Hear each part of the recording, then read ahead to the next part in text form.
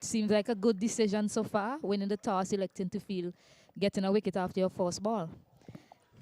But it's proven to be a good decision so far from the Windward Islands. It's a good day for cricket. Sun is out in all of its glory. And that's contrary to what happened in the previous round where we had overcast conditions throughout the entire games. Right? So this is a good sign really for both the batter and the bowler in terms of having some sunshine on this wicket. Yes, just to remind you, we are coming to you live from the Sand Hill Cricket playing field, and the Windward Islands. They are facing the defending champions in Barbados. In 2019, the tournament was last held here, the 50 overs tournament, and it was won by Barbados. Yes, it was won by Barbados, and Windward Islands actually placed second in that competition. So we're about to get the second ball. The new batter is Joshua Dawn. So he's about to face up to Kervin Gassi, who got that first wicket off his first delivery. Pitches and leaves him. So good leave there from Joshua Dawn. Joshua Dawn, he played last in the 3-day tournament. Had a very good start to that tournament by scoring a century at the Cumberland playing field. Didn't really kick on as much as I think he would like in last year's 3-day tournament. And I'm sure that he'll be looking to just put that right and have a good start to this season.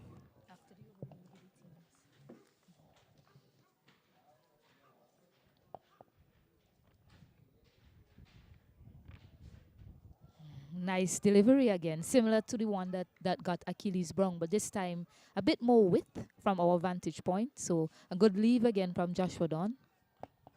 Yes, he seemed to Gassi getting the ball straight at a reasonable pace. He's not the slowest of the bowlers we'll see on show today. Definitely has some gas in him.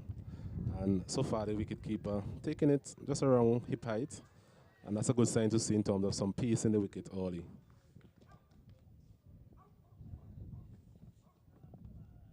Ooh, fuller length this time. A good leave again from Joshua Dunn. Quite a contrasting start to his first game against the Leeward Islands. His first ball was greeted by a 6. Kervin Gassi off the bat of Michael Palmer in that encounter. On this occasion, he picks up a wicket. So a brilliant start for the young man. Yes, good start so far. Just bowling in that corridor of uncertainty that we have come used to. The opening batter, the Achilles, I think he might be disappointed that he actually played at that delivery. Maybe on another day he could have left it. Good leave again. It's early days, so the batters, they can afford to just get a feel of the wicket. Remember the Barbados team, they actually played their first game here against Trinidad and Tobago. They were victorious in that encounter, so they might be more familiar with the conditions here. Different conditions, it's much more sunshine today. The last game they played against Trinidad was a very gloomy day there at Sand Hill. So much better conditions today.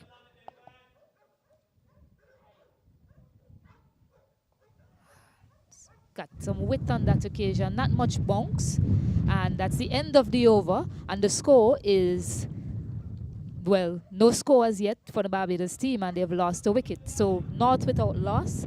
So just to remind you, the Barbados team, they defeated Trinidad and Tobago in that first encounter. The Windward Islands, they defeated the Leeward Islands in their first game, and Jamaica won against Guyana. And just to give you the teams quickly, for the Barbados team, they have Nima Bolden, Gatson Bowens. He's the other opener that's about to face his first delivery. Achilles Brown, he was the dismissed batter.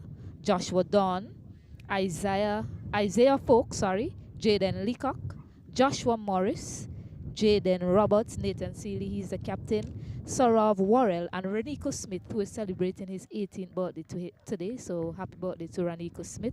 Tall fast bowler. We'll see him in action later. He picked up 4 wickets in that first game against Trinidad and Tobago.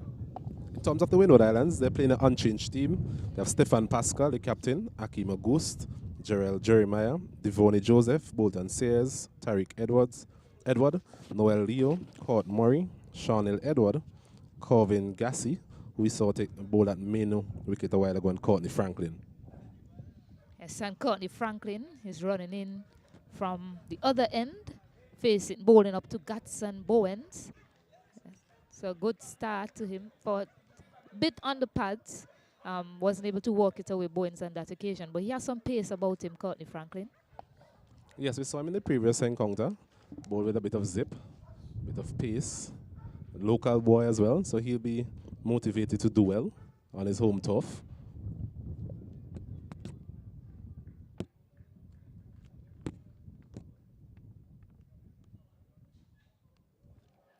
Oh, so wide delivery on that occasion.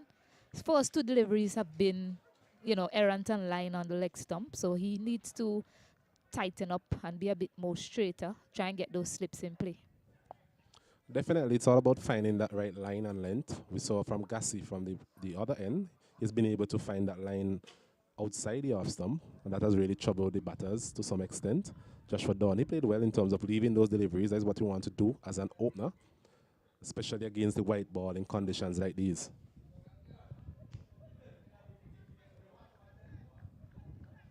So that was the first run on the board for the Barbados team via an extra wide delivery to get them going.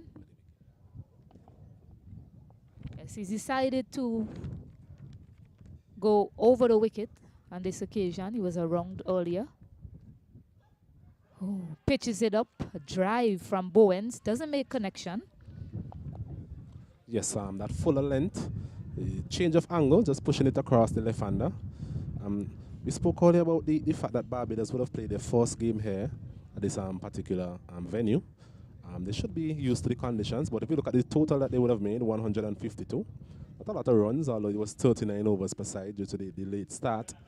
So it's about starting over again and getting used to the conditions a bit better and doing things that maybe he didn't do as well in the last Short game. delivery. Ooh, didn't connect well. Didn't time it well. Was looking to hit it across to that mid-wicket area, but it just got a leading edge. Luckily, it fell safe. Gatson Bowens, he made 5 in his first encounter. He's partnered with Achilles Brong. Sorry, Joshua Dawn. Achilles Brong was dismissed after the first delivery, and he made 24 from 53 balls. So he'll be looking to push on today, and we know his capabilities. Wrapped on the pads, too high on that occasion.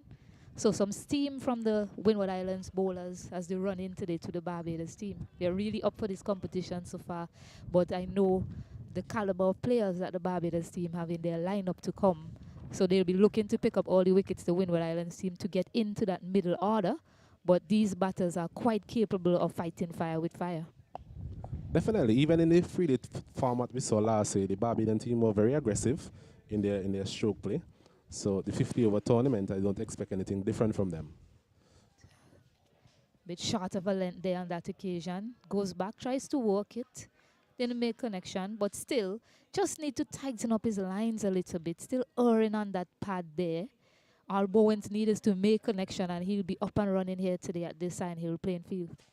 Yeah, so far, Boland seemed to be a bit rushed in terms of his footwork, not really moving as well as he should. Some of these deliveries on the line of the leg stump, I think he'll be disappointed that he missed out on them, really.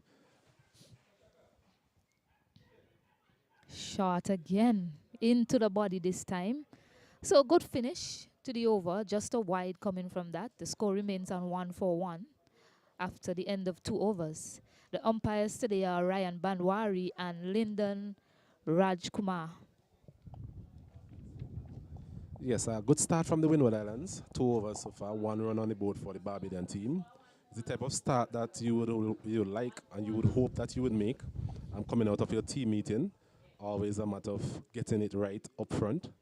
And all the breakthrough that would have been critical. Achilles Brong is a big player for the Barbadian team. Normally gives them a very good start.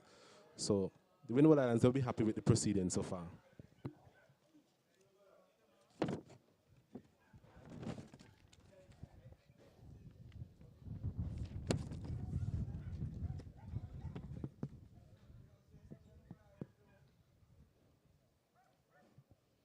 Corvin Gassi to run in from the backway end. 2 slips and a gully waiting for that edge. Leaves well. Joshua Dawn is a really good player. He leaves well. He plays really late, and that's a good sign there of a batter. And he's quite patient. I remember in the 3-day format last year, he scored a very patient 100. So he'll be looking to dig in today and stay on bat long for his team.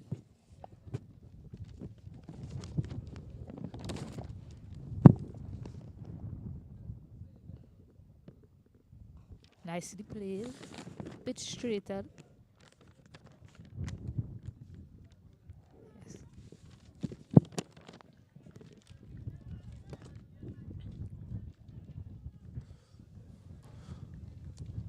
Stacey, we were speaking earlier about the Cyanide playing field in general, and you mentioned your experiences in terms of playing here and decisions at the toss. So we were speaking about it's a good place to bowl first, really. And so far we have seen that decision has been a good one for Windward Islands so far. Nicely played into the covers. They pick up their first run off the bat. Applauded by the teams as well, their team as well. So good little push there from Joshua Don to get off the mark.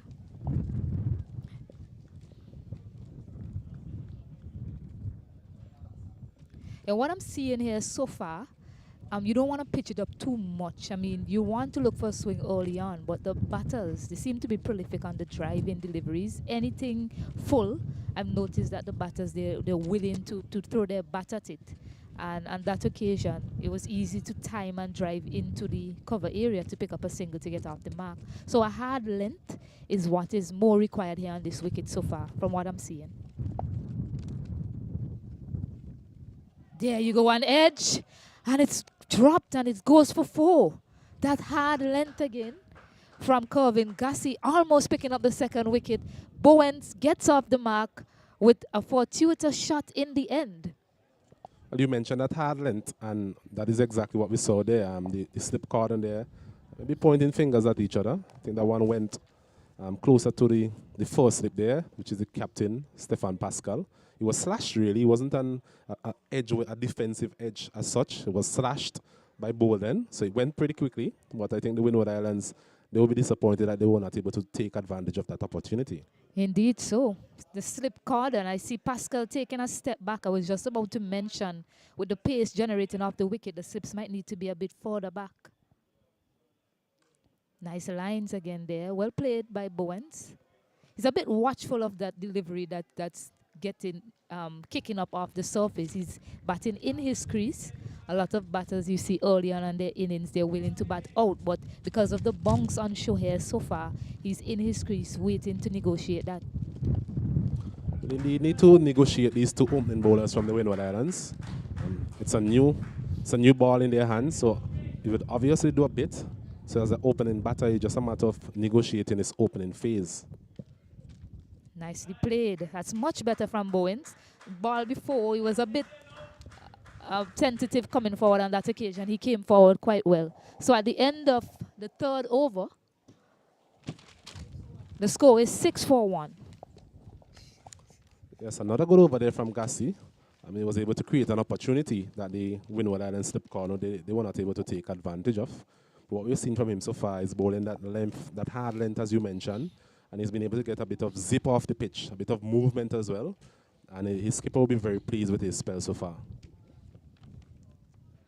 Yeah, so these two batters, all they need to do in this period of play, it's 50 overs cricket. You can catch up at the back end. It's quite possible to catch up and put on a big score. What they need to do is negotiate this opening spell, just get the measure of the wicket, just get an eye, get their eye in, and they should be able to capitalize on this wicket. Well said, Stacey. It's difficult to judge a good score in terms of what will be a good first innings total. We saw different totals. For example, 200 being a good score at Annisville. We saw 150 being a good total over here in the first game with Barbados and Trinidad. So it's just about the batters really assessing the situations and try and just form some partnerships and see how it goes. Yes, and for the bowlers, they've had a good start so far, in particular, Kervin Gussie. He's really found his line and length here this morning. So on both ends, bowlers, batters, you just need to be patient and play the match situation. Right now, the bowlers are running in hard, and Courtney Franklin, he really needs to tighten up his lines here to these batters. That's better from him. Yes, so it's a game of patience for now in this first 10 overs. They can afford to be a bit more watchful, but you don't want to be losing wickets in a hurry, and that is when it'll be troublesome for you. So far, 6 for 1. Just need to be mindful of the deliveries, the wicket-taking deliveries, because there are a few out there on offers we've seen in the first 3 overs so far. Wickets are always going to halt the progress of the batting team. So whenever they lose wickets, it's hard to really gain any sort of momentum in your innings. You know? You're not able to forge partnerships, and that is the only way you're going to really build large totals. Partnerships are going to be key. From the bowling team's perspective, they'll be aiming for wickets. Yes, it's good to be economical, but at the end of the day, if you're able to penetrate the batting order of the batting team, then you're going to really limit the total that you'll be chasing. Yes, indeed so. And I think Joshua Dawn, he's made for this type of situation. I'll continue after this delivery from Franklin. Nicely played. Yes, he's made for this type of situation. As I recall, that game that they played against Jamaica at Cumberland last year, the 3-day format, albeit it was a 3-day format, yes. But he came in when his team was in a spot of bother, and he stayed and he negotiated a very tricky period. It was a very tricky period. It was seaming around, the ball was seaming around, there was wind, the conditions were in the bowler's favor. So I think he's tailor-made for this type of situation to see his team out of any sort of early trouble. Nicely worked there from him. Looking for 2. They'll only get 1. Yes, he definitely has good temperament, and that is good to see. A very young man as well. I think he's around 16 or 16 years of age, 17, if my memory serves me correct. So he has a long future ahead of him. I think I like what I'm seeing from him. Even in the 3-day tournament last year, he always seemed to just be calm at the crease, assess the situation very well. And he has all the shots in the book, so if it is that he stays there and gets through this particular period, then we might see him branch off a little bit later on and pick up his scoring rate. Coming off the inside half of the bat on that occasion. Not a convincing stroke, but gets off the mark, gets a run nonetheless from Godson Bowens. Yes, I think what we've seen from Franklin is that he has the ability to bring the ball back into the right hander and take it away from the bring the ball back into the left hander, and take it away from the right hander. So it's about finding the right line, especially to the left hander, and that last delivery was just where he will want to be, on and about the off stump, moving back into the left hander. Bowling there, going for the big booming drive and just taking the inner portion of the bat. Full ball, played time nicely, but just gets a single on that occasion. He wasn't looking to overhit it, just was looking for the gap. Picks up 1 to finish the over. The end of the over, the score is 10 for 1.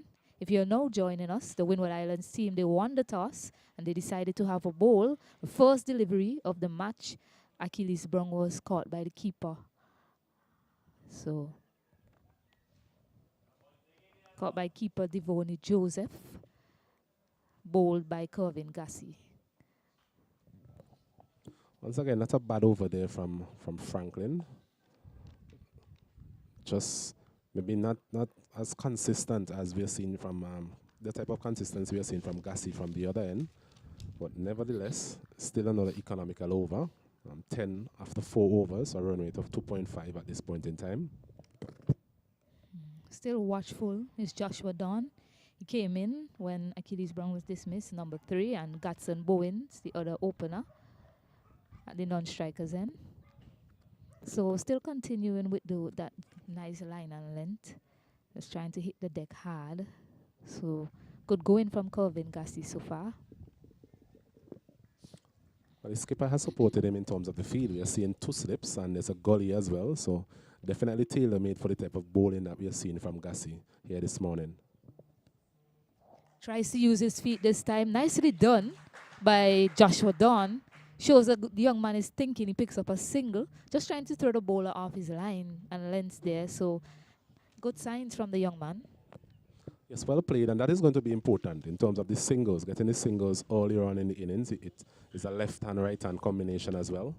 So both of these batters, yes, I know they'll be looking for boundaries early on in the innings, seeing that they have the power play now. But it's very important that they also rotate the strike and get these singles going. And that could definitely upset the fielding team. Oh, what a shot. Marvelous pickup shot off the back of Gatson Bowens.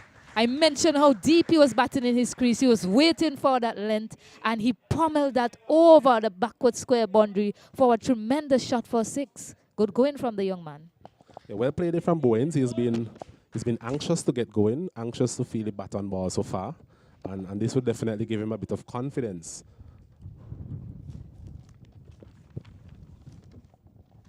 Yeah, he seems to be the aggressor in this team so far, from what I've seen of him. He's not willing to hold back and going for his shots.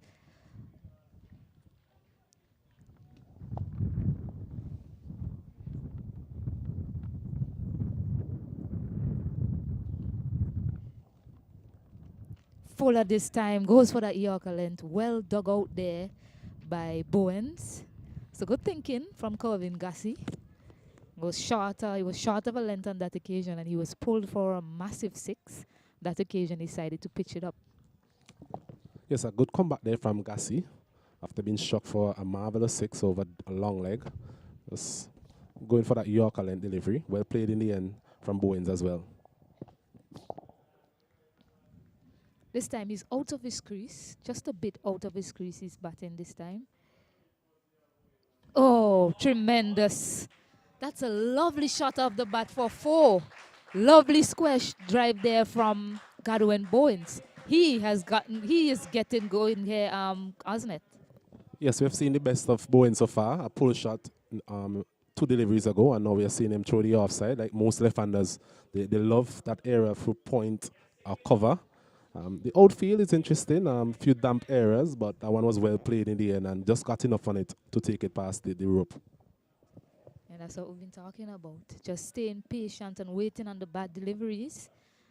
And he's picked up 10 runs off the over with no effort.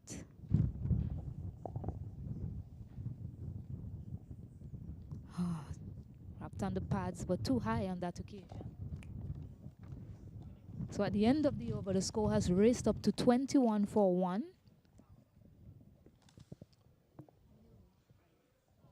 A 5 overs gone, 21 for 1.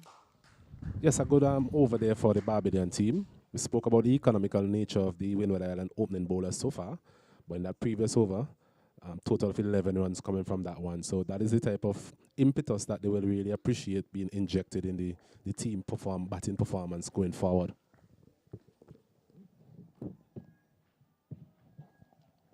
So Franklin to continue. He's a bit off his line and length so far. But Corvin Gassi, Bowens really took a liking to him in that over. So Franklin needs to bowl a good follow-up over here. Oh, shot slashed down from Akeem Ogist.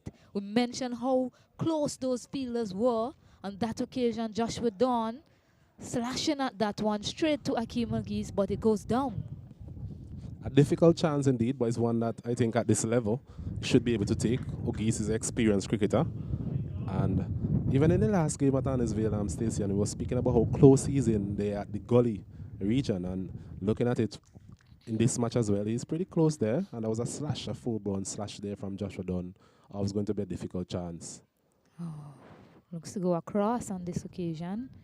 Doesn't make sufficient connection. Goes through to that fielder slip. Stefan Pascal, the captain. Encouraging signs from the bowlers so far for him. We're hoping that they can continue maintaining their line and lengths, but they also have to take their catches. Unfortunately, that was a tough chance for Akeem Ogist. He's feeling quite close there at that gully area. Both batters so far have been given a life. Nicely played. Playing it quite late, looking to get it through that area between Akeem Ogist and Tariq Edward there at point. Couldn't penetrate the gap. Looking at his position now, he seemed to have just stepped back a bit. 2 footsteps or so back. Maybe a little bit too late for that. Rather reactive.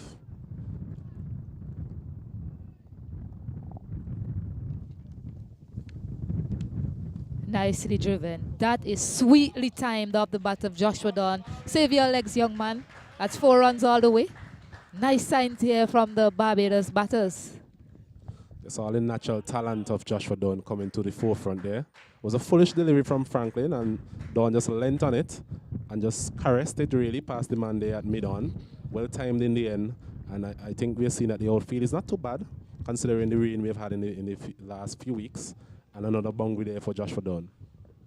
Yes, good going from the young man, Corvin Gassi. He's just not found his line and length so far. Sorry, Franklin, and again, that is hit with more power, and it will race away. Leo gives chase, but he won't be able to pull that back in. Good going from Joshua Dawn. Anything short of full, these batters will punish them. Yes, a very good shot there. It was he got into position very early for that one. It was a short of a length delivery, and he just managed to slap it really past the man there at mid-on. So he seemed to be getting used to the pace and the bounce of this wicket. Indeed so. He left quite early. He left well quite early in his innings, just being a little watchful, and now getting the measure of the wicket, seeing how things are out there. He's willing to put his foot down on any loose deliveries.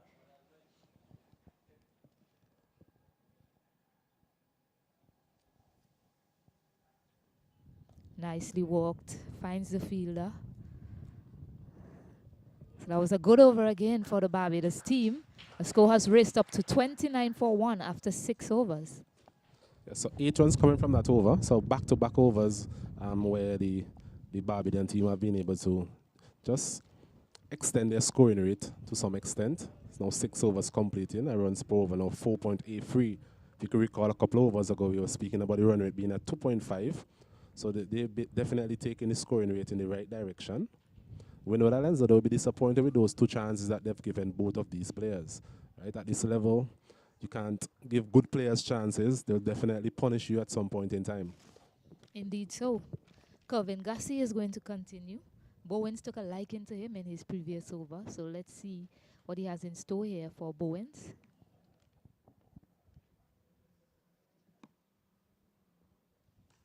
Nicely bowled. And well played as well from the young man.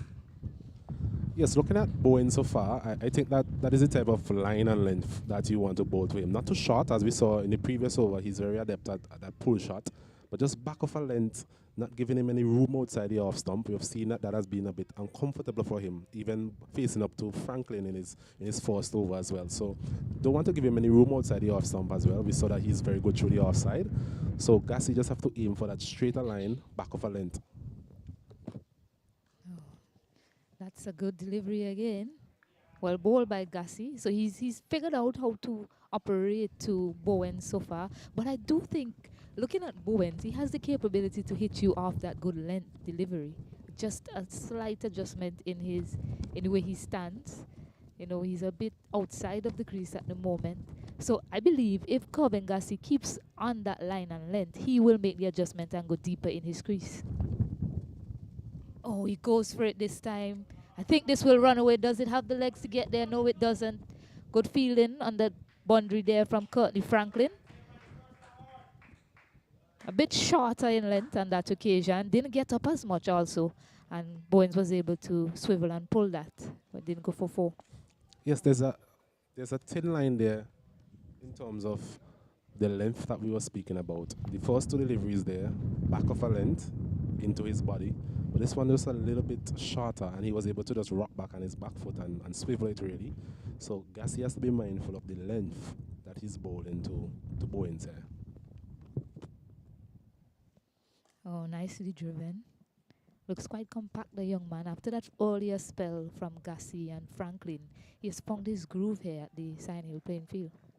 Well, I think it's safe to say that both batters have been able to find their groove. They've gotten used to the conditions, and we're seeing it manifested in their stroke play in the last couple of overs. And that is exactly what we spoke about earlier in terms of as an opening batter or even a number 3 batsman. You have to get used to the conditions, give yourself a chance, give the bowler the respect whenever he deserves it. But then sooner or later you'll be able to pounce on whatever loose deliveries the bowler might actually serve up to you.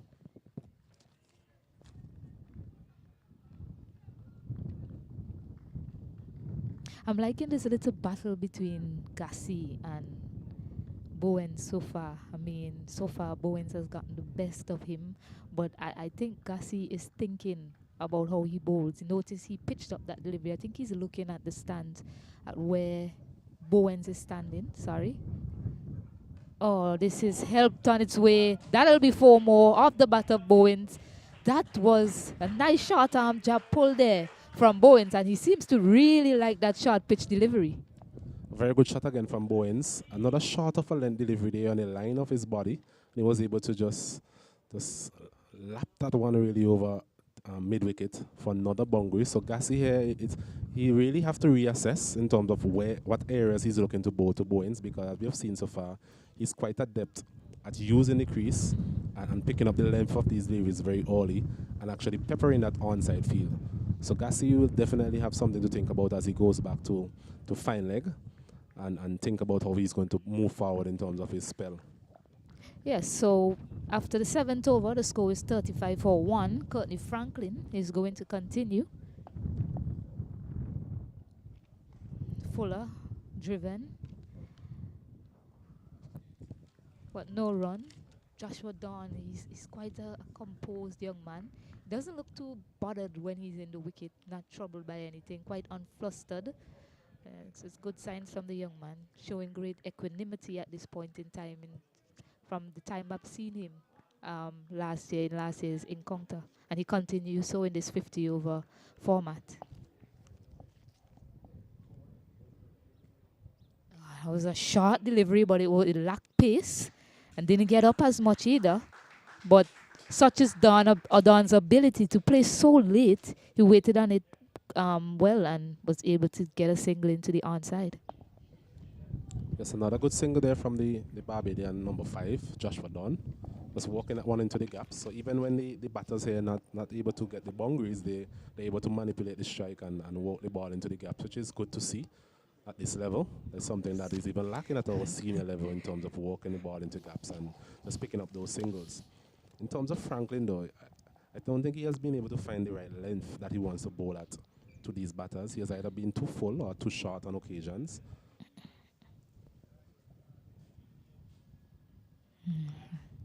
Too wide on that occasion, down the leg side. A consequence of bowling to the right hander all the time. Now the left hander is in strike. So it's a bit errant in line there on that occasion. Picks us up a wide, moves the score on to 37. Yes, that particular delivery would have been a perfect delivery to the right-handed batter. One pitched and seemed to have seamed back into the left-hander, but it started on the line of the leg stump and ended up being a wide.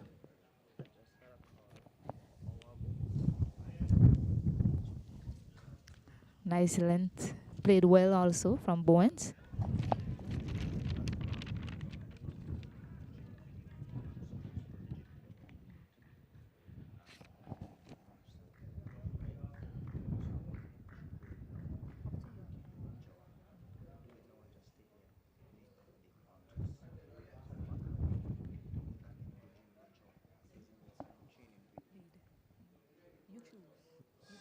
A short delivery there from Franklin. Bowens there, his eyes lit up, I think. Seemed to be a shot that he favors, but missed this one completely.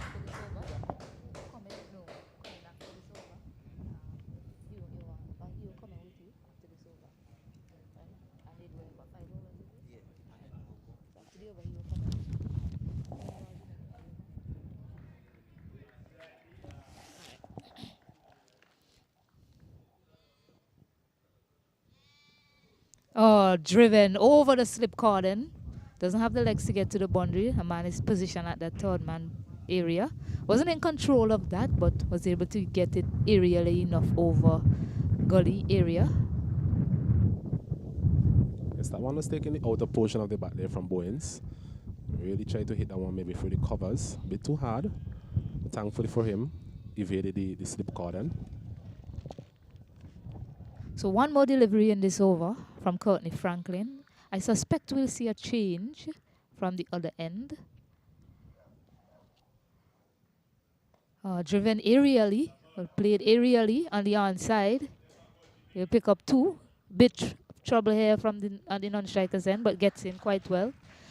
So 2 more runs to the total for the Barbados team, going nicely here after losing that first wicket of Achilles Brown of the first ball of the match. The score moves on to 40 for 1. At this point in time, I'll hand you over to Mr. Osnet Cato and Mr. Kedrick Williams.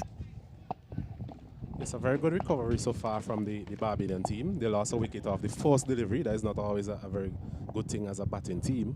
But what we have seen so far from Joshua Dawn and Garson Bowens is that they have been able to just walk the ball into the gaps as well as put away some of the bad deliveries that have been served up to them. And both of them have been given a chance, but they will not be studying that at this point in time as we welcome Kesrick Williams. Good morning to you, Mr. Williams. Yes, good morning. It's a pleasure to be here. The sun is out. Good to come into this commentary booth here this morning. Barbados played the last game and they won. And I would say it's a convincing win. Even though that they had a really bad start, they finished the game really well. So they played with a lot of momentum at the back end of their innings. And they bowled pretty well to defend a total of 153. Well, that's something we would have spoken about earlier in terms of the Barbadian team. They would be quite familiar with the conditions over here at the Sinai playing field, having played their first game here. So I think they should be able to adjust in terms of what the wicket is offering. They have a brighter day today. The last game, as you can recall, was pretty overcast. So I'm sure the batters would have enjoyed the sunshine peeking through. I'm not sure if, you know, the coaches of the Windward Island team did a good research of this wicket, but from what I know over the last few years, Sandhill is more turning into a spinning surface. I don't know if there's a need for the 2 gully and the 2 slips that I saw earlier, but I think what they should do is bowl top of off stump on this wicket. The last game that played here a couple of days ago, bowling from the airport end coming down, it was bouncing a little bit more. On the other end, it was up and down. But the sun is out today. Let's see if it will change. Let's see if it will play different. Good point.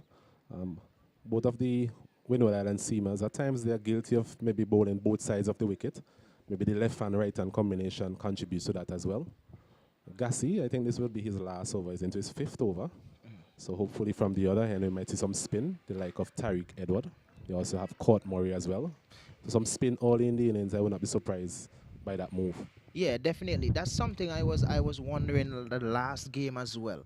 As a skipper, when do you think it's time to bring in the spin? Because obviously, as we see, the wicket, you know what I mean, is not really a wicket that, you know, you can bowl consistent pace after bowling, say, 10 or so, the first 10 overs.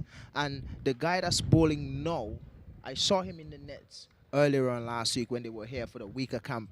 And this guy swings the ball in and out. But on this wicket, he needs to pitch it up a bit more. I think he's bowling a bit too short. That's the length that he needs to bowl. But on top of off, moving it in and out from that region, he needs to be consistent outside off stump, swinging the ball, and not too much all over the wicket. And as you said, they are guilty of bowling both sides of the wicket, and they need to have consistency. I said it the last game, consistency will be a thing in this tournament, and that's what we need from these rising stars. Fair point. As we see Gassi again. It's been a good over so far. This one is flicked nicely, a bit uppishly, but has enough timing on it to get a second.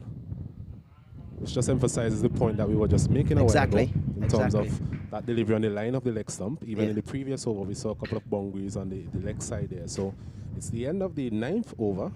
Barbados, after being insulted by the Windward Islands here this morning at the Sinai playing field, they're 42 for the loss of 1. So I was at the last game here with Barbados and Trinidad. I wasn't at the game with Windwards and Leewards. Listening from the talks from the last game, this youngster, Coney Franklin, I heard that he really bowled well in the last game. I'm still yet to sit down and investigate it to see how he bowled, because he's from my era. I want him to do well. I don't want to mention his name too much, you know, but I would love to see him do well, and I want to see the Windwards team do well. The challenge that I want these guys to take up is a back-end challenge. This is the reason for me saying back-end challenge. The last game that I did in Sand Hill, Trinidad bowled really well to the middle, and in the end, Barbados scored bulk of their runs. But what I'm not seeing from these youngsters is a lot of Yorkers bowling. I'm not seeing that at all, and this is something that they need to implement at an early stage, because Yorker is a thing that you need in the international circuit. So I want to see these guys bowl a lot more Yorkers in the back end, and from what I've been hearing, this youngster has been doing that well. but he needs to continue and not a one-off, one-on. He needs to practice and he needs to continue to do that. It's all about consistency in whatever facet of the game you're speaking about. It's good to see Franklin. Bit of pace as this one is pulled nicely there from Don. It's a lovely shot. A bit short, and he picked up the length very early. We saw one earlier from him as well. So it seemed to me that he likes that particular length. And Franklin there testing the middle of the wicket, but well played there by Don. I think the feel is, I think he don't have the feel to bowl that as well. As we said earlier, the wicket is not really conducive for consistent fast bowling. If you have the new ball, you can hit the deck hard early in the innings, use the shine, or even try to bowl top of off consistently. But then bowling short with just a mid wicket and deep fine leg, the ball is gonna hardly get to deep fine leg because there's not much pace on the ball. So my thing, have your deep mid wicket back, take out the gully, have a square leg. So you have deep mid wicket and you have square leg and you just only have one slip and backward point. I don't know if that makes more sense than having no mid wicket and you bowling short and getting pulled for 4. Yes, I think the skipper has heard you. He has actually ringed some changes here. We'll see now a man at deep square leg. This one is cut away nicely again off the back foot. Not timing it as well as the previous delivery, but should be able to get 2. So 2 more added to the total.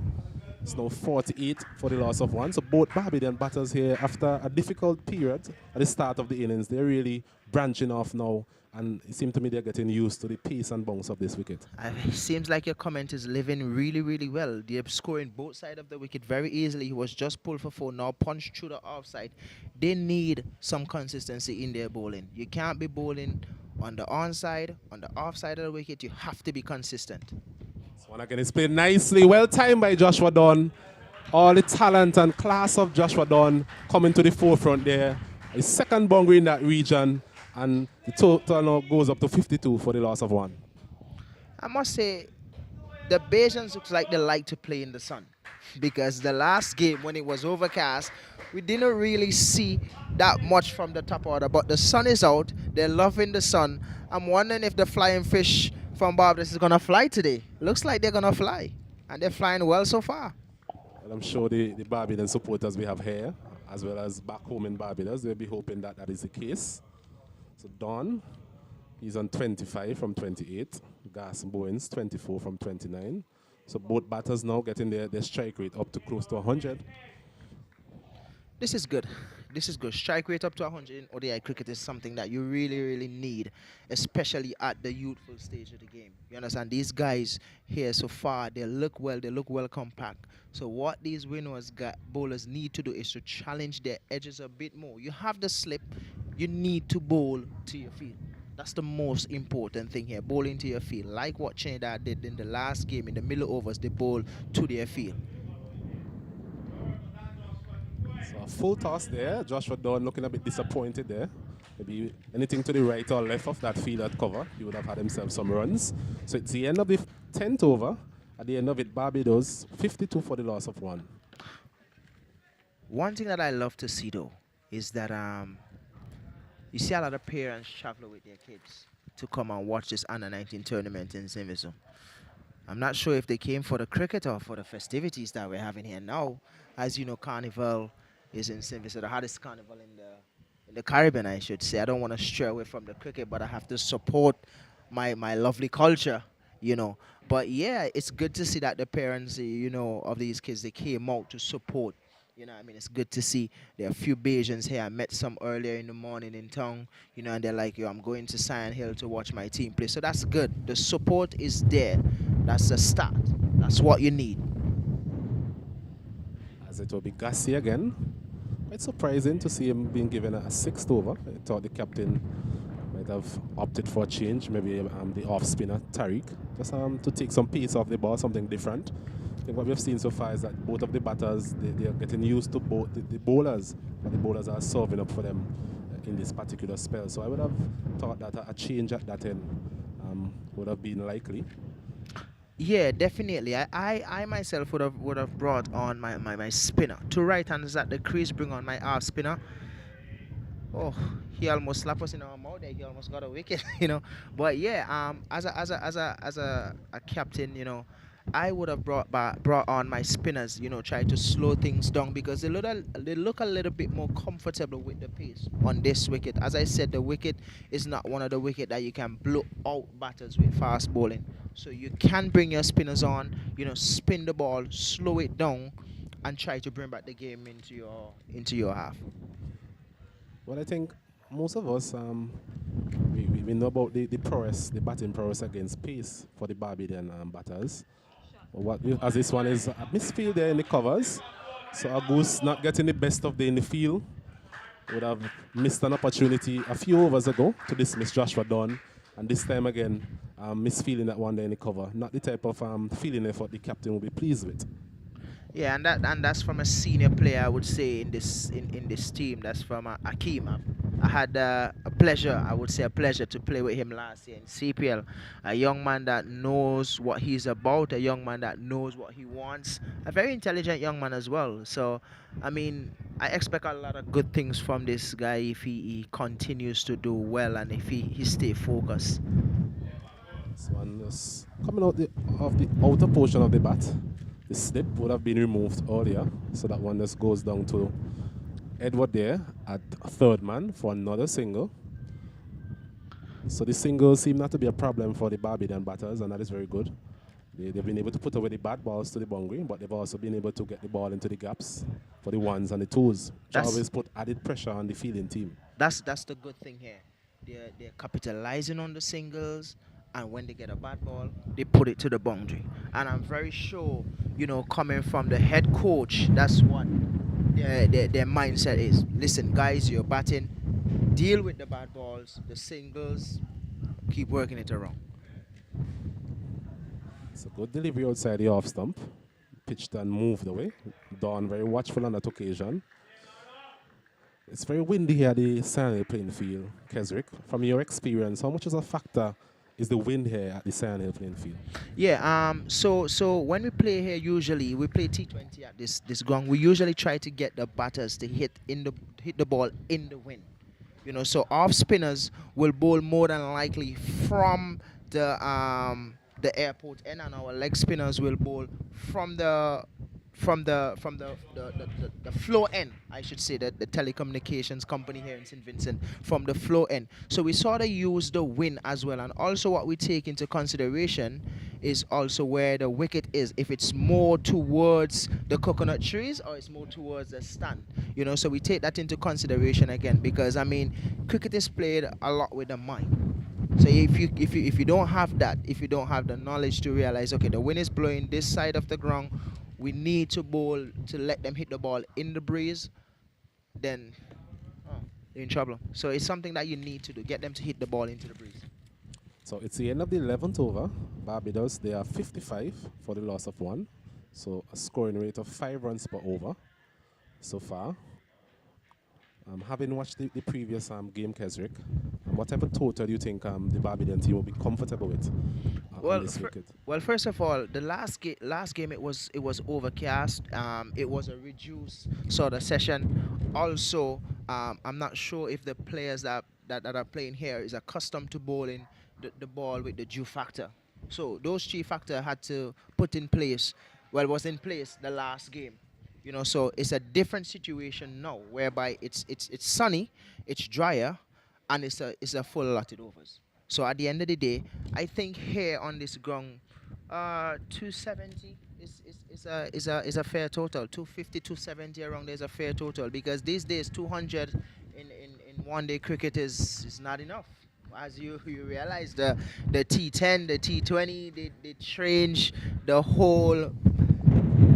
They change everything about this game. Even Test cricket now, we have the baseball, where, faster you finish the Test matches is better for people. I mean, get the game done in 3-4 days and go and rest. Cock up your foot at the pool. As we see a change of bowling from the flow end, so we're going to have Court Murray, slow left arm spinner, a rather low arm action. Saw a bit of him in the previous game.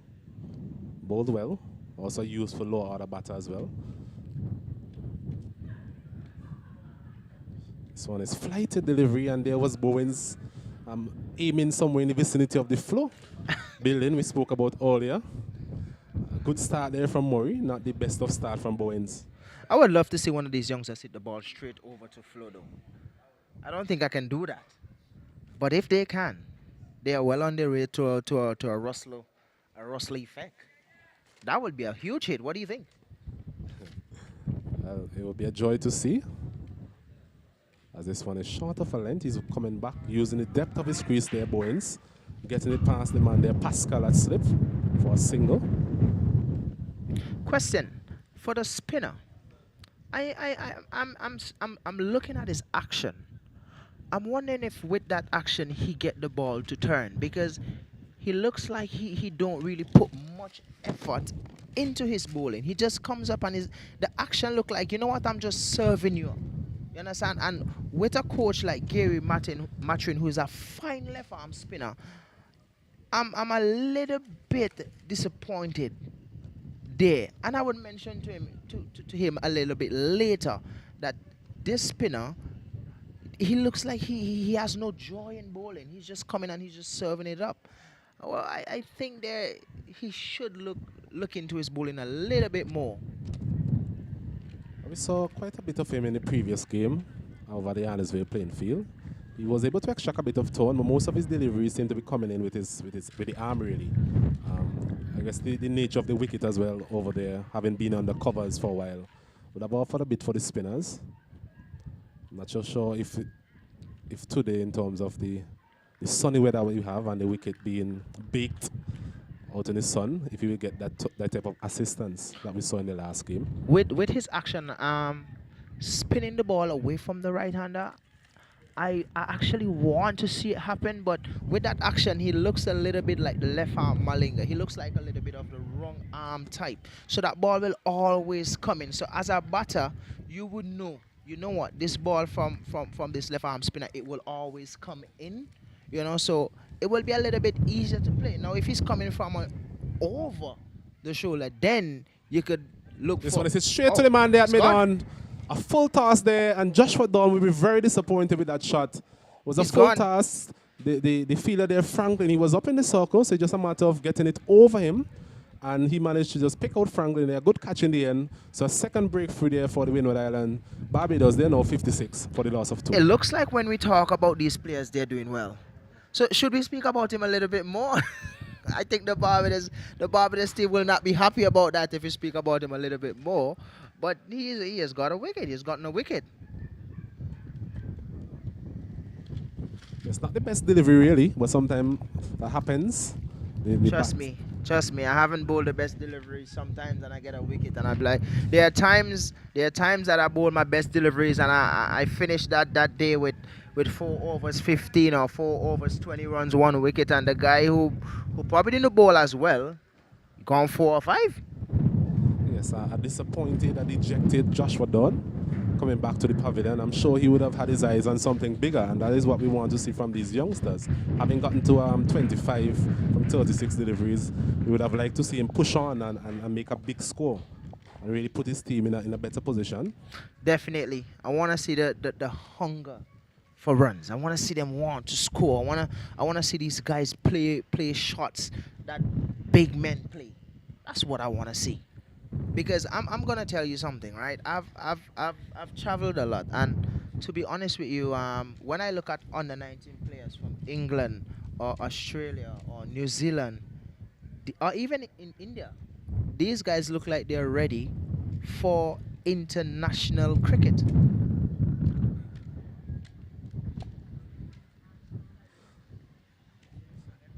Yes, I think that is the standard that we have to get our players up to. A lot of these players you mentioned from these countries like India, they play first-class cricket at a very early age as well, so they get the type of exposure that is needed. So that's why when we see the ICC Under-19 World Cup, most of these players, it seem to be a class above some of the other players. As we see Tariq Edward, we're calling for him in the previous over. He'll be coming in now at a very good time, 2 left-handers at the crease. So he'll be turning the ball away from them. He bowled a very good spell. I mean, it's a match-winning spell in the last game.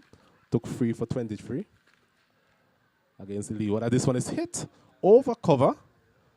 The man there at long off coming around. So one thing is clear about Bowens is that he will continue to play shots, throughout this innings. Well, as you said earlier, you want to see a hunger for run scoring. And if he's playing his shots and he's doing well and he's playing safe areas, continue. I could remember they had a conversation a couple of years ago about Blackwood and about how he plays his test cricket, right?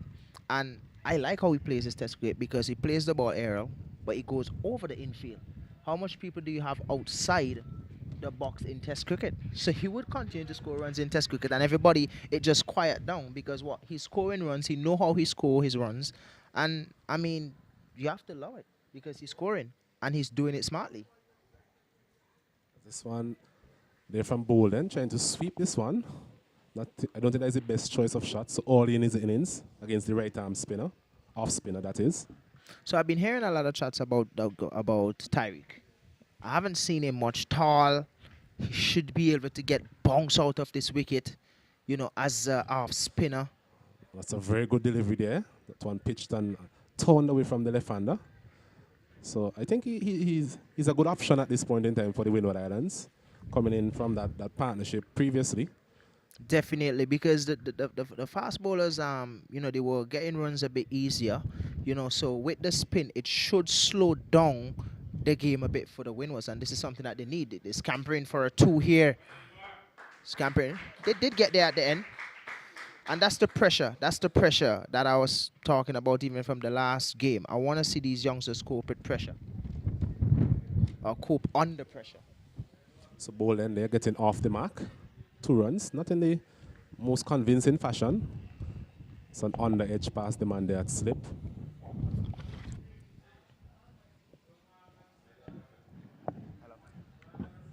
Another good delivery there from Tariq Edward. He completes his first. At the end of it, Barbados there 59 for the loss of 2. Garson Bowens, he's there from the start. He's on 29 from 36 deliveries. And Bolden, he's just joined him a while ago. He's on 2 from 5.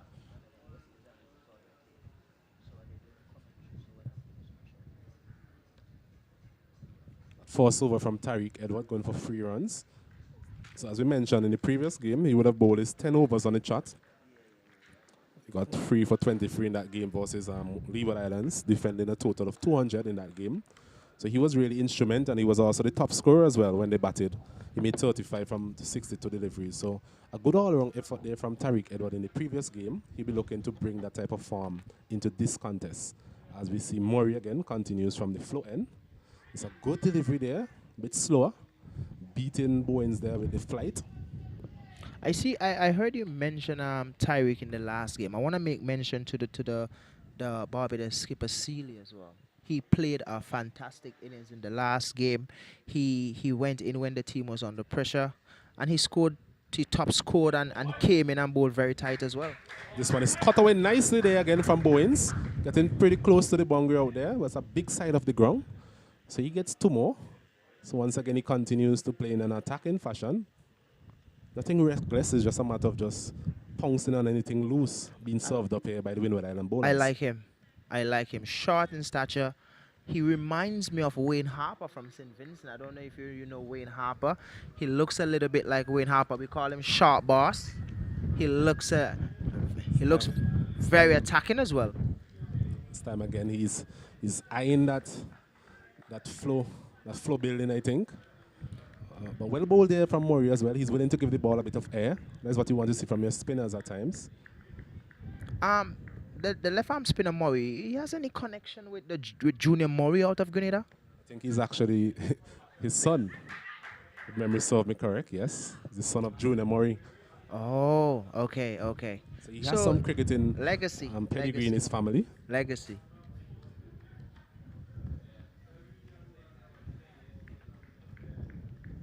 Another single taken there from Bowens. Moves on to 32. 62 for 2, Barbados. We're into the 14th over. Something that I think is really brave with the skipper here. We have 2 left-handers at the crease, and there's a left-arm spinner operating. Do you think that is a smart move, or do you think it's just bravery, or just trusting my left-arm spinner? terms of the field, you're talking about the field itself. Well, remember over the years, Chris Gale put this fear in left-handers. You know that. Yeah, Chris Gale put the fear in left-handers, and it's something that it's a good move. It's a good thing and it's a bad thing because you don't want our youngsters to grow up scared of bowling to a left-hander, right? So it's a good thing and it's a bad thing because the left-handers they play the left arm spin a little bit easier, and that's the end of the over there by Little Murray. So 63 for 2. Barbados, 14 overs completed. The runs per over, 4.5 runs per over.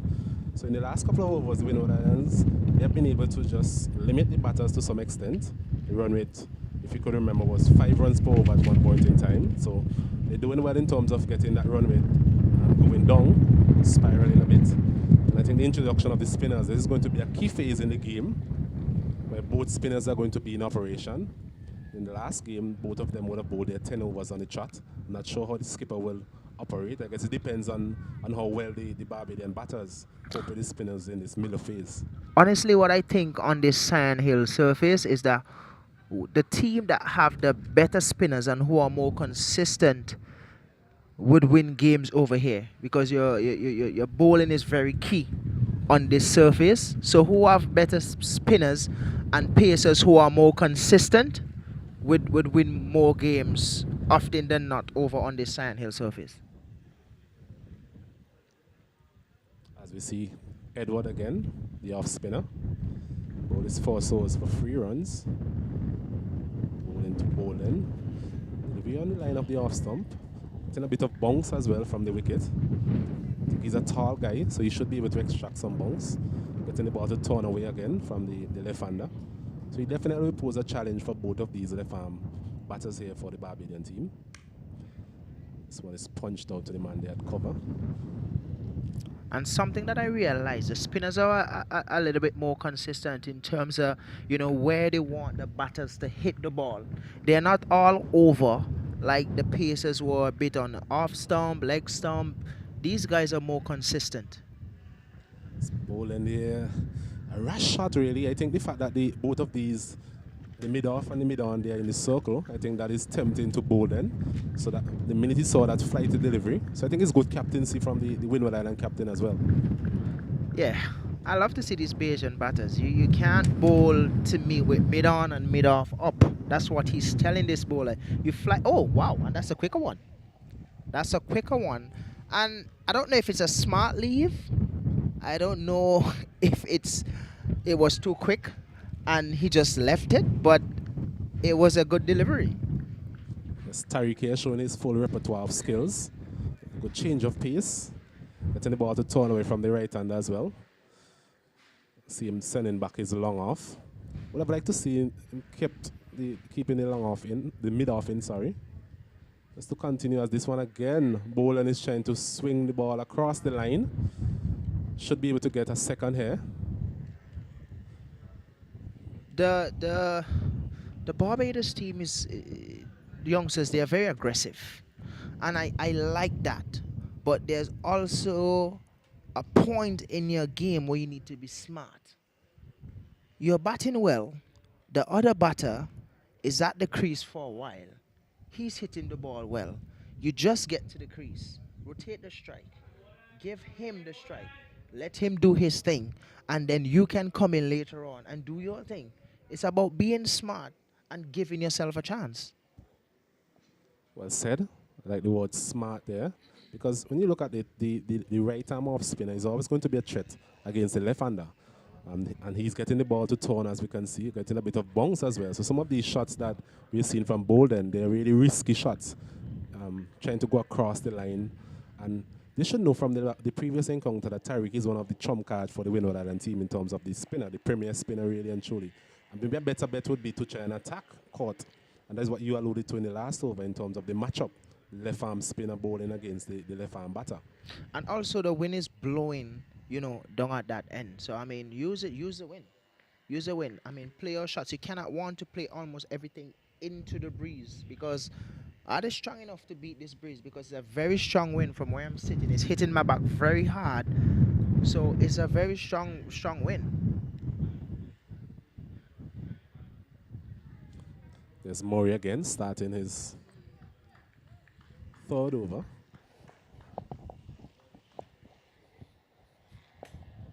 So far, he has figures of 1 for 5, getting the big wicket there of Joshua Dunn. Not a flighted delivery in by Murray. There was Bowens, a nice piece of fielding there from Franklin, very electric in the field. Saw a bit of that in the previous encounter as well. Took a very good catch to dismiss Dunn as well. So he's a good cricketer. Very, very good cricketer, this guy Franklin. And you wouldn't believe that he's an extremely talented footballer as well. He's a really good footballer. I think I think I mentioned it in the last time. He got Sports Personality of the Year at college. As this one is hit high and handsome. Does he have enough on it? No, I don't think so. He's He's hauled out there to Edward. Out there, so bold, and he never really looked settled. Kesrick. In the last over, he was trying to hit everything out of the ground. On this occasion, not getting the connection that he really needed. So he's dismissed for free. It's now 66 for the loss of 3 wickets. And this brings me back again to what I've been saying. Smart cricket. You just get to the crease. You met a batter there hitting the ball well. There's no need for you to go and give me the Rustler innings at this point. What we need you to do is come out and play smart cricket. Give me a Shea Hope innings. Give me the innings whereby your strike rate is about 85. That's the innings that I wanted from Bolden presently, because he went in and meet a batter at the crease, batting well. So all we needed from him, or all Barbados needed from him, is to play smart cricket. Rotate the strike. We realize that you can hit the ball, yes, but there's always a need to play smart cricket, and this is something that we need to get into these rising stars ahead early. Play smart cricket, because you don't want other teams to beat us by playing smart cricket. Yes, we have the talent. Yes, we're doing well, but a lot of teams are beating us by playing smarter cricket. It's a disappointing effort there from Bolden. Really was no need for that type of shot. Just 15 overs completed. They still have the 35 overs to go.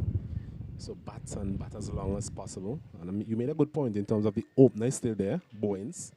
He was there from the start, and he's playing pretty well. He's on 33 from 43 deliveries, so his scoring rate is good. Just a matter of building a partnership. I don't know, but I want to call Bowen short bass. I want to call him short bass so bad on air because he looks like short bass. Yes, I want to. Please allow me. Please allow me. So the players are actually going for a drink break. So what we'll do, we'll take a short break at this time, and we'll be back with you with coverage in about 5 minutes or so time.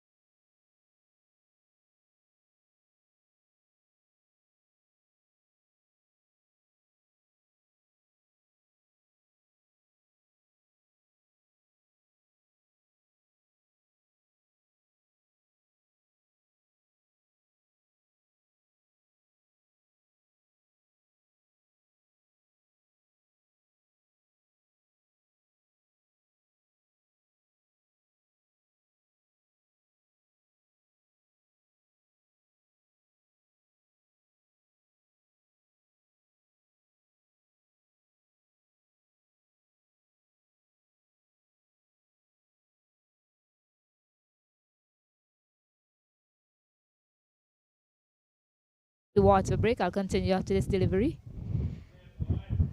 Nicely played by Joshua Morris, wicket keeper for Barbados team, to pick up 2 to get off the mark.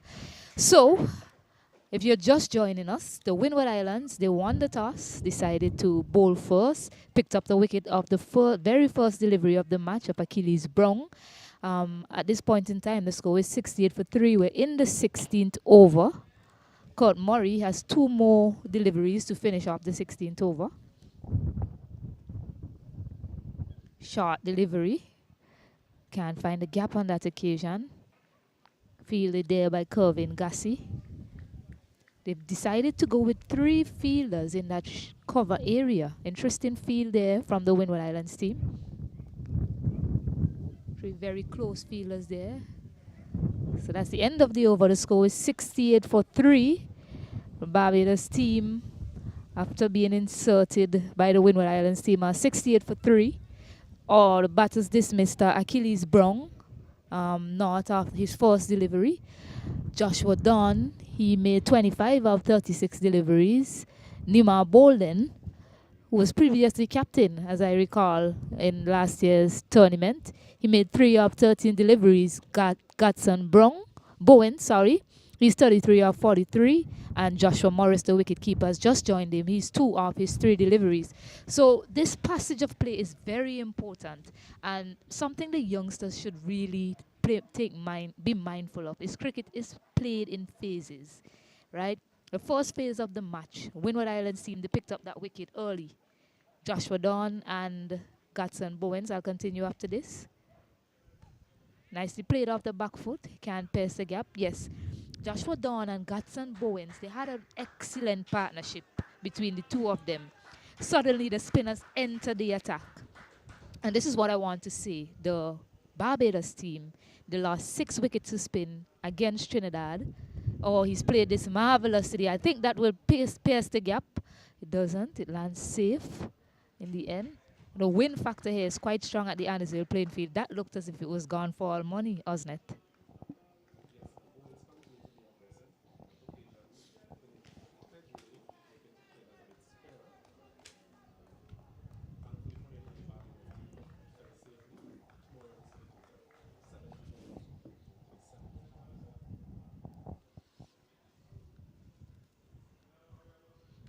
Driven nicely. He'll pick up 1. Yeah, so I'll continue what I was saying, Osnet. The Barbados team, they didn't negotiate spin well against Trinidad team, which sort of led to them failing to score more than 180 in that match. 6 wickets were picked up by the Trinidad spinners in that match. In this occasion, Tariq Edward and Kurt Murray are the 2 recognized spinners in this attack for the Windward Islands team. They rely heavily upon them in their first encounter against Leeward Islands. These 2 really put a stronger hold on the scoring rate of the Leeward Islands, which led to their demise in the end. So the Barbados batters, they have to be mindful of how they go about playing this passage of play when these 2 bowlers are in operation. We've already seen Joshua Dawn and Nima Bolden being dismissed by Kurt Murray. So they have to be mindful of how they negotiate these 2 spinners. Nicely worked there. Runs are there to be had, of course. There are runs on offer in the wicket. But the bowlers, they're bowling quite well. And Tariq Edward, he's an experienced campaigner. A key man in this lineup, such as Nathan Seeley for the Barbados team, the captain of the team. Similar bowlers. One is a left-hander and the other is an off-spinner. But play similar roles for their team. Nicely worked.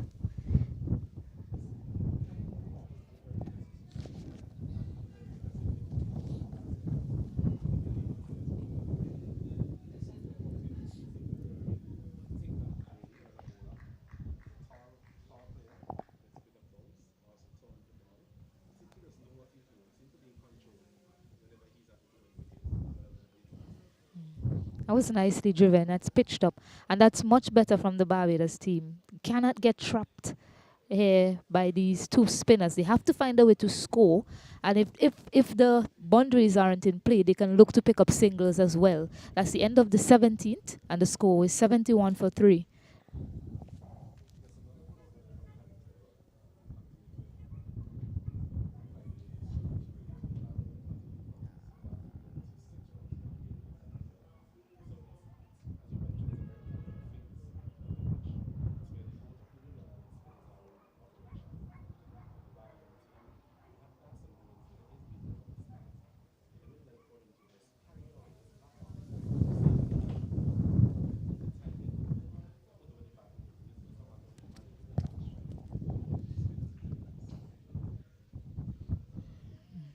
So Kurt Murray is continuing here. He's picked up those two very important wickets, especially Joshua Dawn, who was looking quite magnificent in his shots there at the crease. Oh, he goes big, tries to go big, and he manages to get it over the rope. Oh no, it just lands short. One bounce for four. So good going by Bowens, who's continuing to be aggressive for the Barbados team.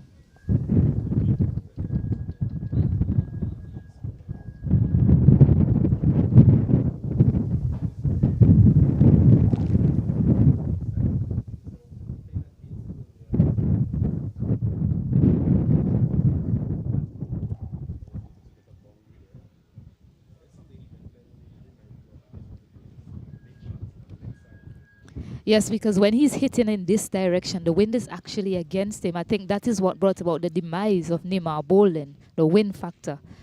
Got a good piece of it, but couldn't get it over the line. Oh, he rocks back this time, cuts it well, but just for a single.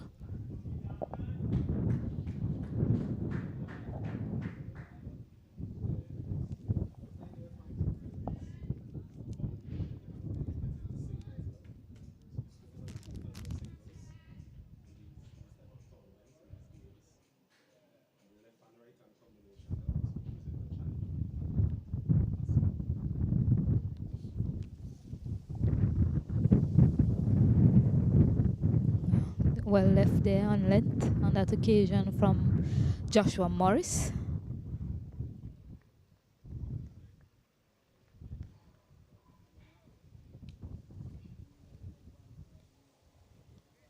Yes, it's very important that these two build a partnership here for the Barbados team. They were going quite well in the power play and lost two quick wickets after that. So they need to build a big partnership here and keep these two spinners out from the Windward Islands team.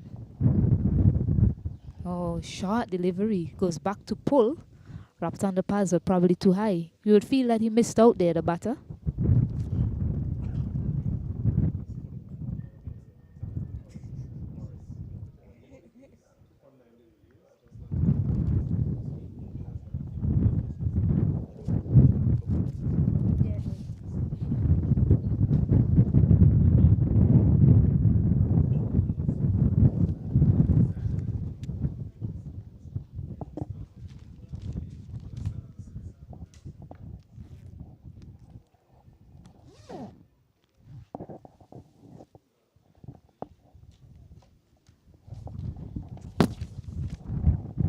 So Tariq Edward to continue. In his first game, he had figures of 10 overs, 23 runs, and picked up 3 very important wickets. So he's a key man for his team, Tariq Edward. I think the Barbados batters will be wary of that. They'll know this. They'll know that he's a key component of this Windward Islands team, and they'll want to negotiate him well. Oh, goes across it. That is a splendid shot from Bowens. Just timed it to perfection aerially and picks up another 4. I was just about to say that when I look at Bowens' bat, he seemed to always want to score. He seemed anxious to score. And against Tariq Edward, he just needs to be selective. Tariq is the premier spinner for the Windward Island team. He's getting the ball to move across him, which is always going to make it a little bit more difficult. So what he needs to do, unless the delivery is as full as that previous delivery, where he's able to just sweep it in front of deep mid-wicket there, he needs to be selective. And if he's selective, we have seen that he has the power and the timing to score at a reasonable rate. Yes, and that's the thing. And I'm happy to see him still playing his shot against the premier spinner. And he even went across the spin on that occasion, which tells me his mindset as a player. He knows his game is to be aggressive. He's an aggressive player, and he mixes it up. It mixes it up quite well. He knows when he should rein it in, but his nature is to be attacking, and it's good to know that he has the presence of mind to continue to be attacking, even when it appears as if the Barbados team is up against it. Seems to be a short break in players. The players, they're looking for the ball. Seem they found it. So action will continue shortly here. With that shot, Bowen moves to 45, 5 short of a half century. It'd be really good if he can top it off with a half century here.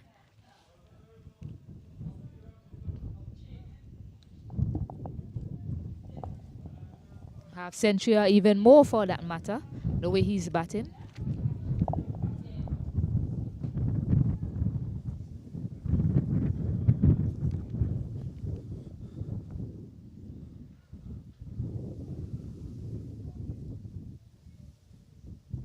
So 80 for the loss of 3 Barbados. 18.2 overs completed. Had a slight delay there after the ball would have been deposited somewhere in some bushes there to the left of us.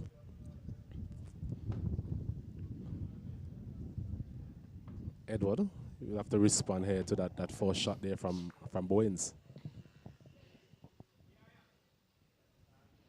Oh, nicely driven from Bowens. That's not the length that Edward needs to be bowling. Just need to be a bit more back of a length to Bowens. Oh, shorter this time. Doesn't capitalize on it. Admonishment from Bowens. He knows that he should have put that away, but he did straight to that fielder in that short cover area.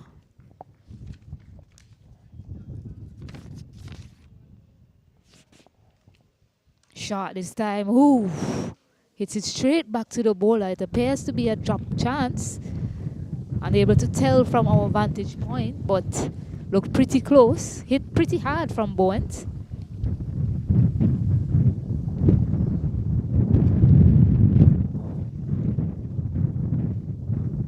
Fuller this time. Driven back to Court Murray. So that brings about the end of the over. And after the 19th, it's 80 for 3. Good comeback there from Tariq after being struck for boundary there by Bowens. Closed out the over very well. It's completed 4 overs so far. None for 10. So it's been very economical, but the Windward Islands will be looking for wickets really, something in that 4th column that would further dent the progress of the Barbadian team. Yes, the length was key to his comeback there in that over. He just started to pitch it up on a much shorter length to Bowens. Almost had him. Almost taking a return catch off his own bowling due to that length. The ball that was deposited for 4 was a much fuller length. And Murray is going to continue to Joshua Morris, who needs to build a partnership here with Bowens, who's been there from inception. Looks quite good. Quite an aggressive batter as well. Driven a bit aerially. Oh, spin on that occasion, helping it away. And they're able to pick up 2. But I was in the air for a second. Hartenmore, oh no, it's an overthrow. And they're able to get 3. So an overthrow brought about 3, an extra run there for Joshua Morris. And near miss there after hitting that ball a bit uppish, but in the gap, luckily for Joshua Morris.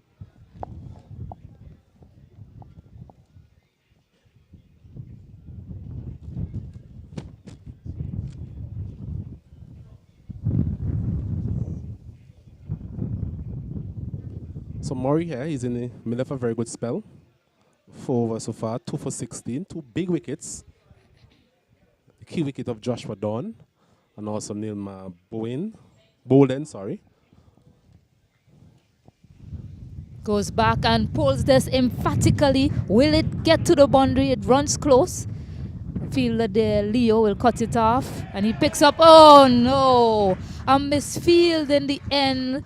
Takes it to 4. Leo did well to get to it, but just couldn't quite hold on as it trickled into the boundary. And that's 4 more runs to Nima, to Gatson Bowens. He's just 1 away from a half century. Yes, a disappointing effort there from Leo. As you mentioned, originally he got to it very well, but somewhere along the line just managed to misplace it really onto the boundary rope. So not sure his captain will be too pleased with that type of fielding effort. But Gatson Bowens, he moves on to 49 from 56. He has been a very good innings from him so far. Punched nicely into that cover area. Looks quite comfortable in the middle out there. Not troubled too much. After that earlier spell from Corvin Gassi, nothing much has troubled the batter. He's looking quite good here for the Barbados team. They'll be hoping that he can kick on here. Let's remember he was put down before he got to 10 for the slip cordon, so the Windward Island will be ruining that chance. Walks that it off missed his opportunity. pads. Oh, almost. Almost had it. The spin doing Stefan Pascal there on that occasion, but didn't go trickle too far away from him, so couldn't get the single.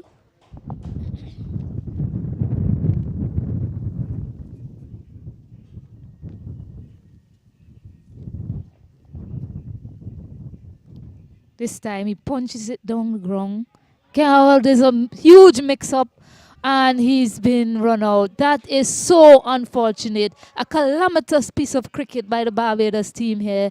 Gatson Bowen on 49 looking for the single. A good piece of work by Kurt Murray. Sends in the return and he was found short. Such an unfortunate piece of cricket here at the Sign Hill playing field. Calamitous indeed there from Garza Bowens. It was a short of a length delivery. He went back, he punched it in the region of mid-on, but the bowler, he got around smartly there. I think in the end, Morris never really responded to that call. It was always going to be Garza Bowens' call. And unfortunately for the Barbadian team, they lose their 4th wicket in a disappointing fashion. It's now 87 for the loss of 4 wickets. Yeah, he deserves all the applause that he's getting, but he really looked good out there to kick on and put on a big score. It's so unfortunate the way he got out one shot of a half century, which would have been the first half century in this tournament so far. Unfortunate there. What a way to get out. I mean, after he was looking so good, it didn't look as if any of these bowlers had any sort of answers for his attack on them so far today. And looks like running out himself was the only way it could have been done. So unfortunate. But it brings about Mr. Nathan Seeley, the captain of Barbados team, a very important member of this lineup.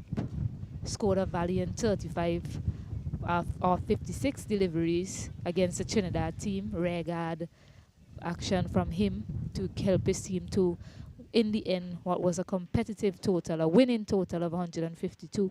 So much more of that needed here. He has more time on this occasion. The score is 87 for 4 and 30 overs remaining after this delivery. Yes, definitely a lot of time. It's time for another partnership, another rebuilding effort here needed by the Barbadian team. Oh, an edge, but it goes down. Doesn't go to hand to Akeem Ogist. So Kurt Murray finishes a successful over via a run out. 87 for 4 after 20 overs. Yes, another good breakthrough there for the Windward Islands in that over, as they continue to chip away at the Barbadian team. Getting wickets is always going to be very critical for this team.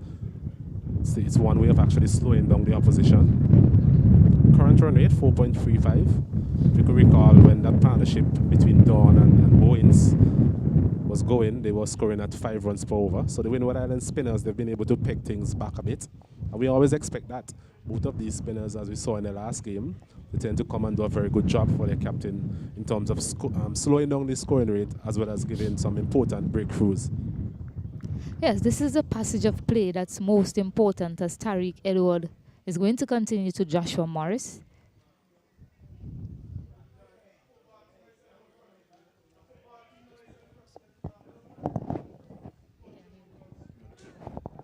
Okay, thank you.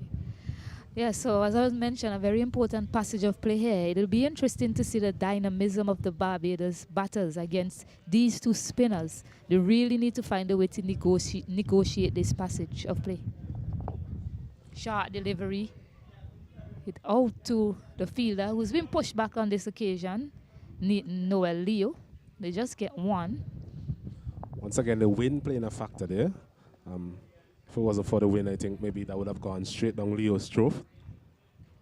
Luckily for Joshua Morris, but had he waited on that a little bit more, he probably could have placed that over that fielder, that short mid-wicket area and pick up the gap quite well. Oh, beaten Nathan Seeley. I think So that's this is the contest here, Osnet Kate. These two batters. I'm sorry, this batter Nathan Seeley and Tariq Edward of the Windward Islands. This is indeed a contest. yes, both players getting a very good game in the last one. Tariq Edward, as we saw from him earlier, he has that ability to bowl at different pace. That delivery 2 deliveries ago was a quicker delivery there to Seeley.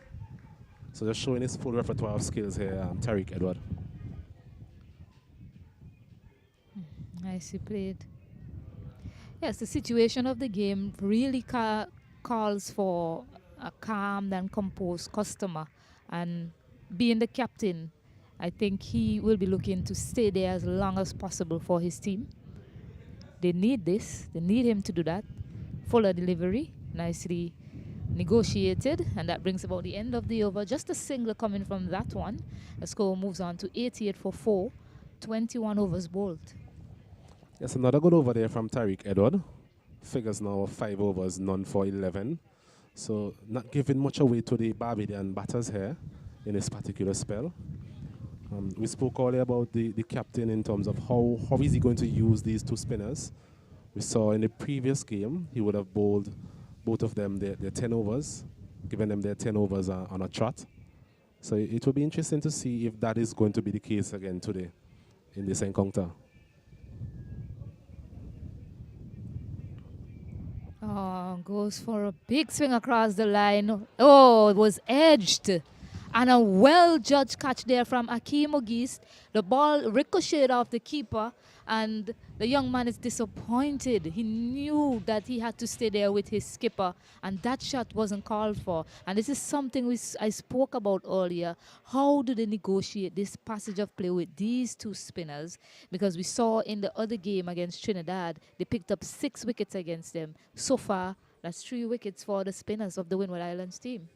Yes, well bowled there from Murray. He's he can surprise you, Murray. Based on his action, we were speaking earlier in terms of him having that low arm action. So most of his deliveries coming into the right-handed batter. But from time to time, he's able to get the ball to turn away as well from the right-hander.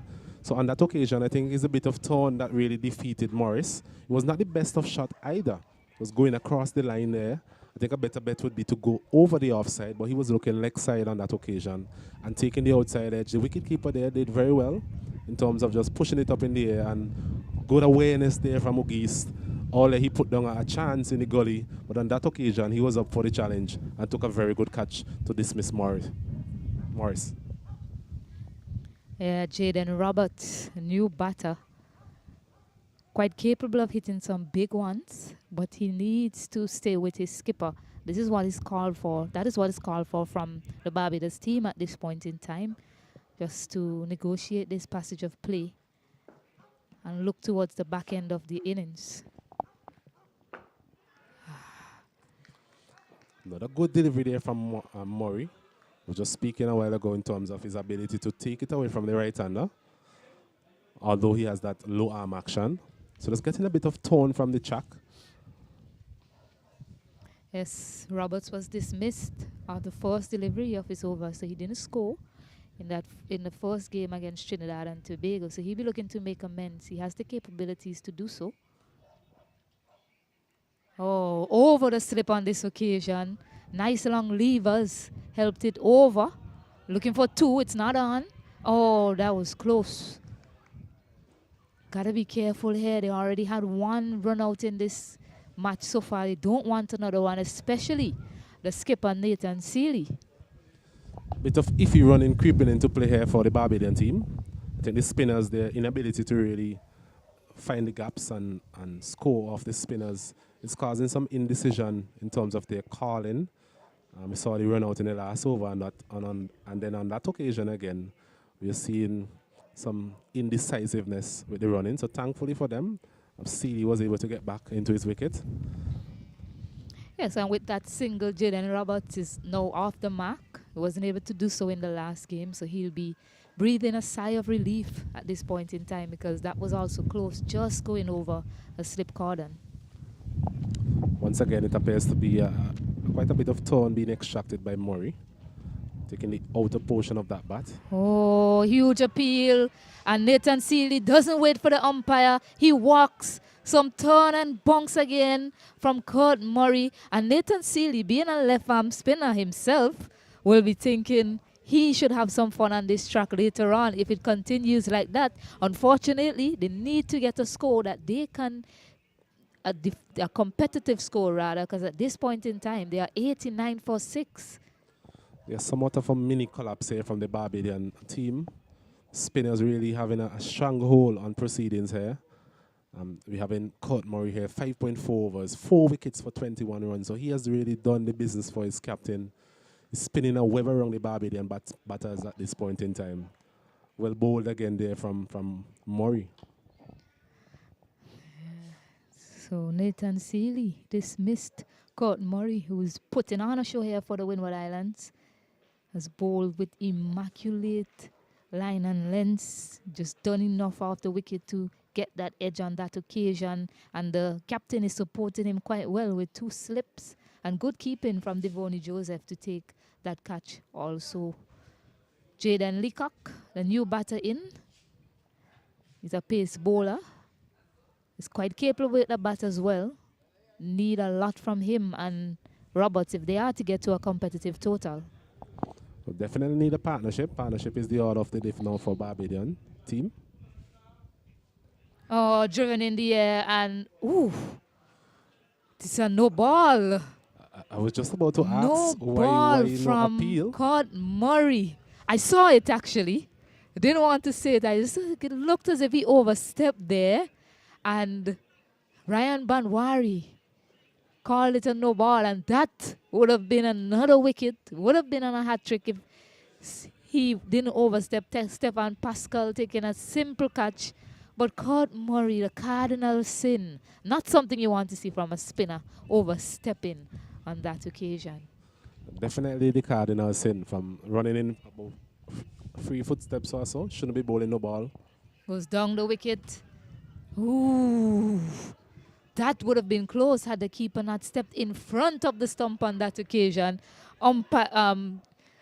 Assistant coach Lyndon James wouldn't be too happy about that. Him being a keeper himself, wasn't it?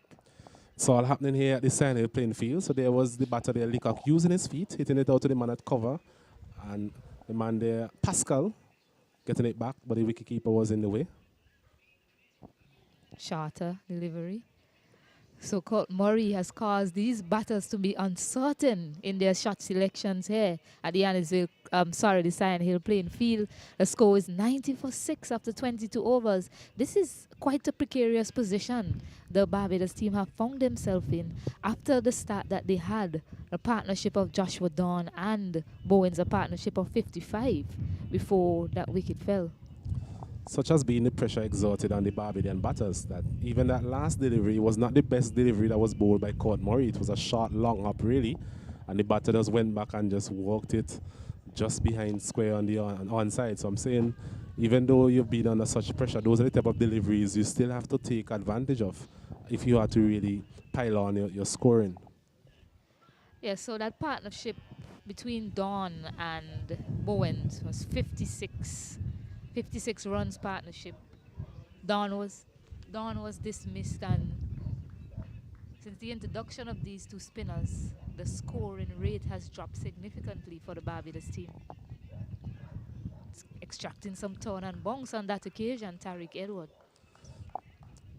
Yes, as expected. Saw quite a bit of that at Arnesville in the previous encounter. We've seen quite a bit today as well in this game. Shorter goes back, doesn't find the gap. I mean, it is a tough period of play for these 2 batters, but they're quite capable of digging themselves out of this hole. How do they go about negotiating this passage of play, Osnet? The bowlers are on top. What is your advice here for these young batters? Well, it's all about getting the singles going, getting some momentum into your innings, and putting away bad deliveries like those. And that's what I was speaking about at the end of the last over. There was a short delivery that was just tucked on the onside. The first ball of this over was short as well. Didn't manage to put it away, and now a full toss. So you definitely need to put away those run-scoring deliveries Another full toss Nicely again. driven. That is sweetly timed off the bat of Jaden Roberts. The long levers of Jason Roberts leaning into that superb drive to pick up 4. Nicely done from Roberts. So not the best of bowling here in this particular over from Edward, maybe tiring a bit.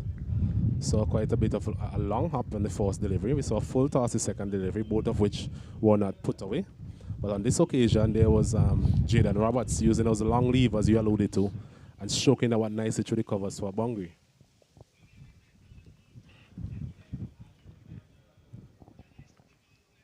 Shorter this time, goes back. Wide called.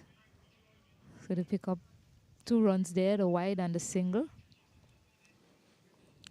Once again, another short delivery again. I'm sure Roberts would feel that he would have missed out on that opportunity again to score a boundary.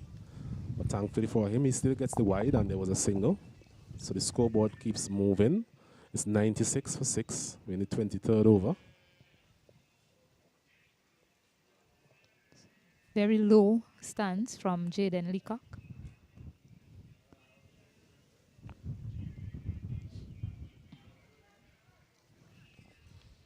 So Roberts is just telling him, don't push out.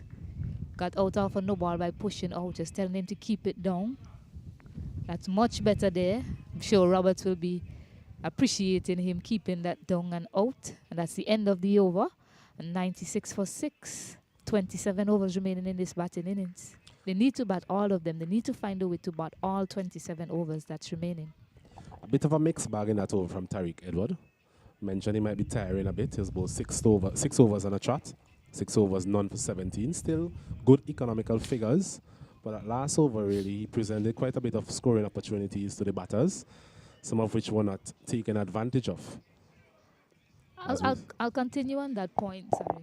After this delivery from Kurt Murray with regards to Tariq Edward.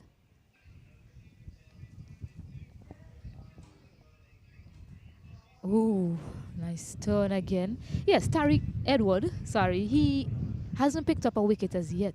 He loves to pick up wickets. We saw that in that previous game against Leewards. And maybe it might be a case of him trying to find a wicket. Big swing. Narrowly missing the stumps there on that occasion. Yes, so Tariq Edward probably trying to pick up a wicket. Kurt Murray has been the wicket taker so far in this partnership between these two bowlers. So Edward probably trying to look for a wicket, which isn't necessary because the scoring rate has dropped for the Barbados team. They seem uncertain with their foot movement. All he needs to do is play a supporting role to Murray and a wicket might come. Sweeps. Misses. Just to add to your point, you mentioned the importance of bowling in partnerships. So that partnership between Murray and Tariq Edward, it has borne fruits for the Windward Islands, both in the last game and this game. Uses his feet, doesn't get to the pitch of it. An edge that flies close to Kervin Gassi at point, but falls short, luckily for Roberts. Definitely need to find a way of playing Murray better, which we've seen from Murray so far. He's been able to get the ball to turn away sharply from the right-handers. Most of the right-handed batters have struggled so far to really negotiate that type of delivery.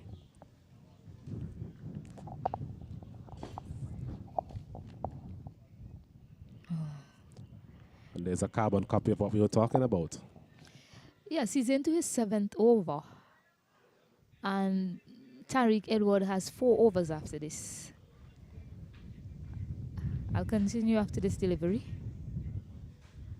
Oh, goes for a big swing and he holds out to Kervin Gassi. Another unfortunate dismissal for the Barbados team. Jaden Leacock looking to take Kurt Murray down the ground, gets a top edge and holds out to Kervin Gassi. Unfortunate dismissal again for the Barbados team. Well, you mentioned unfortunate. It depends on how you look at it. It's a disappointing dismissal, if you ask me. We still have 26 overs to be bowled in this innings. It's just a matter of trying to bat as much of these overs as possible. We've seen that it's difficult to negotiate Kurt Murray from that end. He's getting the ball to turn and bounce away from the right-handed batters. So it was just a matter of trying to see him off to some extent. So that shot really wasn't needed at this point of the match. And another wicket goes to Barbados. They're now 97 for 7, and they're in danger of being bowled out before the 50 overs are completed. Yes, and the start that they had, it would be unfortunate. I was quite surprised to see Leacock coming out to bat ahead of Folks, who has just gone out to bat Isaiah Folks, because in the previous game against Trinidad, Folks was able to forge a partnership with his captain Nathan Seeley to dig them out of trouble. Seems to be that type of batter that knows how to play the game situation well, and they need all of that from him here today. I mean, I was building up to a point before the over was finished. The over is now finished 97 for 7 after 24. Tariq Edward is going to continue. Nicely played there from Roberts. And the point that I was getting to is Edward has 3 overs after this one. Murray has 3 overs remaining. So why try to be aggressive against them? Driven nicely, looking for a single. Good feeling, but it won't restrict the one. Yes, but so why try to be aggressive against these 2 bowlers, unless the delivery is there to put away? Why not just wait it out? As we've seen from the Windward Islands team, they're probably going to bowl these 2 out in tandem. So see them off. The Barbados batters seem to prefer the pace anyways. See them off. About 6 overs between them to see off after this one. See them off and then reassess things after these 2 bowlers are out of the attack. The only other spinner they have is Akeem Ogis, who's not as good a spinner as these 2 in operation right now. So even if he comes on, you might be able to pick up the odd boundaries here and there, and then the seamers are also there to come. So just a bit of re-evaluation from these 2 batters needed. Loud appeal. Looks a bit too high. It's just a matter of reassessing and choosing the right options. It's always going to be difficult for you hitting against the wind, really, and hitting against the turn, as we have seen on a few occasions from the Barbadian right-handers when they're batting Mr. Court Murray. So Court Murray has been able to extract quite a bit of bounce, quite a bit of turn on this wicket, making it very difficult, really, to forge any scoring opportunities.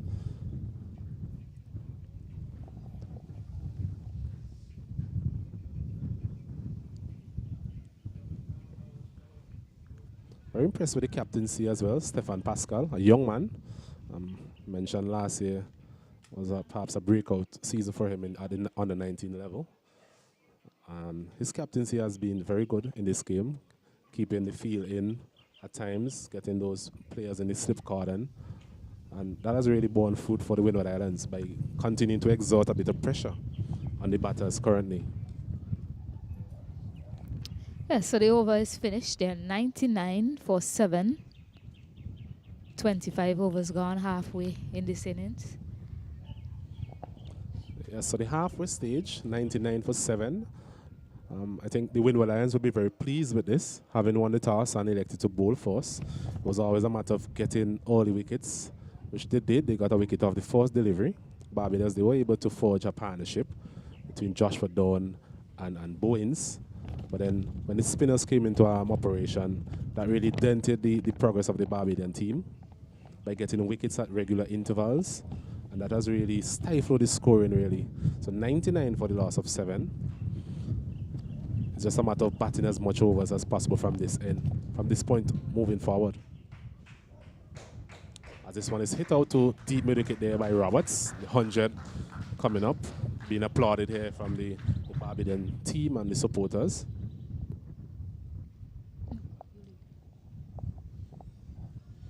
Court Murray into his 8th over.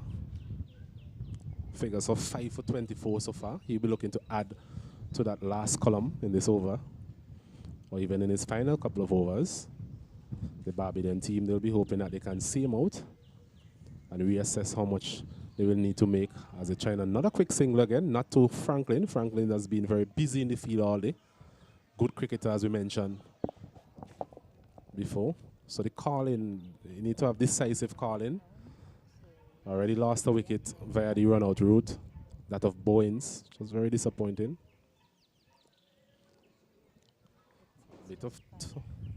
Bit of turn again from Murray.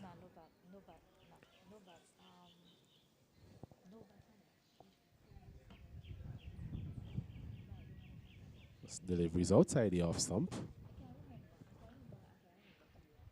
There goes Folks. Hear a bit of chattering there from the Windward Island players, rightfully so. They're in the driver's seat at this point in time. It is driven nicely there from Folks. Should be able to get close to the boundary. It does. A wonderful shot there. Flighty delivery on the line of the off stump there from Murray.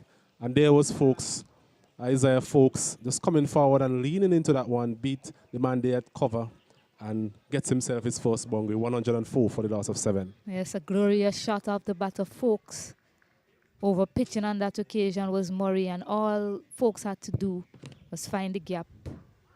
And he did so quite well. Nice timing off the bat as well from Folks. Not a good delivery there from Murray. Getting a bit of bounce, especially from that end. It's the end of another over. 26 completed. It's 104 for the loss of 7.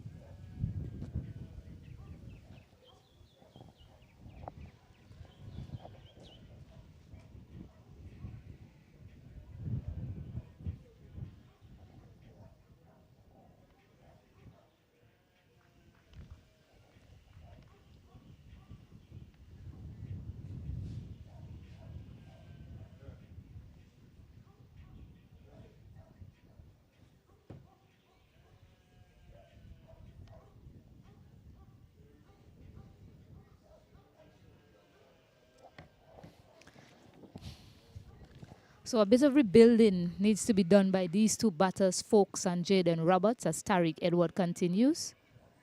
Wrapped on the pad, a huge appeal. But I think they all knew that that was going down. A long stride as well from Jaden Roberts. So rear guard action needed here from these two.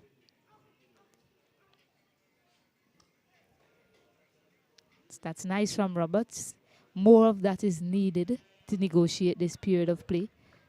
Just to see off these two bowlers. Of course, if there's a loose delivery, it should be put away. But the focus for these two batters should be see this period of play off. These two bowlers who have been quite successful for the Windward Islands so far in this tournament. 2 games played. Looks to sweep it on that occasion. Wide signal by umpire Rajkumar. Yes, Edward in the last couple of overs, Stacey, and he has not been himself. Seen quite a bit of wides and some loose deliveries. That was a very good catch there, my goodness. It was a flighted delivery there. Captain pass. Oh, it's a no ball. Is it a no ball?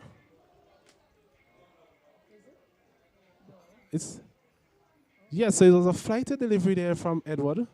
And what a force wicket to get Roberts. He was looking quite dangerous. He was looking to hit that one somewhere in the vicinity of deep mid-wicket. Not getting the elevation really, but that was a beautiful catch there at short mid-wicket from Stefan Pascal. That one was traveling. What a magnificent catch there from the skipper, Pascal. He needed to take that catch. And it was a low catch in the end. Took it brilliantly. Jaden Roberts hit that quite powerfully. He'd be disappointed that he got out because we were just talking about negotiating that passage of play. Not gifting Tariq Edward or Kurt Murray any more wickets. He'll be so disappointed with himself. He looked quite good while he was there. Unfortunately, he wasn't able to kick on. As Raniko Smith brought the boy into the wicket along with Folks. So he'll be hoping he can, get a gift today. Score some runs. He's capable with the bat. I saw some scores in the Barbados Super Cup Super 50. And he made a quick 30 for his team. So he's by no means incapable with the bat. So he'll be hoping him and Isaiah Folks, along with the Barbados team, they'll be hoping that they can forge a formidable partnership.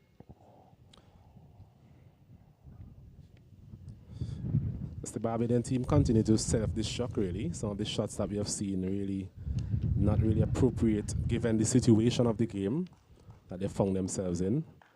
They do not seem to have the mindset of trying to just walk the ball into the gaps and building a partnership. As another good delivery there from Tariq Edward. This hand on his head. Bit of turn. Taking the inner portion of the bat. Goes down to short fine leg. The batter comes back for second. So they bought the boy. Smith, he's off the mark. Barbados after 27 overs. They're now 107 for the loss of 8.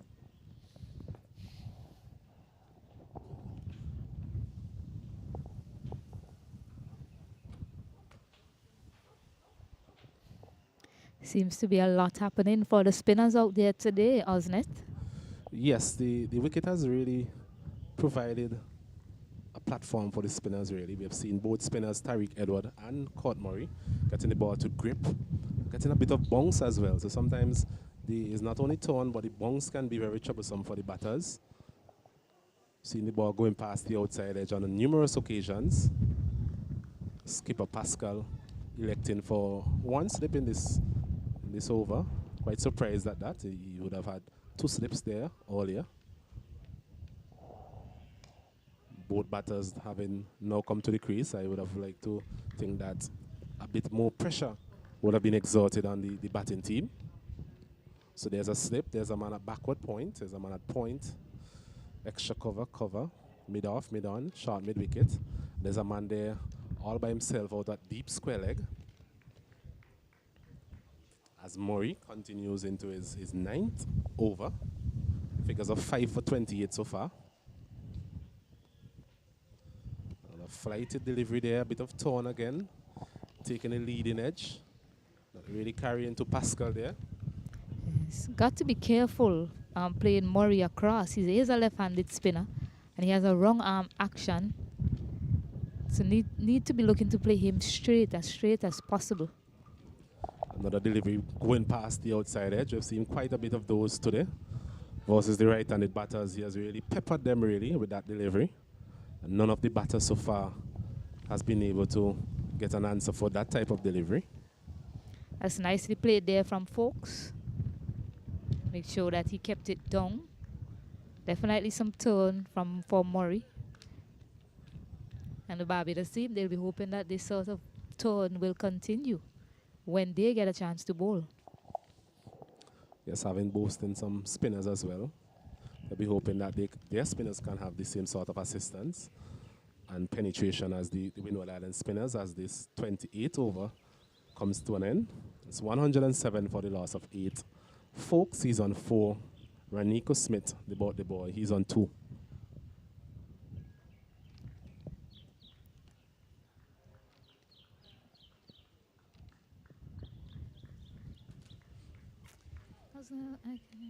It's going to be Tariq Edward, as expected. We mentioned how both of these spinners were used in the previous game in terms of bowling their full allotment of 10 overs on the trot.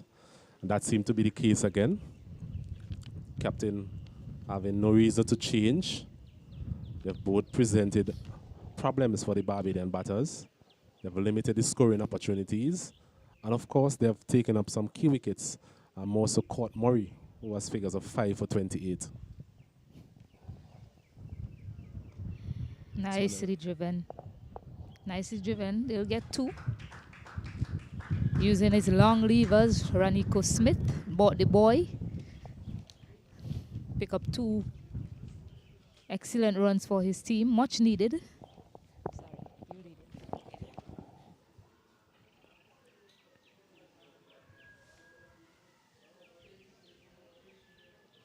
Wind continue to be a factor here at the Sandhill playing field. Show some of the players would enjoy the wind, having the sunshine out, a bit of wind blowing across the ground, that's keeping them cool. As this one is a long way forward. Maybe taking a bit of an inside edge. A bit of sloppiness creeping in there as well, giving the batters the opportunity to cross for a single. Umpire signaling a leg by. Yes, I like Raniko Smith's approach so far. He's much taller than than folks at the crease, and he's using his reach to smother the spin. So good tactics from Smith so far. Delivery short of a length. Folks there looking to just walk that one on the onside, missing it completely. Tariq Edward coming around the wicket this time, just changing the angle. Good delivery there. Flighted delivery, maybe going on with the arm. Past the outside edge. Not sure if there was an outside edge. Close in fielders looking quite ecstatic. So there's a man at slip, and there's a leg gully, which I find is a very good position at this stage of the game. So another over completed by Tariq Edward. Finishes his ninth. 9 overs, 1 for 24. Barbados, after being insulted by the Windward Islands this morning, they're 110 for the loss of 8.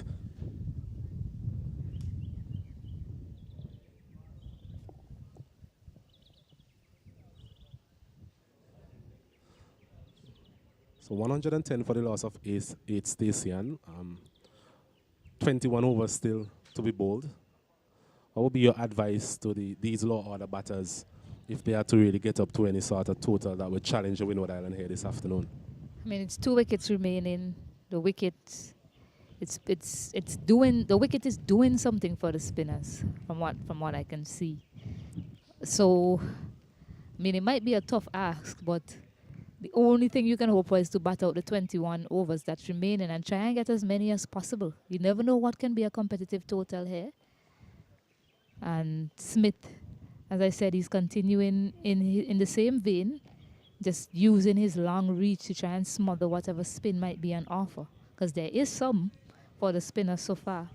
So getting as many as possible is what is required here. Try and keep pushing that score up. Take it ball by ball. Play on the merit. That's very important at this point in time. Don't try to manufacture a shot. It's not required at this point in time. You are 8 wickets down. The key thing here is surviving and getting as many as possible. I think a good place to start would be by seeing out Courtmurray. This is his final over. So you don't want to give him another wicket. He already has 5 wickets, 5 for 28. There are 3 deliveries remaining in his spell. So just see him off and see what other bowlers the Windward Islands would bring into the attack and see what scoring opportunities may present themselves. Indeed so. Yes, and Edward at the other end, he has 1 more over remaining. So that's the first place to start indeed. So good stuff here from Smith. Just keeping him out. The boy seems to have his head on his shoulder. He has a plan and he's sticking to it. It's working quite well for him so far. Yes, I think he has a good reach in terms of getting forward. So that in itself is smothering or dealing with some of the spin that Courtmurray is able to exert, as we see the end of the 30th over, the end of a very good spell as well from Courtmurray. 10 overs, 2 maidens, 5 for 28. So that was really a very good effort here for the young man. Indeed so. Congratulations to him picking up the first fifer of this tournament. Sort of switching roles, these 2 bowlers against Leeward Islands. Tariq Edward did the bulk of the damage, picking up 3 wickets, while Murray picked up the 1, but both of them bowling in tandem really squeezed and choked the Leeward Islands charge to victory. And they're doing much of the same here today. Tariq Edward is into his last over. So Folks, who's still there, quite capable with the bat, scored 24 in his first outing in that match against Trinidad. And Raniko Smith,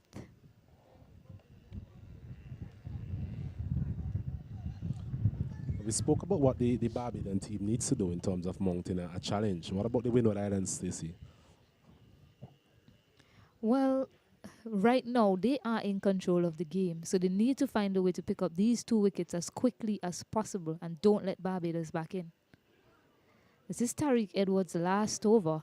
I saw Akeem Ogis looked as if he was, having was warming up after Court Murray bowled his last delivery, so he might be coming into the attack shortly.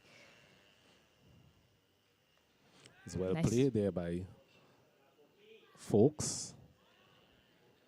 Coming back for a second again. Some iffy running again from the Barbadian team.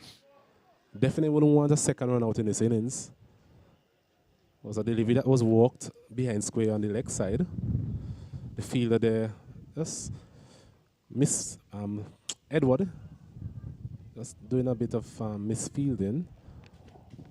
And there was Folks trying to come back for a second, but there definitely was not a second there.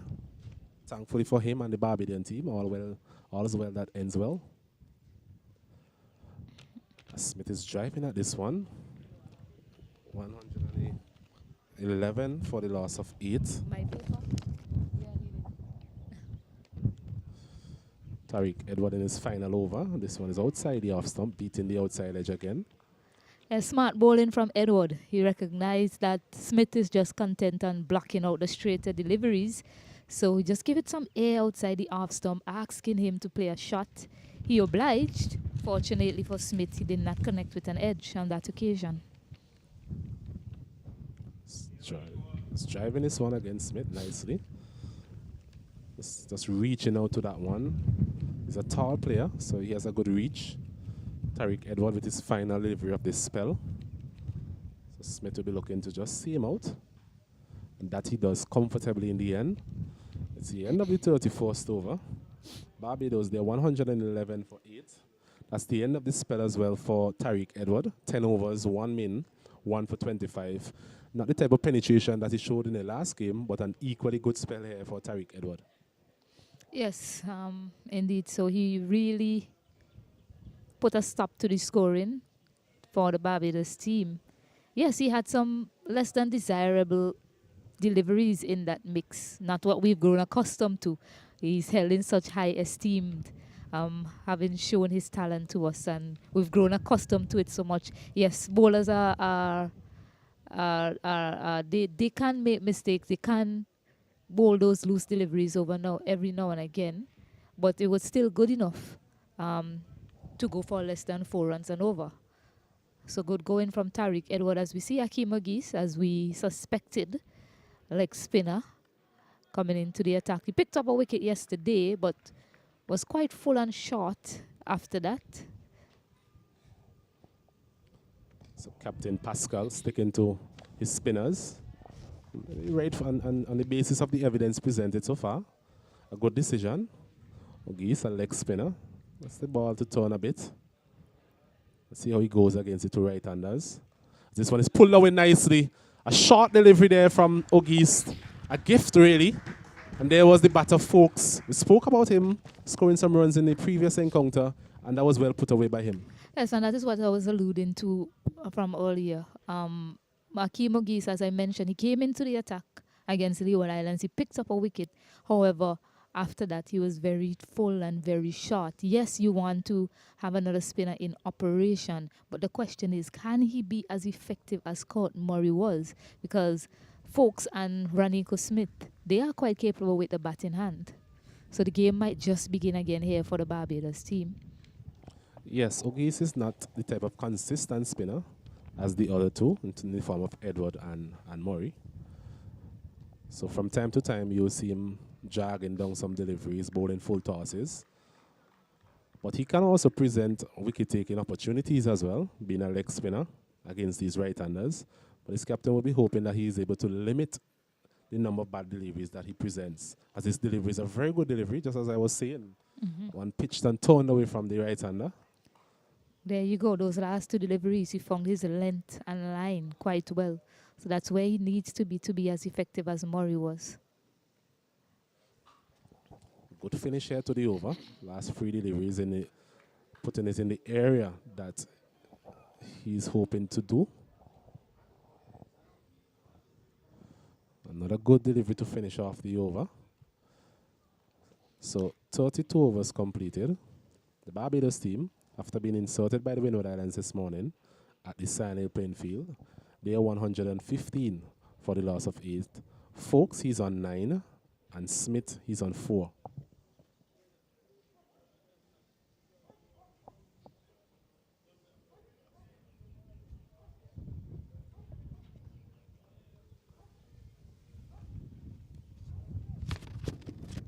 see another change of bowling. Is it the captain himself? Appears that way, Stefan Pascal. Didn't bowl in the previous encounter, but having seen the sort of assistance that the wicket is providing to his spinners, I'm thinking that he's going to try a few overs himself.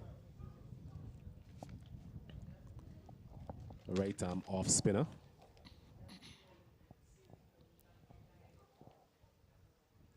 Short of a length delivery. Not the best start, but Smith there was walking it out to square leg. There's no run.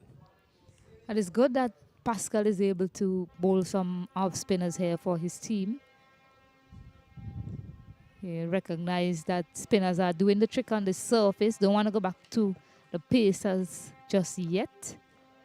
But he has to exhibit great control to stop the batters from scoring any sort of runs. Whoa, bunks and turn there, wasn't it? Yes, we have seen that all day from the wicket, providing that type of assistance to the spinners or the slow bowlers. Another bowling option that we haven't seen so far is Bolton Sayers. I thought he had a very good game in the previous encounter versus Windward Islands. Medium fast, gets the ball to move around in both directions.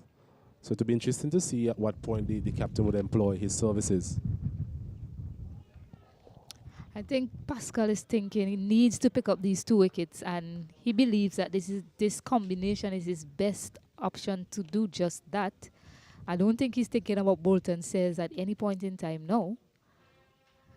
So, but Sayers might actually be a good option on this wicket. He's not very quick, and all he needs to do is bowl it on a spot on line and length. Probably have the keeper operating up to the stump and just ask him to just nip away in that channel of uncertainty. So he might actually be a good option to come on to bowl once he can maintain that good control. Yes, I don't think the Windward Islands want to really allow the game to drift as such. They have the Barbadian 115 for 8, so they want to finish off this innings as quickly as possible. And having 2 part-time options, really, that's what I would refer to Auguste and Pascal as. They're not frontline spinners as such, as this one is walked along nicely. Interesting to see the signal from the umpire. So the signal appears to be runs, yeah, or wide actually. Umpire Banwari out of Guyana there. Stretches his arms. So yes, as I was saying, you don't want to allow the game to drift. You want to play a more proactive role, and being more proactive means bringing back one of your opening seamers, especially against the lower order, and try and mop up the innings.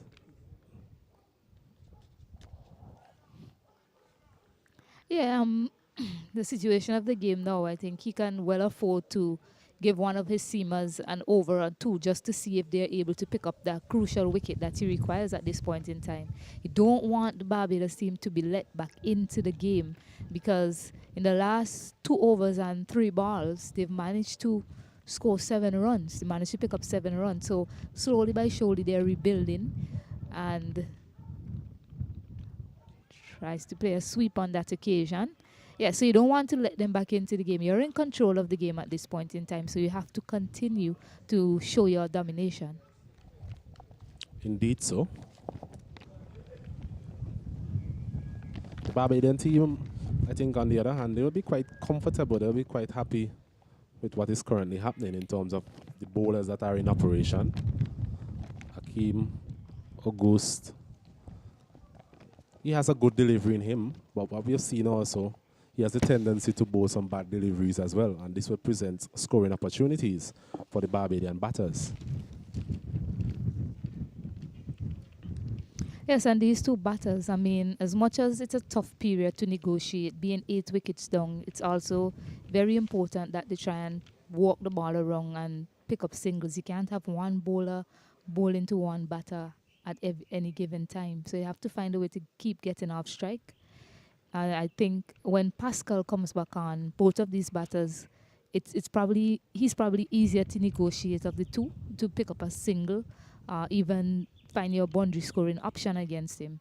You know, put him under pressure, make him force a change, because at this point in time he's comfortable bowling his spinners and himself getting the ball in hand. So they have to figure out a way to make Windward Islands try and go to plan C, because right now their plan A is working for them. Plan B rather, because their plan A is working for them.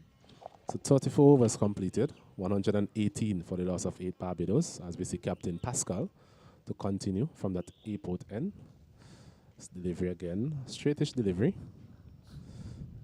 Another perspective to look at it from, I think, and maybe this is the one that the captain is seeing out of. Most of the wickets today, they've fallen to spinners.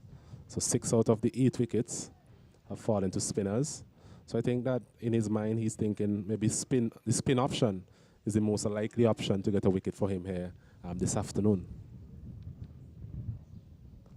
But this one is swept nicely there. Innovative shot for 4. Well timed there by Smith. He's a tall man, but he got down to some extent and swept that one nicely behind square for a much needed boundary. 122 for the loss of 8. Yes, and that's what I was talking about earlier. You must get at Pascal. Let him change his plans against you.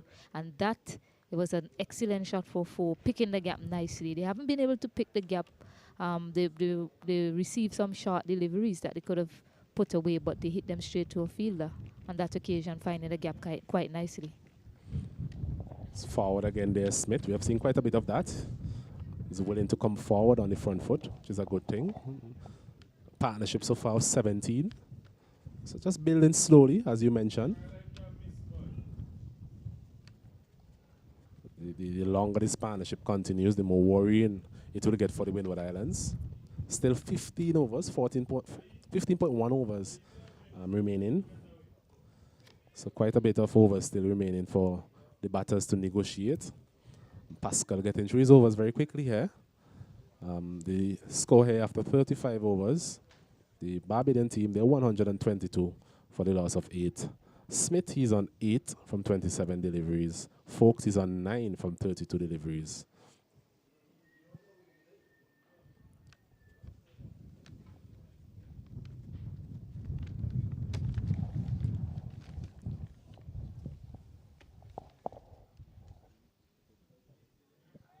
As we see Auguste to continue from the flow end. Continue with his leg spin. This one is driven nicely there by Folks. Out to extra cover on the boundary for another single. So both batters getting relatively comfortable here against the spinners. Able to rotate the strike in the last couple of overs, getting the occasional boundary. That would definitely give the skipper there, Pascal, something else to think about. Every run shared here by the Barbados team, they know how crucial it is to pick up as many runs as possible, given the position that they're in. So that's well played. A quick single here. Franklin is quick in the field. Folks there just overrunning a bit. Had the opportunity for a second there. So another single. It's a good start to the over from the Barbadian batters. Seems to be a bowling day here in St. Vincent and the Grenadines. Jamaica is playing Trinidad and Tobago. Trinidad batting first. They're 91 for 6. Oh. This one again choked out to extra cover. Yes, go ahead, Stacey. Yes, they're 91 for 6 in 28 overs. And the Leeward Islands versus Guyana. Guyana, 91 for 8 after 29 overs. So it appears to be a bowling day here today under bright sunny skies, Osnet. Another disappointing batting performance from Guyana. Remember in the first game they were all out for 78, so they definitely need to get their batting sorted. As do most teams in the tournament so far, we have not really seen excellent batsmanship so far. The bowlers have really dominated. Smith has such a nice reach. Looks to be a top order batter. He's came in at number 9, but the way he's playing, he looks quite compact. Looks to be a top order batter, Osnet. Showing the top order how it's done. Not afraid to come on the front foot to negotiate whatever turn that Ogis appear to be getting. As another over is completed, both spinners getting through their overs very quickly. 36 overs completed, 125 for the loss of 8. Folks, he's on 11. Smith, he's on 9. As the players get a water break, and so do we here in the commentary box. So we'll take a short break. Be back with you in a couple of minutes' time.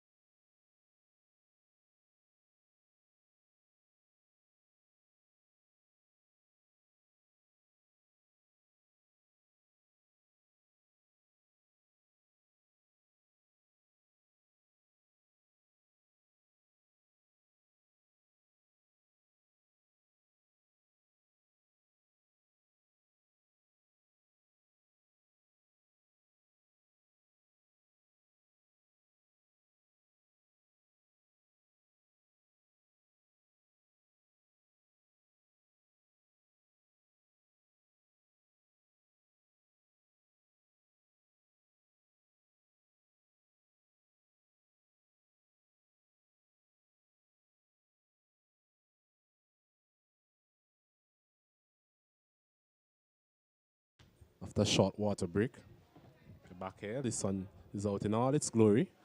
Good conditions here for cricket. Good breeze blowing across the ground as well will keep the players cool. And Gassi, you'll be hoping that in the second spell he can add to the 1 wicket that he had. But he dismissed Brong on the first delivery of the day. So he's back into the attack. It's a good delivery, a Yorker line delivery. So we were speaking about how long Pascal would take before he brings back one of his premier bowlers, his opening bowlers, and after the water break, maybe something from management would have mentioned to him to bring back Gassi. Yes, and the Barbados batters, they actually forced that change. I think they probably would have preferred Pascal's bowling. I mean, yes, the wicket is assisting the spinners, but they decided to try and take Pascal on in that over. They managed to hit a boundary off of him, so he had to change his operation. I think the Barbados batters might actually prefer some pace compared to the sort of spin that was on show earlier. Very much so. The only point in this game where the Barbadian team seemed to be very comfortable when the Pacers were on. At the very start of the innings, we saw that big partnership between Joshua Dawn and Bowens. So it's a thin line, really. As this one is punched away nicely down to third man. They're from Folks. He's batting well so far. He's on 12. Smith, he's on 9. Both of which have faced a lot of deliveries. Folks himself facing 37 deliveries. Smith, 31. But they will not be too perturbed by that. Their main focus here would be to bat as long as possible. There's another 13.3 overs remaining in the innings. and they'll want to bat as much of those deliveries as possible. As we see Smith again coming forward in his familiar style, and punching it out to cover, no run. Yes, and once again, akin to what happened in the Trinidad game, 6 wickets fell to the spinners in that game for the Barbados team. Here again, 6 wickets also falling to them, the spinners, the premier spinners in the Windward Islands team. So something that the Barbados team and management will have to revisit heading into the rest of this tournament. He's driving this one nicely there, Smith. Timing the ball beautifully so far. Should be able to get 2 more. We mentioned today is his birthday. You'll be hoping for a good gift, starting with a proper score, a score that can actually propel his team to a reasonable target. And then when he has the ball in hand, he'll be hoping that he can actually make some early inroads into the Windward Island top order. Gassi there striving for that Yorker length delivery. It'll be interesting to see the length that he chooses to bowl to these 2 batters. I don't think he needs to deviate from anything different to what he was doing before. The top of a line, the top of off stump type of line. As we see the end of the 37th over, the Barbadian team 128 for the loss of 8.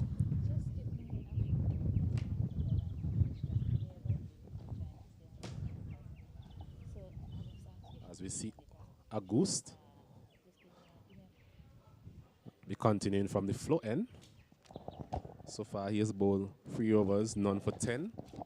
So being quite economical, as most of the spinners have been throughout the day. We'll definitely like to get something in that final column, that 4th column. As we see, there's a slip in place still. There's Gassi there at backward point. There are 2 men in the covers. And there's a deep extra cover. There's a long off, a long on, a mid-wicket, and I'm on a deep square leg. Full toss this time, and he misses it completely. One of those full tosses we spoke about. Ogis normally presenting to the batters. Yes, for the first time today, the Windward Islands have their 4 fielders out of the inner ring. So now the Barbados batters, this is an opportunity for them to try and pick singles if they can, if the boundaries aren't on offer. Well bowled there from August. A bit of drift, a bit of turn, a bit of flight. A typical leg spinner's delivery. Just drawing the batter forward, turn it away from him. Well taken by wicketkeeper Joseph as well. Just done well behind the stumps.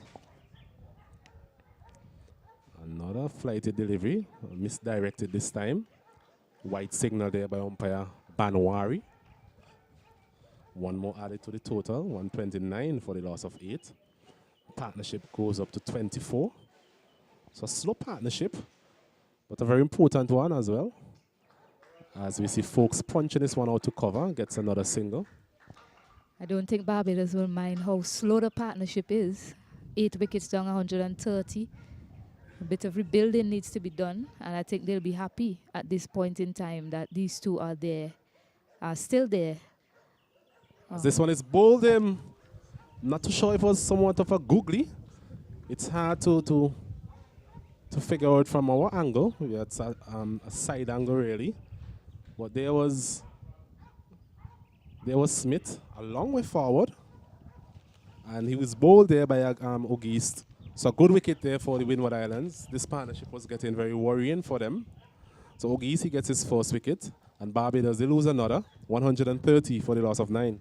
Yeah, that was actually a much quicker delivery from Akeem Ogis, and Smith, Raniko Smith, the boy, did a good job for his team, given the condition, the situation they were in when he went into bat. Was reaching forward for that one on that occasion, but wasn't able to get back to it. So a quicker delivery there from Ogis, picking up that important wicket of Smith. And Worrell, who didn't play in the first game, he replaces Springer. Saurav Worrell is the new batter in, and He is the last batter for the Barbados team. They'll be hoping that along with Folks, he'll be able to string together another partnership, even 20, that can push the score up to 150 here at the Sign Hill playing field. Definitely. We need to start again in terms of trying to develop another partnership. In the previous encounter, they made 152 here at the Sign Hill playing field, and that proved to be too much for the Trinidadians.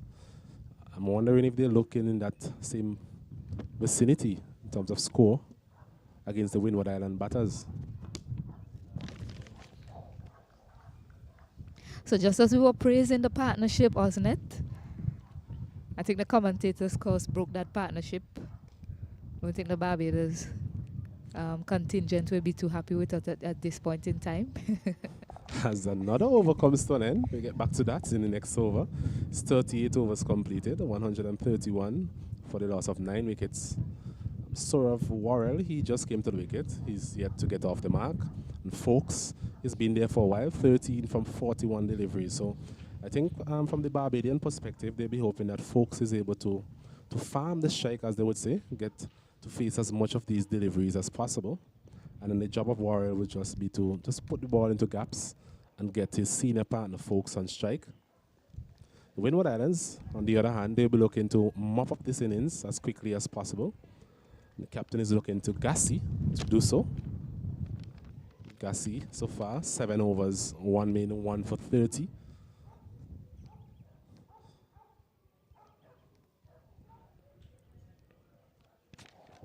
This one is driven nicely for a single by Folks. So taking the single off the first delivery of the over. Maybe he has some confidence in the batting abilities of Saurav Worrell. But I think these days, these youngsters, they're all capable with the bat, isn't it? So some confidence shown by Folks. Adding to that, they need to get as many runs as possible. So refusing a single at this point in time is not a good idea, especially if on the next delivery you might be find yourself wanting and get out. So I think it's a good call from Folks if he has a lot of confidence in Worrell. Well driven there from Worrell. Not too quick in the field. A direct hit there would definitely have been interested. Was a delivery driven up to the man there at mid-off. Appears to be Murray. And in the end, he survives. Yeah, from my vantage point, if that had hit directly, that would have been gone for Worrell. But he gets off the mark nonetheless. Looks quite compact in his drive. Doesn't look like a number 11 batter at all. Correct. As Folks, he gets the strike again. But someone has to bat at number 11, hasn't it? Yes, not a position that I favor myself. But it's a team sport, and all players are important in some way.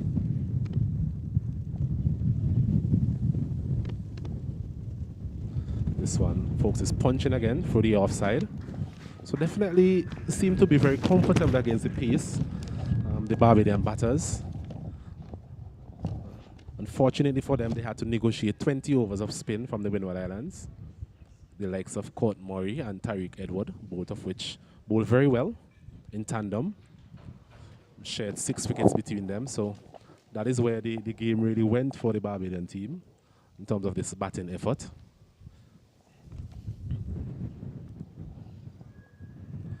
Once again, a good delivery there. But Worrell is equal to the task.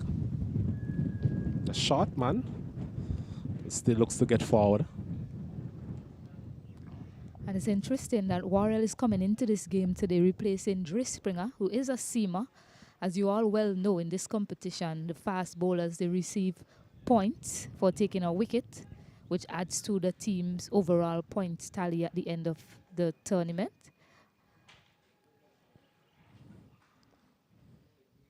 And Worrell is a spinner. So I think the Barbados team, having played on this wicket in the first game against Trinidad, they have assessed conditions quite well and decided they need to bring in another spin into the attack. Definitely so.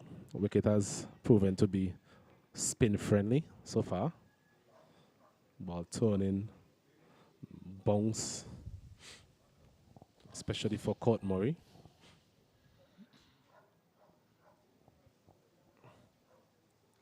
This one is just jumping a bit off the wicket. A bit of inconsistent bounce maybe. And that's the end of another over for Gassi. The end of the 39th over. The Barbadian team, they're 134 for the loss of 9. Warren, he's on 1. And Isaiah Folks, he's on 15.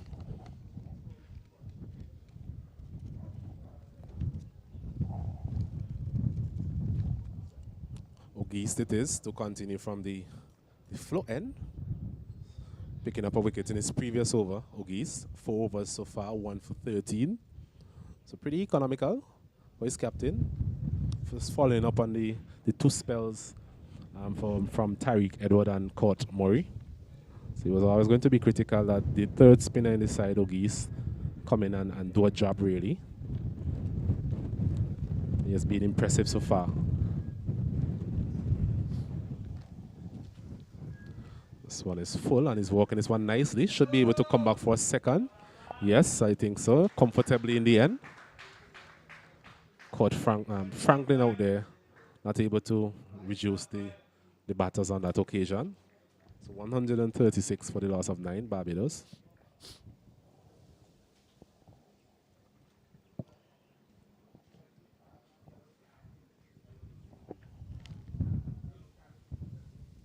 What we've seen from Folks is that he has a good cricketing brain. He has played the situation so far. Haven't seen anything reckless from him. He have walked the ball into gaps. He have played the ball on its merit. And he's willing to fight. And that's good to see from this youngster. So leaving this one outside the off stump. Umpire Banwari signaling wide. So he's 17 from 45 deliveries. He will not be too perturbed by that strike rate. I think the important point here for the Barbadian team is that he's still there, trying to shepherd this tail and trying to accumulate as much runs as possible to give the Barbadian bowlers a fighting chance when their turn comes at the crease. This one is hitting back straight to the bowler. So just as we were praising his temperament, really, a disappointing end to Folks' innings and a disappointing end to the Barbadian innings in general. So he's caught and bowled by Ogist. A good end for him there, Ogist. So the Barbadian team, after being insulted by the Windward Islands this morning, they are all out for 137. 39.4 overs completed. A very good effort, a very good bowling effort there from the Windward Island team, Stacey. Yes, indeed so. I mean, it typifies the start that they had this morning, the first delivery of the match. They picked up a wicket. There was a fighting partnership between Joshua Dawn and Gatson Bowen. However, after that, Kurt Murray and Tariq Edward, they got to work and picked up the rest of the wicket. They weren't able to bat all of the overs and wasn't able to get to 150. Yes, so just to recap of what took place so far. The Windward Islands, they won the toss this morning. They elected to bowl first. Achilles Brown, he was dismissed on the first ball of the day. Caught Joseph Bowl Gassi for a duck. Gasso Bowens, he played well before he was run out needlessly, I must say, for 49 from 59 deliveries. He was one person who really got used to the conditions and was very positive in his stroke play. Joshua Dunn, he was able to forge a good partnership there with Gasso Bowens of 56 earlier in the innings, but he was dismissed from Court Murray, the force of the 5 wickets that Murray was able to complete for 25. Bowden, he held out to deep, so too long on actually, caught Edward Bowl Court Murray for 3. Joshua Morris, the wicketkeeper, he was caught Ogist Bowl Court Murray for 6. Nathan Seeley, he got a good one there from Court Murray. Just turned away from him, caught by wicketkeeper Joseph for a duck. Jaden Roberts, he looked dangerous for a while, but he was caught Pascal Bowl Edward for 8. Leacock was caught Gassi Bowl Murray for a duck. Folks, the last man to go, he was caught on bowl Akeem Ogist for 17. Smith, he played well along with Folks, brought some solidity at the back end of the innings there. Maybe not in the quantity that the Barbadian team was looking for, but he was bowled by Ogist for 11 and Warrell the man not out on 1. The bowling, what about the bowling, Stacey? Yes, Kelvin Gassi picked up that wicket of Achilles Brown, first delivery of the morning. 8 overs, 1 maiden, 33 runs. Courtney Franklin, 5 overs, 28 runs, no wickets. Kurt Murray to pick up the bowlers, picking up a 5 for 10 overs, 2 maidens, 28 runs. Tariq Edwards supported him quite well. 10 overs, 1 maiden, 25 runs, 1 wicket. Akeem McGee is finishing things off. He picked up 2 wickets for 16 runs and was into his 5th over. Stefan Pascal had a try at bowling some spin. He bowled 2 overs, 1 maiden for 4 runs. In the end, wrapping up Barbados' team for 137. They had a partnership of 56 between Dawn and Bowens and lost 8 wickets for 81 runs, the Barbados team. They won't be too satisfied with that. However, they have a score on the board, and I think if they have to pick up wickets, that's the only way to go in this match today. Have to bowl out the Windward Islands team in order to be victorious. Seems like they've picked the team to do so, adding the extra spinner today, Osnet. Yeah, so while Dawn and Bowens were at the crease, I'm sure that the Barbados team were harboring thoughts of a total of over 200 at least. Both players were playing very well, but as soon as the spinners came into operation, that really put a break on the scoring rate, and it also led to some wickets, some rather reckless shots as well from the Barbadian players. Some of the players will be very disappointed with the mode of dismissal that they endured. And 137 definitely is not the type of total that you'll be looking for batting force on a sunny day here at this silent playing field. But it's definitely runs on the board, and it's not going to be easy for the Windward Island batters. They will need to bat smart and choose their moments, really, in order to negotiate this Barbadian bowling attack. So we'll take a short break, and we'll be back with you when action resumes.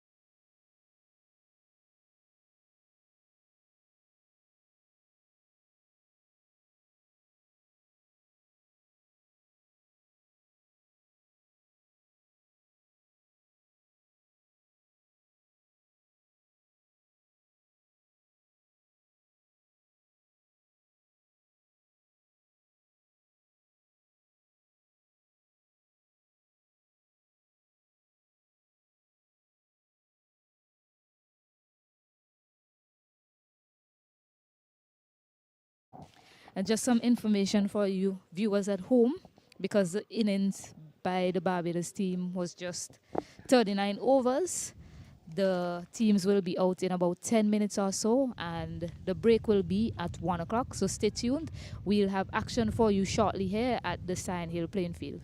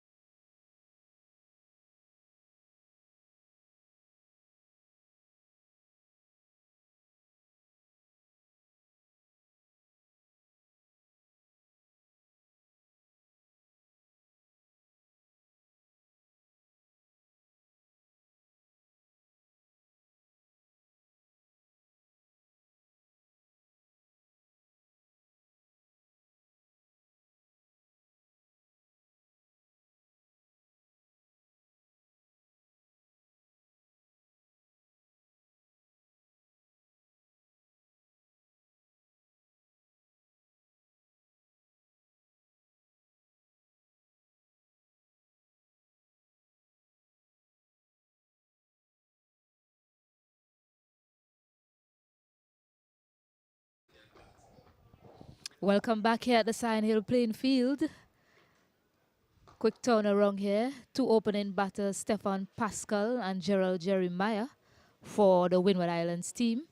If you're just joining us, the Windward Islands team, they won the toss. They elected to bowl first. A good decision, bowling out the Barbados team for 137 runs in 39 and a bit overs. They have 138 to win, the Windward Islands team. Just some scores for you in the other games. The Jamaica versus Trinidad game. The Trinidad and Tobago, they're 113 for 8 in 38 overs, and the Leeward Islands have bowled out Guyana for 108 runs. Yes, so similar pattern in terms of the low scores with the teams batting first. Disappointing scores there, if you ask me. 108 Guyana there, another disappointing batting performance. They definitely would have to do something about their batting, the Guyanese. And then Trinidad and Tobago, again, a team that really didn't perform as well in terms of the bat during the 3-day tournament last year. We are seeing them struggle again in terms of the batting in this 50-over tournament. So they will definitely need to get that sorted out as well. So here we go. First ball by Jaden Leacock. And a nice line and length right away. Nicely forward, Pascal on that occasion. Well, the bit that I've seen of Pascal, Stefan Pascal, I'm really impressed with him. Tall player, but gets on the front foot very well. Plays equally as good off the front foot and back foot. And definitely one of the leaders in the batting lineup here for the Windward Islands. Last game he got a good start, but he basically ran out himself.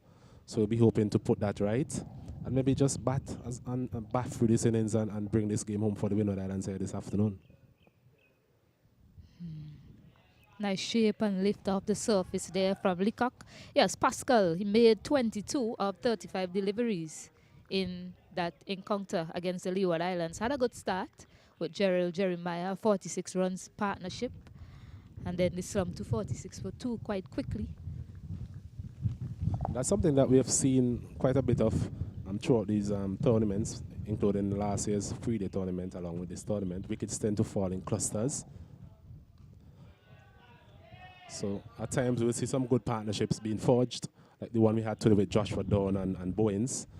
But somewhere along the line, the wickets tend to fall in clusters. And that's something that the Windward Islands will be hoping to avoid as they try and pursue this 138 runs for victory here this afternoon.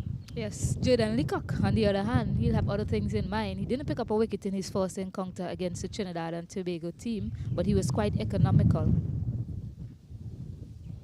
Saw quite a bit of him in last year's 3-day tournament as well. He's a nippy customer, a short man, not a usual build for a fast bowler, but he does get it through at a reasonable pace. Can test the middle of the wicket as well. It's something I really admired about him last year. Despite him being a short man, he was willing to test the batters at times with his short delivery. And at times he reaped quite a bit of success as well.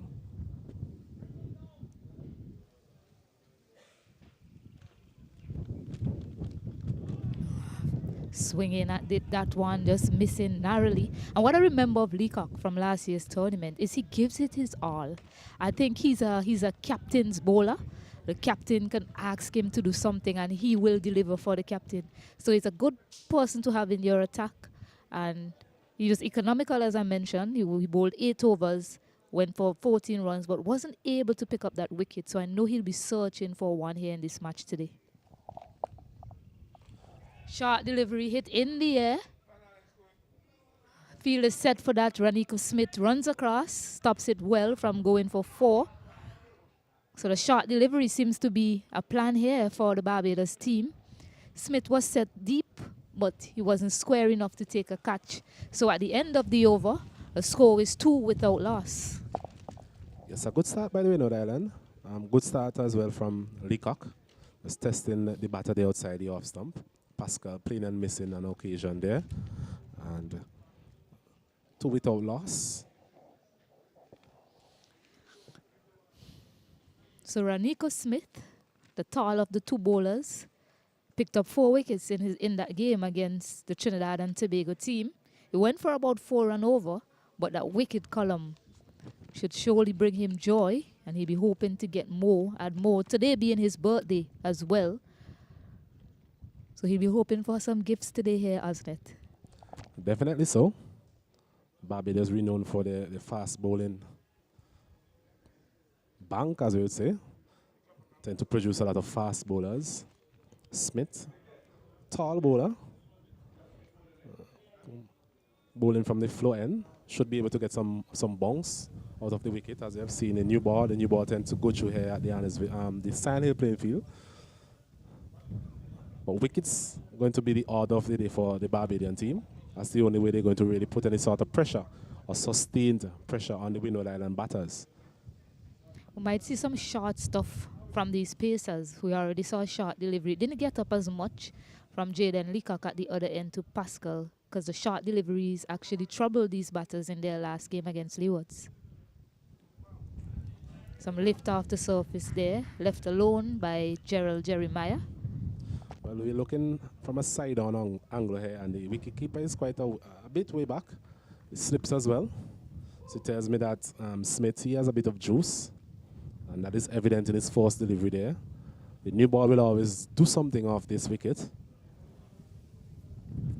And you mentioned the short delivery, and that was a ploy that the Leeward Islands used, especially against Pascal. You know, the likes of Landerfort. He really peppered him with some short deliveries in a previous encounter. Another short delivery again. He had a chip there as he ran in to deliver that ball. I wonder if that's part of his action, or maybe he missed his run up a bit. I'll have another look for his third delivery.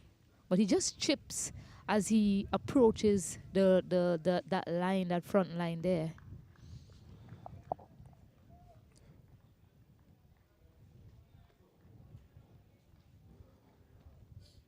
The thing is that with this short ball employ, you don't want to overuse it, actually. Still want to allow it to be that element of surprise for the batter. Yes, just there, he chips as he's about to land and deliver. Probably can get a lot more if he jumps higher as net. So you can imagine the amount of pace that this bowler can generate and bonks if he makes that little tweak. But for now, that is his action and it's working for him. He's still a young man. I'm sure his coaches will be working with him to try and get him to just run through a bit. Tends to, in his delivery stride, just skip a bit. As this one is another wide outside the off stump, so not the best of starts. The batter there getting the opportunity to actually leave some deliveries alone, and as an opening batter, that is always a good thing. Yes, I don't mind the length that he bowled on that delivery. He just needs to tighten up the line a bit, get it a bit closer, have the batter playing. The length is perfect so far. Yes, as an opening bowler, you want the batter to play as much as possible, especially with such a small total. The batter being allowed to leave these deliveries out at the off stump, that is not going to trouble him in any way. He knows that the required run rate is nothing really out of the ordinary, just around 3 runs per over. Actually, 2.5 runs per over. So nothing really to challenge the batter in terms of scoreboard pressure or anything of that nature. If Windward Islands bat 50 overs, more than likely they are going to win this contest.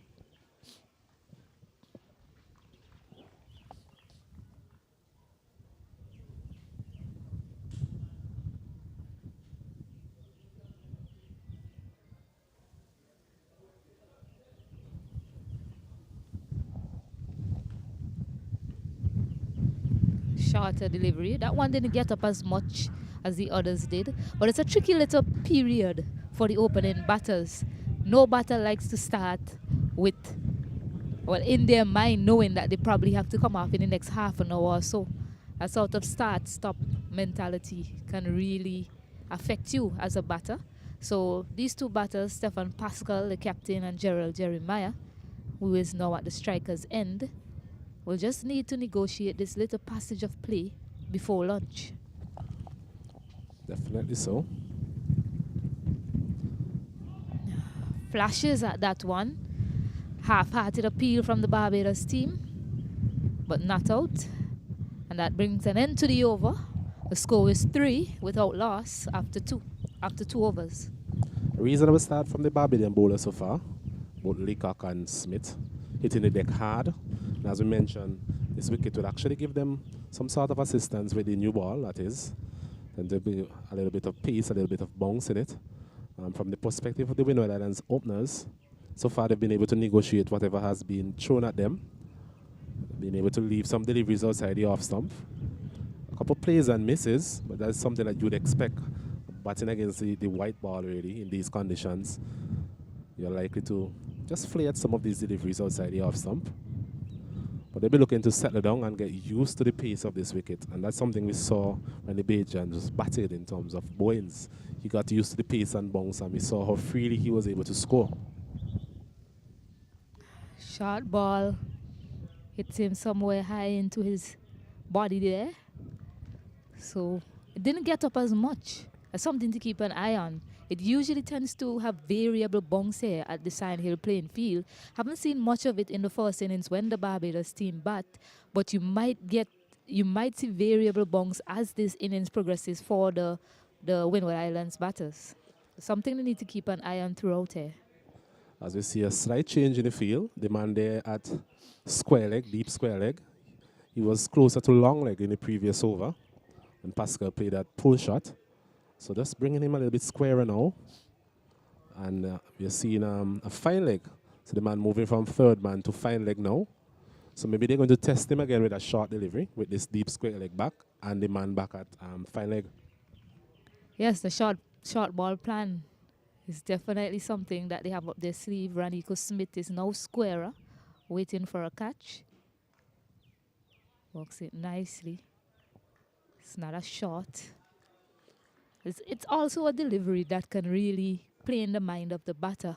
Keep pushing him back, and then you just pitch that one up. We saw some of the Leeward Islands batters being dismissed in that fashion at the Annisville playing field. Short ball, and then the full delivery. So too, the Windward Islands batters when they batted against the Leeward Islands. Shorter this time, walks it into the gap. A quick single taken here. The fielder at short mid-wicket. Achilles Brown couldn't collect cleanly to have a go at the stump. And Stefan Pascal is now off strike. A risky single there early on in the innings. I think the run in between the wickets is also going to be equally important for the Windward Islands. If you can recall, in the previous encounter, there were 2 runouts. That of the captain himself, Stefan Pascal, and Auguste. The two wickets that were really gifted to the Leeward Islands on that occasion. So it's something that they have to work on in terms of the calling and the decisiveness in terms of getting these singles. So left-hander Jeremiah taking strike to Jaden Leacock for the first time in his innings so far. Well negotiated from him. Yes, and the Windward Islands, they should also remember just here in the Barbados innings, a crucial run out. Gatson Bowens, 49 runs he made. He was batting so well. He was run out at a crucial point in the game, and that turned things for the Barbados team as well. So don't want to run out here at this point in time.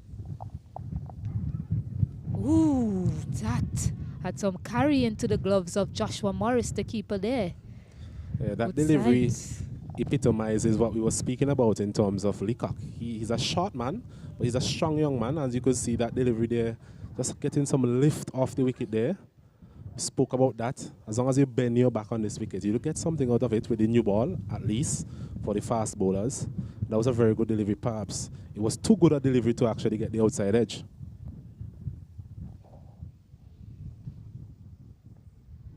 Now the short one doesn't get up as much. He walks it nicely to get off the mark, Jeremiah.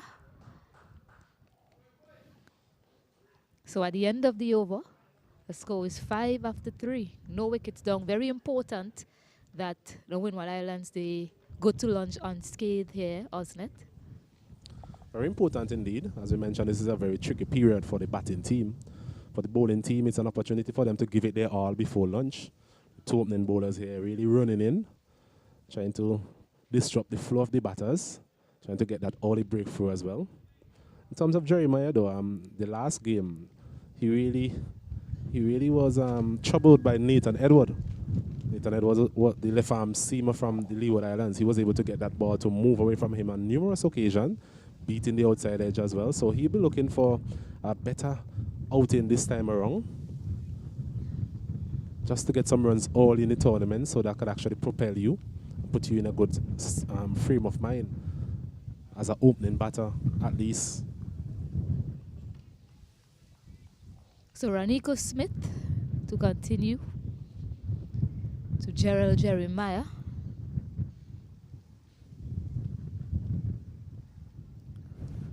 Continues that to bowl on that outside of fifth stump line. Needs to be more fourth stump to be more effective. Umpire Ryan Banwari just telling him he's close to that no ball line.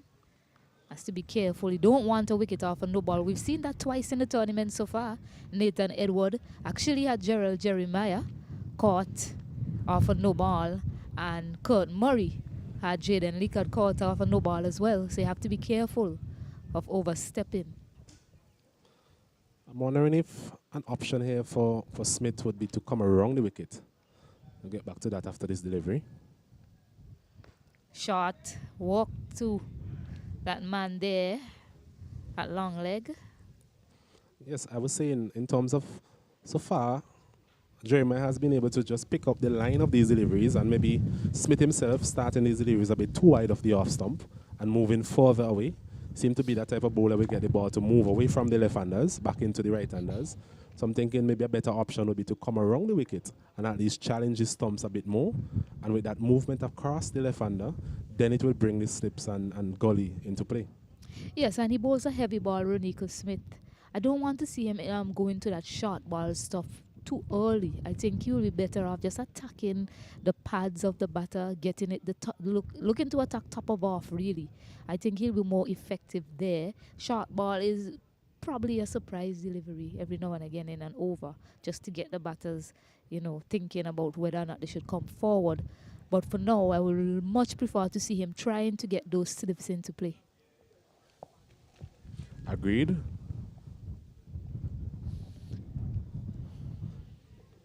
It doesn't matter what form of cricket you're playing, that delivery just on about the off stump on a good length is always going to be a good delivery, especially with the new ball as well.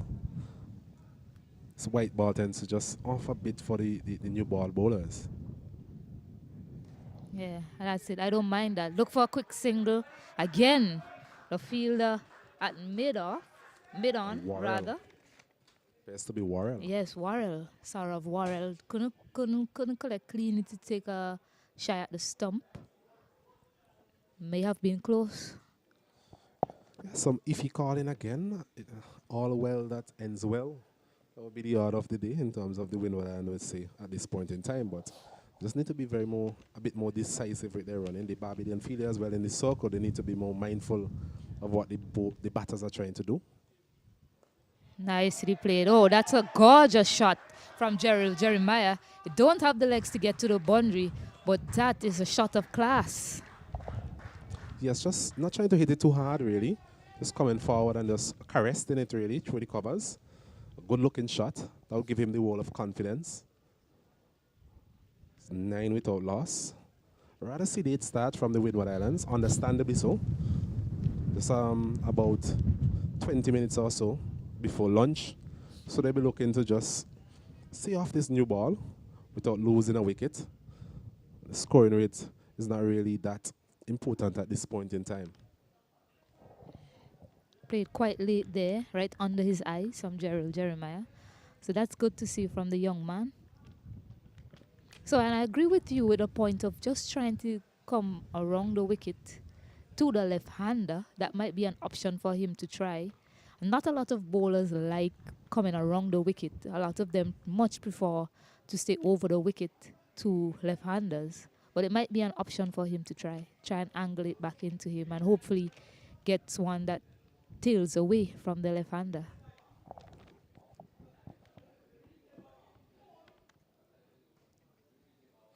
For those of you who follow the Ashes currently, Stuart Broad again getting David Warner out, caught in the slip for the 16th time. And around the wicket at the end of the over. Wicket, yes. 9 after 4 overs without loss. And yes, that around the wicket angle. Again, Broad had an interview before, and he said he had to work hard to work out how to get David Warner out. And I mean, he worked quite hard because he's gotten him 16 times across his career so far. I think it's fair to say that David Warner is his bunny. Almost every time I watch England versus Australia and Broad gets Warner, I say, okay, that's a free wicket. We know that was coming. I think the latest score in the Ashes there, just to give our listeners a bit more information. Australia bowl all out for 263. Down the leg side, wait for the signal, beats the fielder into the boundary, Saurav Worrell, and he gets bat onto it for 4 more runs. The skipper, Pascal, takes the score up to 13. So badly lined there by Jaden Leacock.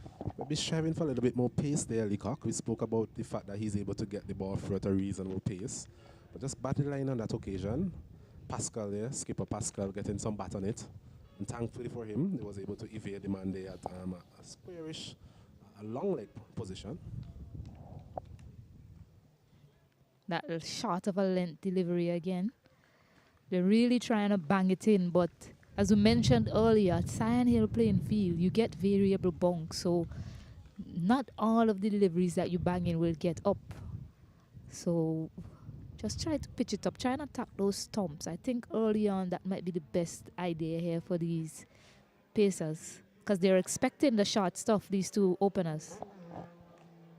Yes, I think I'll live with that as a bowler. Just try and just get the length back a touch to create some uncertainty, but I think that's much better from Jaden Leacock. I think the thing is as well, Pascal is a tall player as well. So if you're going to bowl short at him, you have to get it around the shoulder head height. I think that would actually give him some problems. If it is below that, then because of his height, he's able to just ride these deliveries, and you've seen that on a number of occasions now, where he just basically stands tall and just guide the ball through the third man area or out to cover.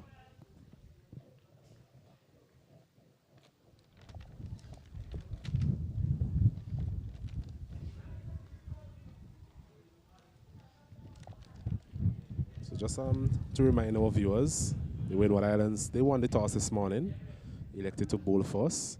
The Barbados batting effort wasn't really anything to write home about. Shot pulled ferociously, and a misfield there by Raniko Smith picks up another boundary for Stefan Pascal. So not getting up those short pitch deliveries, I think they'll have to go to another plan, the Barbados team. Well, I just mentioned that if you're going to be bowling short, you need to get that delivery, maybe head height, to really trouble the batter in this case, which is Stefan Pascal. He's about 6'4", 6'5". On that occasion, that was just below. It was just in his hitting arc, really, and he played it very well. Ooh, looks to be an edge this time, and falls just in front of the man at second slip. They took out that one of the slip fielders, so that slip fielder actually moved a touch away from the keeper. Probably could have gone into his hands if there was a force slip employed. Nonetheless, it's 4 runs to the Windward Islands total. The score moves up to 21 after 5 overs. Well, I think those last 2 deliveries emphasizes the point that we are making in terms of the variable bunks in this wicket. The one before, it was short as well, but he was able to go back and had a lot of time, really. Pascal normally has a lot of time to play shots, and he was able to deposit it over square leg for boundary, or it was a misfield there by Smith. The last delivery of that over, on the other hand, that had a bit more lift on it, and it was outside the off stump, and there was Pascal trying to ride that delivery, as we mentioned, but it could be a risky move for him as well, because he's playing away from his body, and he has no control over such a delivery, and took the outside edge, and thankfully for him, it actually went down between wicketkeeper and force slip, and he got another boundary. Yes, the captain is persistent with his seamers here. I was wondering when he'll bring himself on another spinner, after seeing how well the spinners did for the Windward Islands team. But just deciding to persist with his seamer, Raniko Smith. He picked up 4 wickets in that game, so he is a wicket taker. That game against Trinidad and Tobago, so they'll be hoping for a wicket here. Driven sweetly, but finds the man, Jaden Roberts, at mid-off. Well, I think at some point before the lunch interval, we're going to need to have the spinners just to test the openers here for Windward Islands. Yes, not a lot of runs on the board, not lot of runs to play with for the Barbados team. So they need to pick up wickets in a hurry and pick up as need to bowl out the Windward Islands team for victory here today, the Barbados team. Fuller delivery, left alone by Gerald Jeremiah. Not bothered by that delivery outside the off stump. Just content to leave it alone.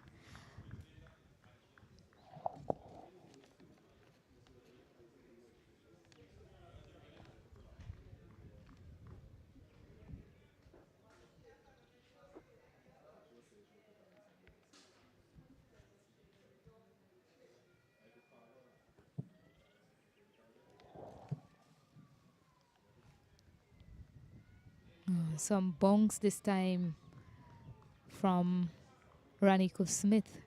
Previous delivery kept low. On that occasion, it bounced into the glove of Joshua Morris.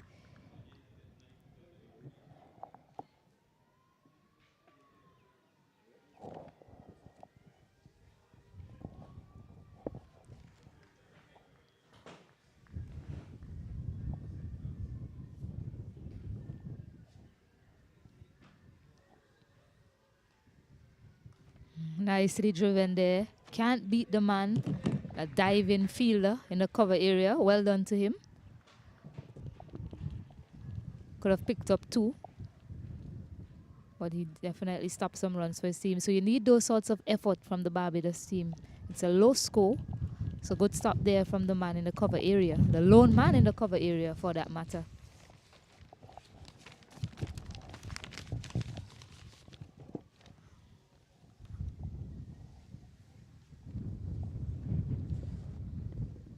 Oh, this one is driven uppishly, but it will beat the man there. Folks, over his head it goes for 4 runs off the bat of Gerald Jeremiah. Nicely driven. Yes, that will give him the wall of confidence. A delivery outside the off stump, just offering some room to the left-hander. And as we know, most left-handers, they like to pitch for the offside. Jeremiah, he's not different. Went a bit aerially, but it was away from the man there at backward point, and a very good shot there in the end. 4 more added to the total. 25 without loss, the Windward Islands. Yes, and after that shot, Folks has just gone back a touch. He was a bit close, feeling at backward point, but he's decided to, don't know if it's a word of the captain, just to take maybe 2 steps back. As we see a change of angle here from Smith, so maybe he heard me speaking about that in the last over.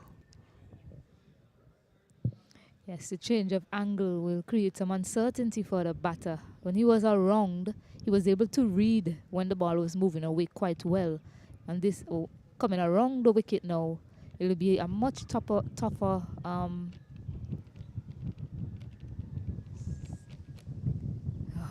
just angle down the leg side, perhaps brushing the pad on the way through.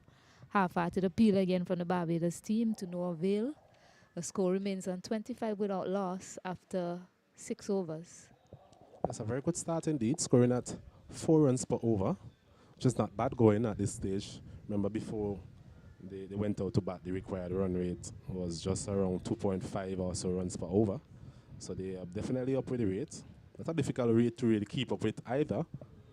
But the most important thing from the Windward Islands perspective is that they have not lost a wicket, and they have not really been in any sort of problems as such out there. Both batters looking reasonably comfortable with what is being served up to them, as we see Jaden Roberts, tall fast bowler, coming into the attack. So still no spin, just surprising. Would have thought that at some point before this lunch break, which is at 1 in the next 11 minutes or so, you would have seen a spinner coming into the attack.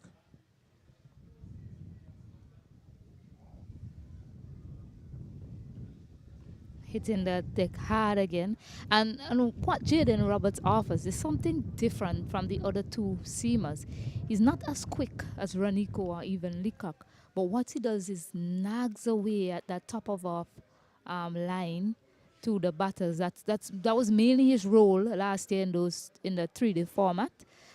He started a bit short here. Not sure if that's a plan that they're continuing with to Pascal. But that's the line and length. That's it right there. That is what Jaden Roberts does. And that is what the captain will require of him. Just to have the batsman fishing or playing a loose stroke outside the off stump. And a loose stroke indeed there from Pascal. He'll be disappointed with that stroke. He was in no position really to play that. Lily on the line of the off stump. Just moving away slightly. But I think what is the hallmark from Roberts is the bounce that he gets. He's a tall man, about 6'6", 6'7". So he should be able to extract some bounce from this wicket. Bounce again. Called a wide on that occasion. Yes, yes, he is able to extract bounce as we're seeing, but that delivery that he bowled before is more of where he should be operating. I think that is the wicket-taking delivery on this surface. So how Calvin Gassi got Achilles Brown in the first ball of the match. Took him by surprise. So that's the line that they need to be bowling.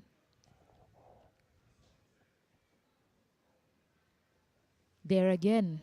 That's it right there. I think that is where he needs to stay. You know, play on the patience of the batter a little bit. And with that length and line, the captain can then put a more aggressive field in play. He can even bring in another slip or a gully, because what we've seen of Pascal is he likes to get high on his toes and run it down to third man to get off strike. So that area needs to be plugged as well. It's all about consistency here for the bowlers. It's another wide.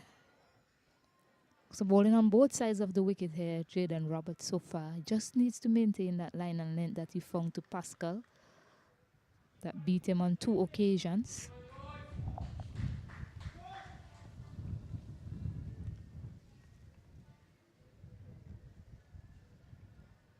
Barbadian fielders trying as best as they could to encourage the bowlers.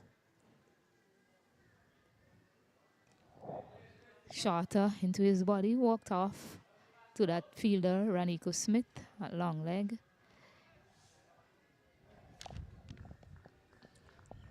It's another delivery airing on the shorter side there. As you mentioned, the template that he should be using would be the 2 deliveries that went past the outside edge earlier on in the over. But so far we have seen him bowl some wides down the leg side.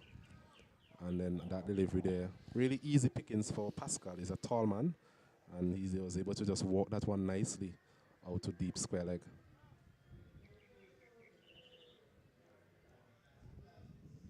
It really speaks a lot about the score that's on the board. It's a low score. The Barbados team, they know that they have to pick up wickets, and they believe that a short ball plan is best. Shorter into the body of Jeremiah. They're able to get a quick single. Yeah, so they've decided that they're going with a short ball plan to Pascal and Jeremiah. However, in my opinion, and this is just my opinion, somebody else might have another, I don't really think they are wicket-taking deliveries, because these batters can get out of the way to the short deliveries, and they've negotiated the shorter pitch deliveries well so far. Even if you get a wicket, you might leak some runs, and you don't have a lot of runs to play with. So you need to get your best wicket-taking balls on this pitch. Short again, and wide signal. So there you go. Tries to go short and an extra run added. So this will add pressure to the Barbados contingent. Bit of a mixed bag here from Roberts. This is the 3rd wide in the over. We've also seen a couple of deliveries going past the outside edge of Pascal. A couple of beauties, really. So it's just a matter of getting it right for him on a consistent basis. So left alone on that occasion by Pascal, watchful. So at the end of the over, the score is 30 without loss. 7 overs bowled, just scoring about almost 4.5 runs per over. So good going by the Windward Islands team. The Barbados team, on the other hand, they need to find wickets, and they need to find wickets in a hurry. I think Nathan Seeley, as skipper, has the ball in hand, and we were wondering how long it would be before a spinner comes into the attack. And he's a key member of this bowling attack for the Barbados team, a key all-round member. for that matter. In that game against Trinidad, he bowled impressive figures of 8 overs, just 8 runs and 1 wicket. So certainly a key member of the Barbados attack. And I think the Windward Islands team, they probably would have planned around him. And they know that they have to be watchful against him. It's a key phase of the game here with Nathan Seeley, skipper Seeley coming into the attack. There's a man there at bat pad for him.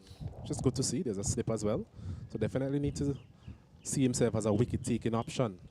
Yes, left arm spinner, fuller delivery. Jeremiah was caught a bit on the crease. No feet by him. Wasn't sure whether to go forward or go back.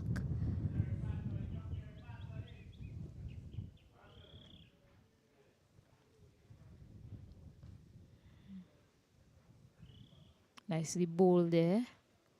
So I think right now, these two batters, given the start that they have had, they'll be happy just to see him off, Osnet. Very much so. They're under really no pressure to score quickly. So they can afford to knock him for 2 or 3 runs per over without taking any undue risk.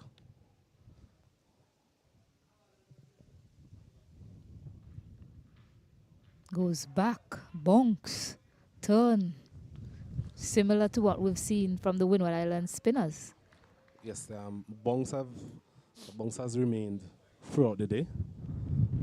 Both left arm spinners, Court Murray, remember, got 5 wickets. Was able to get some turn and bonks from that end as well. Seeley, I don't think he's a big spinner of the ball. What he does very well is vary his pace and his lines to the different batters. But with the wicket that it is, you definitely get some assistance. Fuller driven. Sorry. Yeah, but the difference between Seeley and Murray is a shorter bowler. He has a round arm action. Nathan Seeley is taller and comes from a higher arm action. So some difference between the two left arm spinners. Kurt Murray was quite effective with his slower left arm spin. So it's just be interested to see how Seeley goes here. He's definitely getting some bonks. Might be too much bonks. Hopefully not too much that won't be able to play a part in extracting some wickets here from the Windward Islands team. 8 overs have been bowled. That was a maiden over. 30 runs without loss. As we see the other spinner, Worrell, mentioned he didn't play the last game, but he was selected specifically for this game, given the conditions. So it'll be interesting to see how he goes.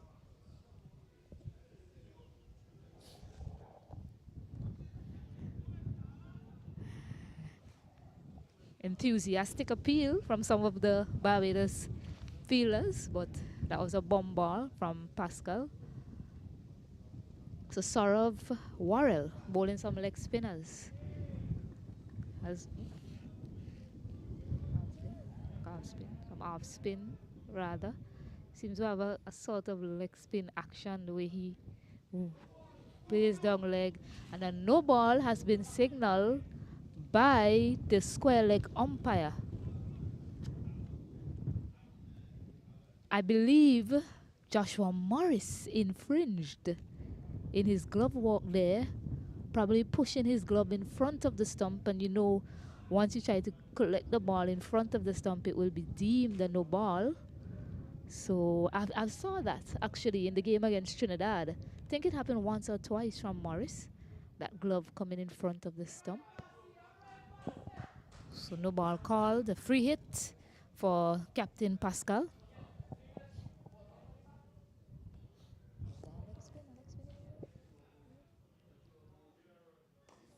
That one was pulled down and helped on its way for 4 more runs from Captain Pascal's bat, moving the score up to 37. Not the sort of delivery you want to be bowling on a free hit. Yes, a gift really to Pascal, a man of his caliber and class. Short delivery, and he just basically chose his spot, deposited it over square leg for much needed boundary. Fuller this time. So gets a single, leg buys, signaled by umpire Rajkumar from Trinidad and Tobago. So once again, Pascal, he has gotten off to a good start, 23 from 26 deliveries. I think most of the games I've seen him play, he always seem to get a start. Just a matter of pushing on and getting those big totals, really.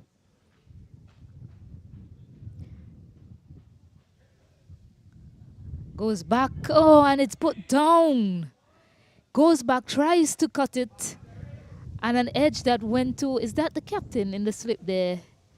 And he put it down. It went quickly to him. Wasn't able to hold on to it. The Saurav Warrell almost getting a breakthrough for the Barbados team. Well, we saw quite a few chances going on for the Windward Islands as well, especially in the slipcord and gully region. It's safe to say that those were maybe some more difficult challenges because they were against the Pacers. On this occasion, it's against the spinner. He saw it all the way. He should have been able to see it all the way, but a definite a poor chance put down there from the skipper. Yes, and the Barbados team, they would have had a smile on their face picking up that wicket just before the luncheon interval. Captain Nathan Seeley, unfortunately, wasn't able to hold on. And Windward Islands team, they'll be the happier camp. They are 38 without loss after 9 overs, chasing 137 for 38 for victory, need 100 more runs. Gerald Jeremiah, he's still not out along with his captain, Stefan Pascal. Jeremiah is 9 of 29 deliveries. Pascal is 23 of 26 deliveries.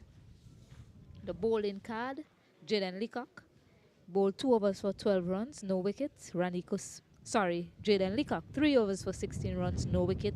Raniko Smith, 3 overs for 9 runs, no wicket. Jaden Roberts, 1 over, 5 runs, no wickets. Nathan Seeley, 1 over, no wickets, but a maiden. Saurav Warrell, 1 over, 7 runs, almost picking up that wicket there for the Barbados team and the penultimate delivery before that luncheon interval. So 5 bowlers have been used in 9 overs so far. So the Barbados team searching for a wicket, searching for 10 wickets after the lunch break. The Windward Islands team need 100 more runs to win at this point in time. We will be going to the lunch break. We'll join you here in about half an hour time. So join us in half an hour time after the lunch break. We'll be back soon.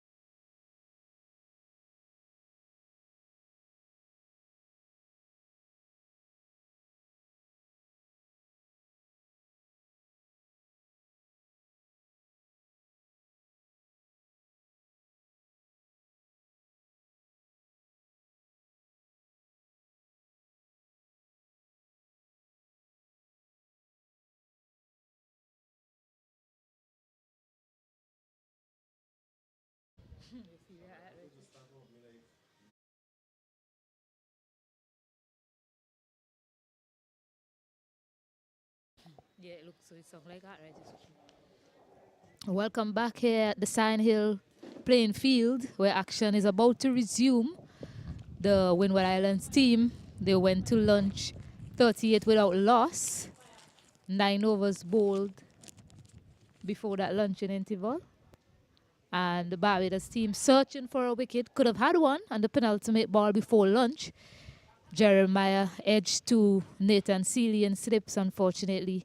He didn't hold on. Nathan Seeley about to continue things here for his team, loosening up, hunting up wickets here at the Barbados team. 100 more runs for the Windward Islands to win.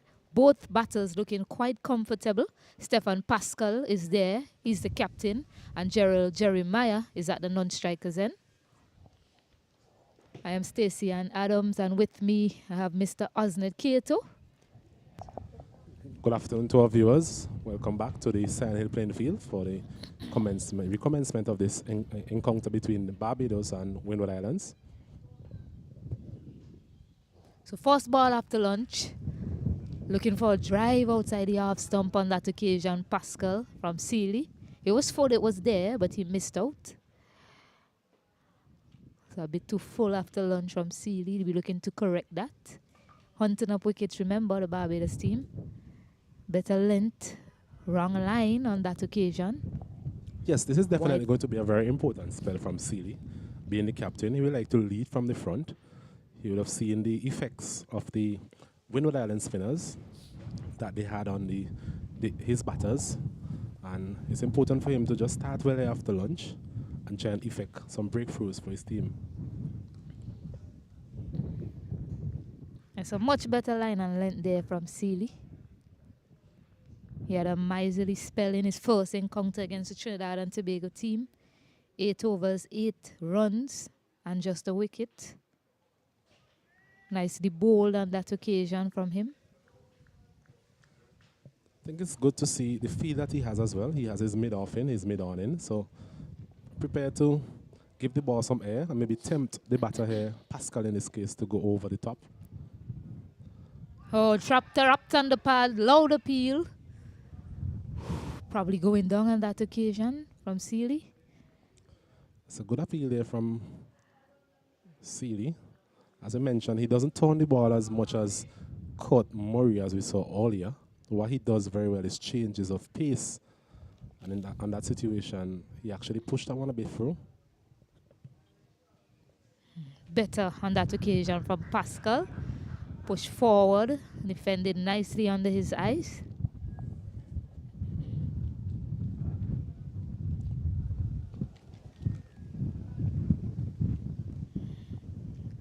Short of a length to finish the over from Nathan Seeley, and just a lone wide in that over. The score is 39 without loss after 10 overs, so the Windward Islands team, they are going quite nicely here.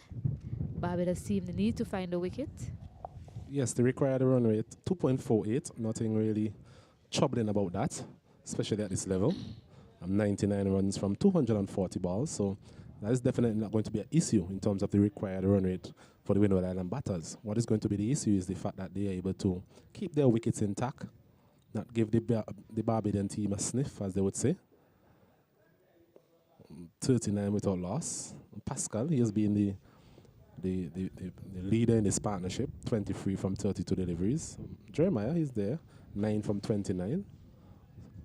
So good opening stand here for the Windward Island. Just what the doctor ordered really for them in pursuit of this small total. Saurav Worrell continuing to Gerald Jeremiah. He got the edge of Jeremiah just before lunch. Unfortunately, it was put down. Hate to keep repeating that for the viewers at home, the Barbados viewers at home. Plays back on that occasion. Saurav Worrell has replaced Dre Springer in this attack. Dre Springer, a medium pacer. Saurav Worrell, they decided to go with spin instead. Given how the wicket had played in their previous encounter against Trinidad, they decided that another spinner is imperative for breakthroughs on this surface. Warren, a short man, seemed prepared to give the ball a bit of air. Getting some tone from the surface. Spinners have been able to do that all day.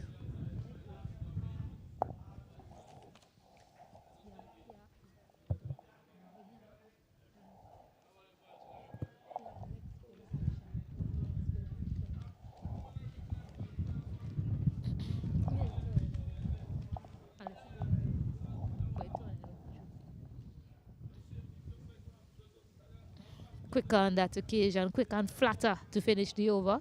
So a maiden over, 39 without loss. The score remains after 11 overs.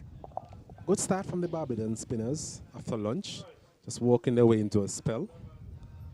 Be hoping that they can just get a breakthrough. We've seen wickets falling in clusters throughout the tournament so far.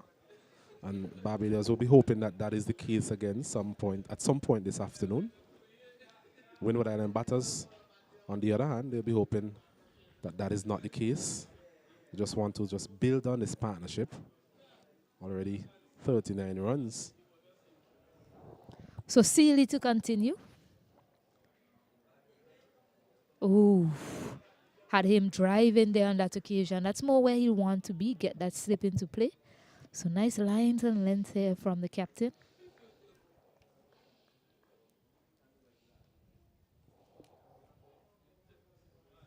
Fuller on this occasion, walked off the pads there. They look for two, they're coming back. Well, Pascal seems to be the only one interested in that second run. Luckily for him, he got back. Don't want to run out, that will be disastrous for the Windward Islands team. So good call to turn down that single in the end. Well, he was run out in the last match. We've mentioned that on numerous occasions. So his running between the wickets will definitely be something he has to improve on. In that situation, Jeremiah just sending him back. Maybe rightfully so as well.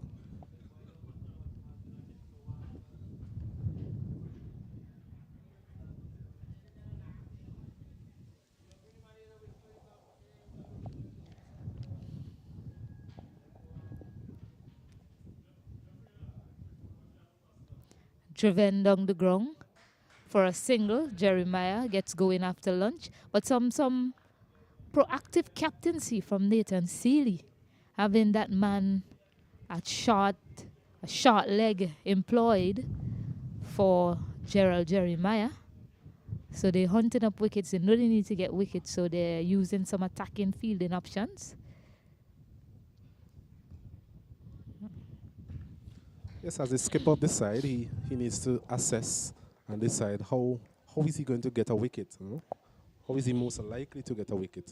So that the manipulation of the field in terms of fielding positions is going to be very important as well. Sweep shot played there from Pascal. Nice connection off the bat from him, but straight to that fielder there.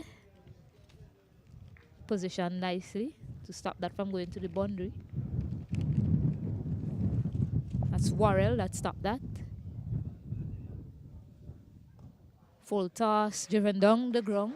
Easy batting for these two at the moment.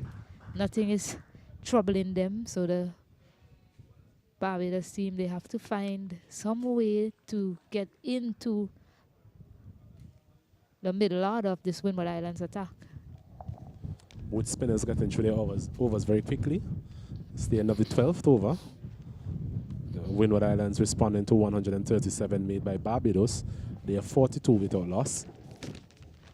We have Pascal, he's on 25, and Jeremiah, he's also not out on 10.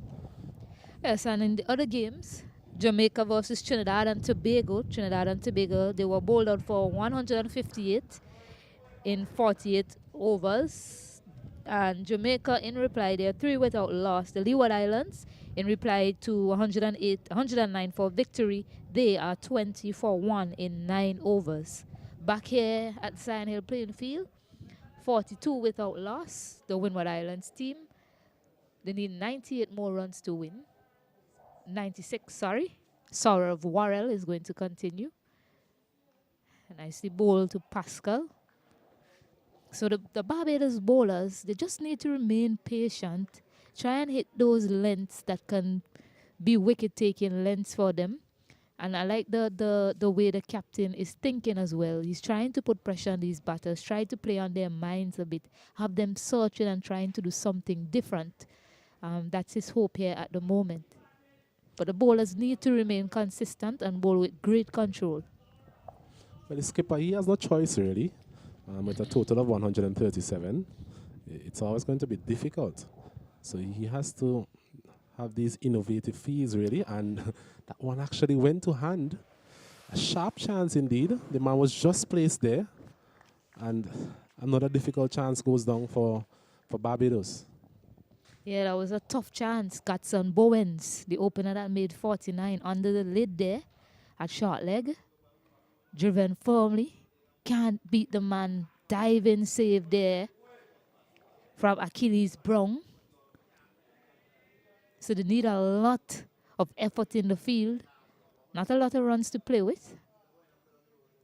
Fuller delivery, driven down the ground. They're going to push for 2, are they? No, they settle for 1. So good work by the fielder, Jaden Roberts, and the long on boundary. It's a full delivery there, stroked nicely. Pascal seemed to be timing the ball very well this afternoon. Nothing seemed to be bothering him, and I'm sure he'll be looking to put up a substantial total here this afternoon and take his team home to victory.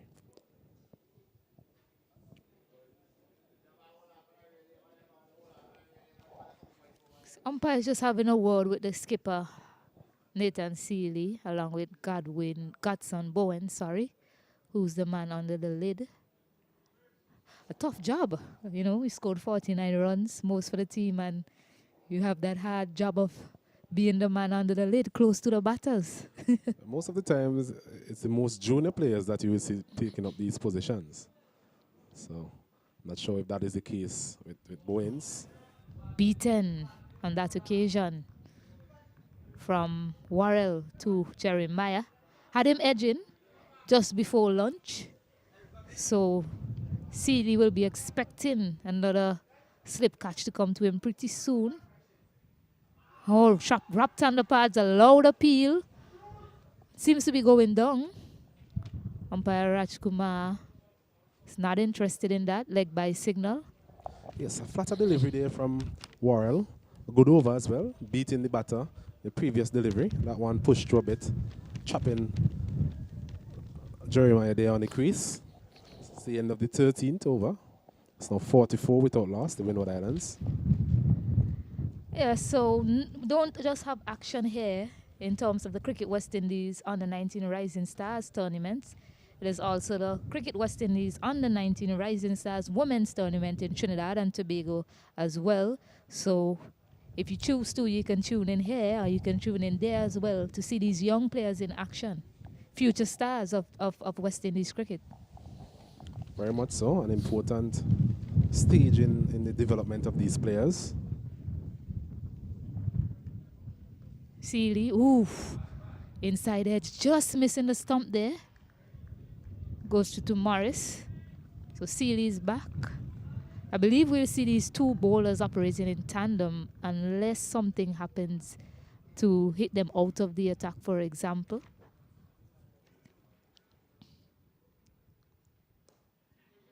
Fuller on the pads. Which is not too dissimilar to what took place when the Windward Islands were bowling in terms of both spinners. In fact, that is the mode of operation we've seen from a number of the teams, even the Leewards as well. We have Amory and Mackenzie bowling their 10 overs on the trot in the previous encounter against the Windward Islands as well. Yes, and the Windward Islands, Kurt Murray bowled all his over from this end that Nathan Seeley is bowling from, and he's a left-arm spinner. Tariq Edward, he bowled all his overs from the other end, the same end that Worrell is operating from, and he's an off spinner. So similar plans from both teams so far. But I think for the Barbados team, given the position that they're in right now, I know Nathan Seeley bowled the majority of his overs, if not all. I stand to be corrected if so. From this end in the game against the Trinidad team, I'll continue after this.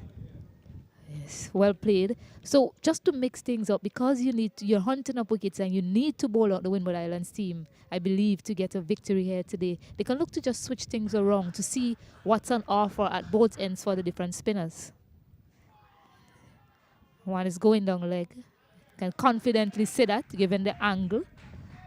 It hit the bat on the pads, so another leg by. Yes, they want to try different things, different combinations, and as you mentioned, a different end for different bowlers. They want to have so much of a sameness, really, to the attack, and having the batters getting used to whatever you're serving up. So a switch of ends at some point in time, that might be something that the captain can also try and do, just to bring something different to the table. Having just 37 runs to defend, actually. Yes, and Worrell is of a similar height to Court Murray. Nathan Seeley, similar height to Tariq Edward. Of course, they're operating on different hands. Seeley, left arm spinner. Tariq Edward, right arm off spinner. Worrell, right arm off spinner. Court Murray, left arm spinner. And the left arm spinner, Shorter, was operating at this end. I'm not saying that that is the reason why he picked up all those wickets, but it just might be something for them to think about in terms of a switch of ends for an overall. So just to see if Worrell can be just as effective as Court Murray was, probably getting the ball to skid on from the other end. Worrell, he's into his 4th over this time. 4 overs for 8 runs. Seeley. He spoke about that miserly spell he bowled. He's still in that kind of mood. 4 overs, 2 minus, none for 4. Looks to cut on that occasion. Misses, but he's getting a lot of bonks from this end. Worrell. And yes, he's not the tallest of bowlers.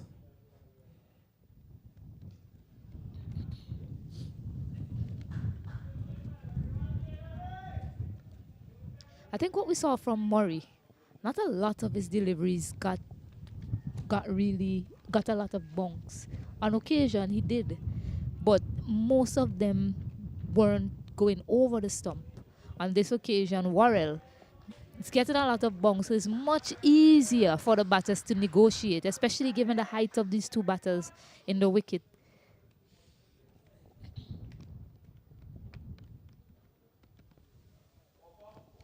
Short ball pulled away. Straight to that man at short. That's straight fielder there, right on the edge of the I think line. from Warren's point of view, he wants to get Jeremiah on his front foot. So far, Jeremiah has played him quite comfortably off the back foot. There you go. That's more like what you're talking about. However, he was errant in line on that occasion, down the leg side. But that is where he needs to be.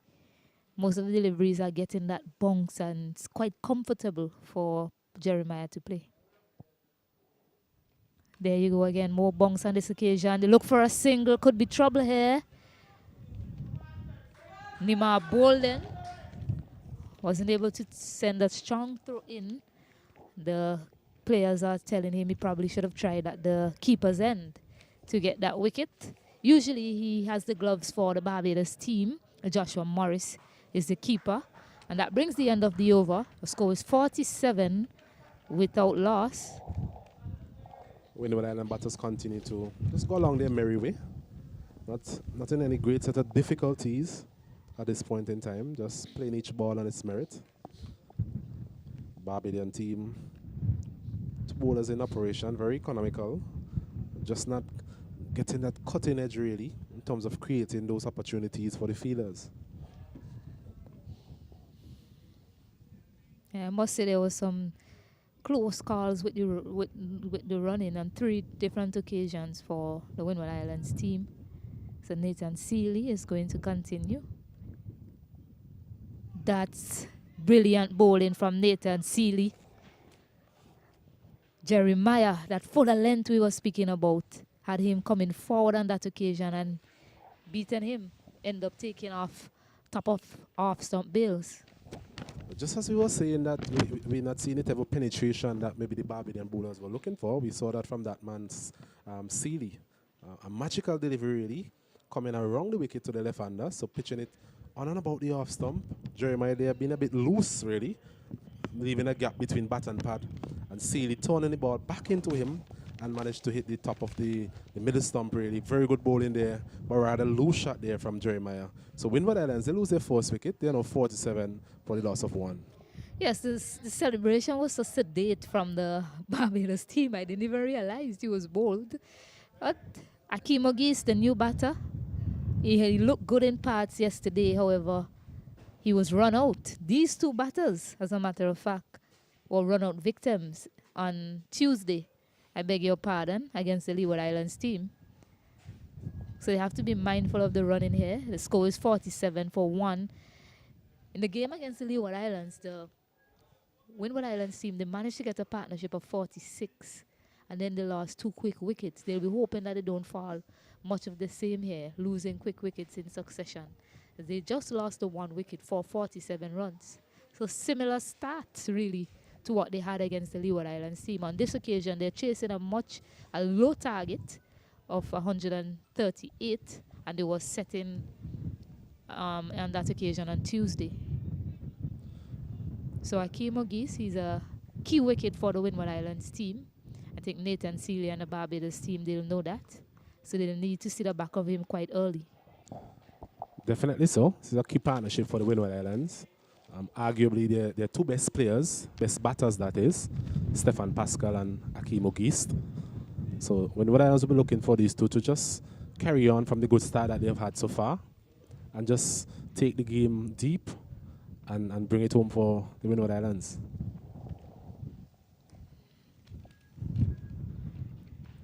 It's a good start to August. Just wants to get it up some more, so have him on that front foot. It's a fuller length from Sealy, similar to what he bowled to Jeremiah. There you go. That's the area he needs to be operating on.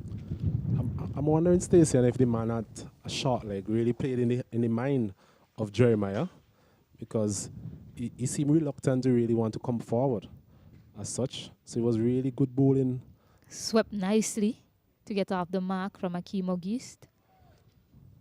It was really good bowling from Sealy in terms of giving the ball a bit of air and encouraging a big shot there, a big drive from Jeremiah.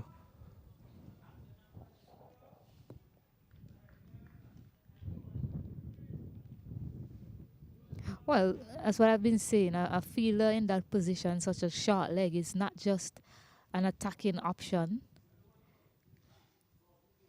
Driven nicely in terms of taking a wicket, like, for example, the ball going directly to him. It's also to play into the minds of the batter. Have them being uncertain with their footwork and what they should do on a certain delivery. Well bowled again by Sealy. Some playful banter between him and Akeem Ogis. The end of the over, the score moves on to 48 for 1. 16 overs have been bowled. Sealy not giving anything else away to the Windward Island batters here. 5 overs, 1 for 5. So the Windward Islands 48 for 1 in response to Barbados forcing his total of 137. And at this point in time, I'll hand you over to Kesrick Williams, who is joining Stacey in the commentary box at this time.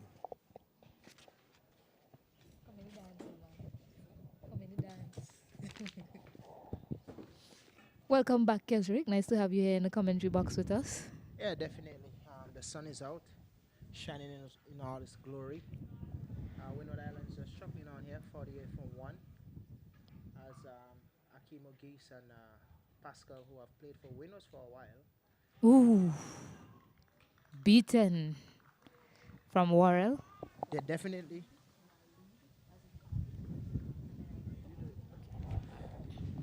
These guys have played for Windwards for a while, so I guess they're experienced enough. Played with Akeem at CPL. As I said earlier, this guy have a good head on his shoulder, so he knows what he's about. He knows what he wants in cricket. He knows what he wants in life. So let's see if he can bring this into the and take this home for the Windwards. Nice use of the crease there from Akeem Ogis. Wasn't able to get it through. Went back and came forward. So nice signs from him against the spinner. Okay, Kesrick, I've been listening to you commentate. A big fast bowler like you. You seem to like your spinners. It's not really liking the Oh. spinners. It's what happens on the day. at the end of the day, the wicket in Sand Hill is a bit of a spinning paradise lately. So if your spinners are working, you use your spinners. You play what's the right card on the day. Yeah, very good assessment from you there. And you see the spinners are causing some trouble here. Goes back too short on that occasion, cuts it with precision to the gap, but not enough power to get it all the way to the boundary. So a single to get Akeem Ogis off strike. Pascal is back on strike. Two deliveries, fuller pitch deliveries, caused some problems for Akeem in that over. That occasion, Warrell just dropping a bit too short. These two players, vice captain and captain, is at the crease. But then, in the 3-day, which will be the tournament that is followed, Akeem will take up captaincy, and that's a lovely shot. That's a lovely shot, though, Stacey. And that's one way to negotiate the spin on hand here, sweeping. Not a lot of Barbados batters wanted to were happy with sweeping, but we see Pascal have played 3 sweep shots so far in his innings. The score moves up to 53 for 1 after 17 overs. So nice placement and timing from Pascal on that occasion. And this is what you need from these two players. Their experience. They played for Windwards under 15. Now they're playing for the under 19 team, and this is their second year. They need to show that at the end of the day, we know how to play this cricket. They've been playing amongst big men, and I am very happy that both of them are at the crease. And it would be really nice to see them, taking it home.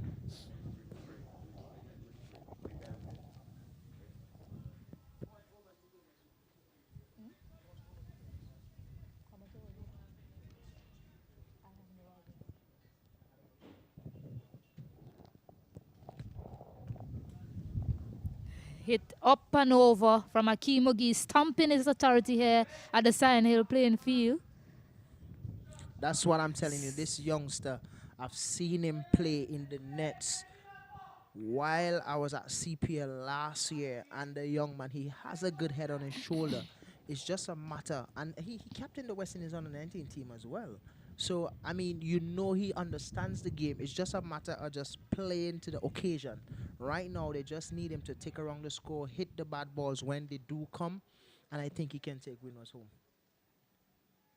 Sweep shot again, this time to the man, just short of the man Folks on the square leg boundary. Heart in hand moment there for Akeem Ogis and the Windward Islands team. The Bajan sort of think it was a catch, but I think it's a well-played shot. He didn't hit it too hard, but I don't know. These young players, they have good bats these days. I don't know. He hit that pretty soft, but it flew off the bat there. Nicely walked. They look for a quick single. Gotta watch the run in between these two. Both of these batters got run out in their first game against the Windward Islands, but a good single in the end there. Warrell was a bit late coming in from the square leg region to effect a run out.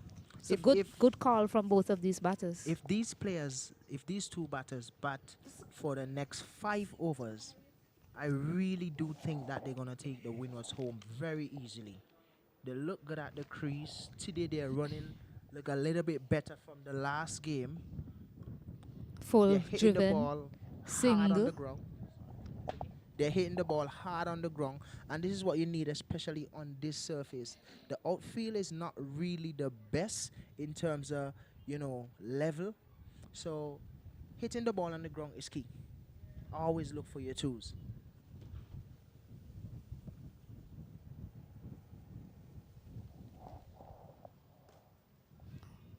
Full again. Driven straight to Sealy, who makes a really good stop. But I like this from Pascal and Akeem Ogis. They've decided to take on the premier spinner in this attack.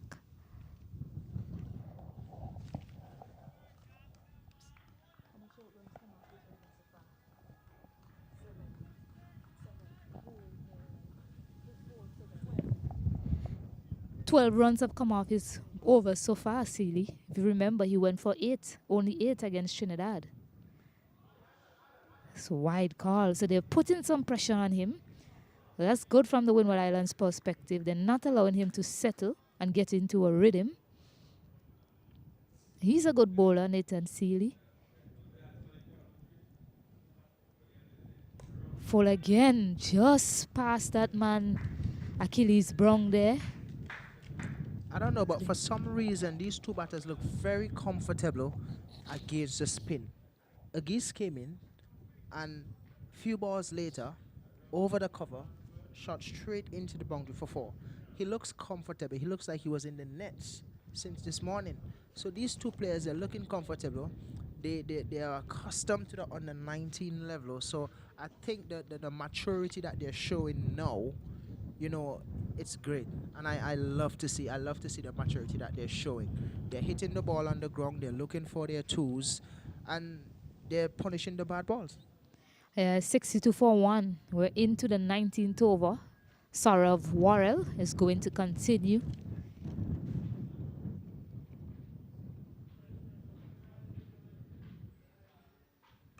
Those back punches. Oh, misfield there. Brings about another single. I'm being honest with Misfield you. by Achilles Brown on that occasion.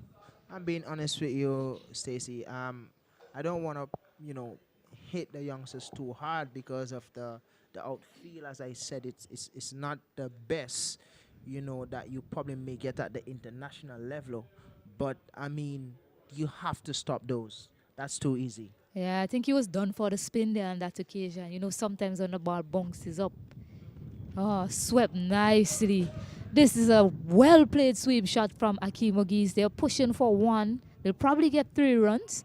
Outfield probably a bit heavy on that side. But that was well played from Akeem, bringing out the sweep since Yeah. he's come to the crease, him and Pascal. And that's one thing that this is the only team so far that I've seen playing the sweep shot as often as this since this tournament start. The other teams, anything on the stump or flighted is either the chip or swing at it hard. These guys, if it's flighted too much, they paddle and they sweep. It's not just a sweep, they paddle as well. Yeah, another single. I agree with you, all your point, Kesrick. These two have brought some sense of calm. Well, it wasn't tough going, to be honest, since for the Windward Islands batters in this inning so far. But since these two have partnered together, the scoring rate has gone up. You can see these two players at the crease when they run. They look so calm. They look so comfortable. They look like they're at home when they're batting. There's no sense of urgency in them. They look so calm and they look in control. They're scoring the runs. Any bad ball, they prance on it and stuff like that. But one thing I must mention though is that these two guys, they better be fit because they will have to run for their money here. That paddle shot that he played a couple balls ago, that should have been 4. But as I said, the outfield is a little bit heavy, so they will have to do a lot of running in this game. Well, they're young and fit. They should be able to do a lot of running. You know how much fitness plays a role in cricket these days. They're very fit, and I think over the last few years, Windwards they are taking a new direction when it comes to fitness. The guys in the Windward setup, they are really fit, and I must commend the Windward, and that's a wide. And this is something that I've been seeing for a while now. They bowl a string of good balls and then a wide. They let it go. You understand? So consistency is something that they need, and I think it's lacking in this level. Shot, slapped through the covers. For a moment there, Jaden Roberts thought someone was on the boundary. No, give chase. They end up coming back for 2. And rightly, as you mentioned, Kedrick, lots of running to be done here. That was hit with some power, but wasn't able to get to the rope. I think on the other side, when you hit it on the other side, it travels a lot quickly across the outfield and that side. It do, because the breeze, and there's a slight slope going down on the other side. But the breeze also takes it down that side. So this morning I was having a conversation with my fellow commentator, and he was asking me, how would you bowl on this ground with the wind factor? And I was telling him, whenever I play at this ground, I try to get the ball to get hit in the breeze. So I'll speak to my skipper. I say, skipper, look, let's bowl so that the ball get hit into the breeze. You know what I mean? So we bowl specific bowlers at certain ends, and make sure when they bowl, the ball is getting hit into the breeze, because it's very hard to hit the ball into the breeze here at Sion Hill. Yeah, 70 for 1. We're into the 20th over. Nathan Seeley is continuing to bowl. They require 68 runs from 185 balls. So no scoreboard pressure for the Windward Islands team. And no pressure from that wickets column as well, as it's just 1 wicket down. So 9 wickets in the back to play with. Honestly, I'm loving the views right now. Looking at these two batters at the crease, Pascal and Agis, and every shot that Pascal plays, you can see Ogie still telling him, you can still get a little bit more tighter. These two guys are the senior batters for Windwards on the 19 team, and I like what I'm seeing. They look good, they look comfortable at the crease. They just need to start to score runs now.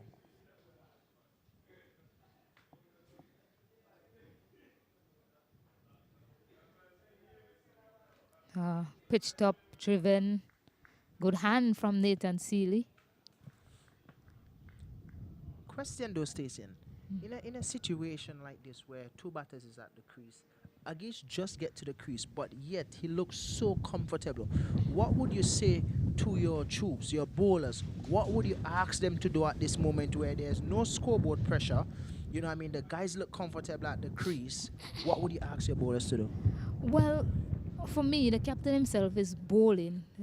No scoreboard pressure. It's easy going for these batters. But Akeem Ogis and Pascal, they seem to be the type of batters that loves to keep scoring. I'll continue after this. Hit in the air, just short of Achilles Brown. Seems to be in the action today. Just not going to hand. But just before he played that shot, what I was saying, both of them love to score. They love to keep scoring. They love to see the scoreboard going up. So what you need to do in this situation is shut down their scoring areas as much as possible. Get maybe some tighter fields in play. Ask them to go up and over against good deliveries that the bowlers are bowling. You know, that's the only way they can get back into the game at this point in time. They need to pick up wickets, or else it'll be curtains. As we see a new bowler is being introduced, Isaiah Fox. Another spinner is coming in from the backway end.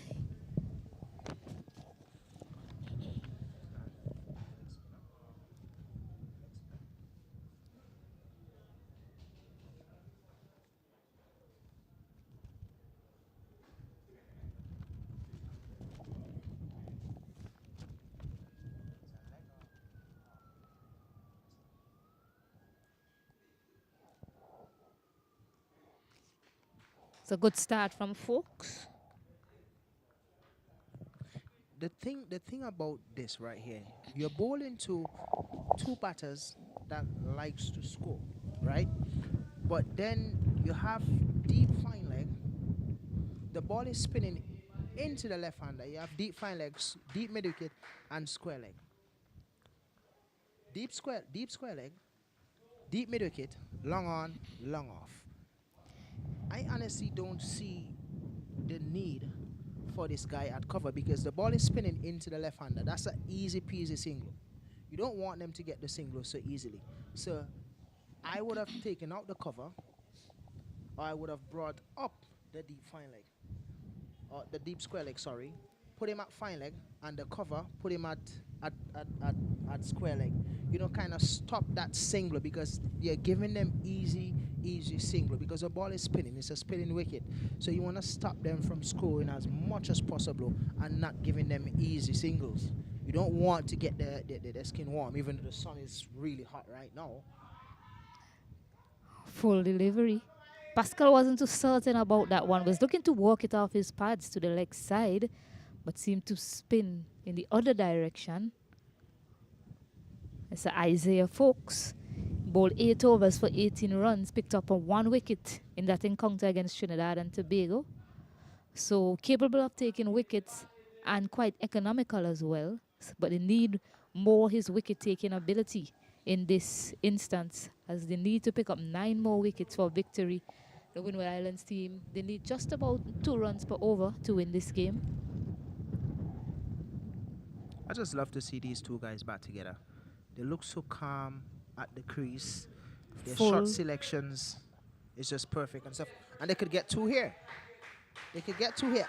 And as I mentioned earlier, Stacey, the feeling need to be better. Yes, I can't really pressure them too much because the feel is not, 100% like it should be at the international level. But young men, you need to show more aggression than that. Yes, it's 73 for 1.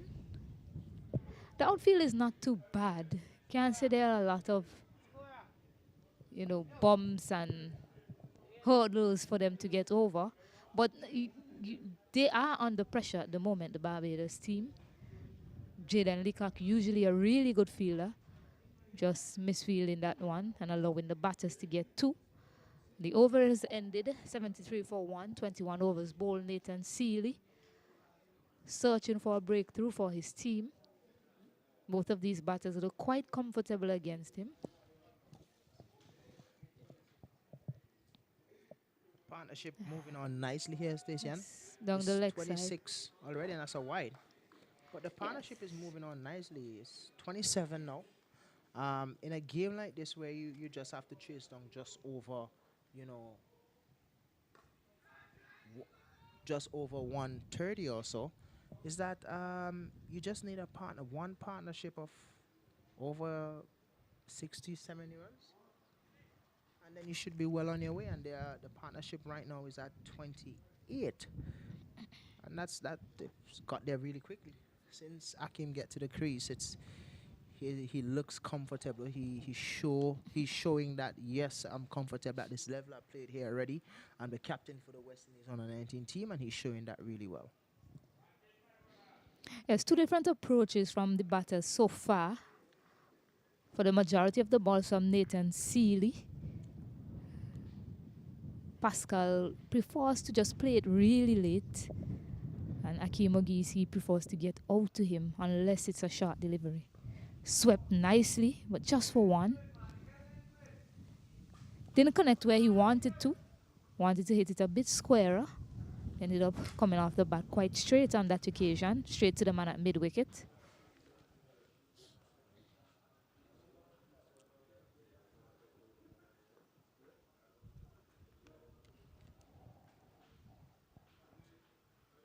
Nicely worked there, and that's what I've been saying. Shorter deliveries, he'll come back to them, but he much prefers to use his feet and come down the wicket to Seeley.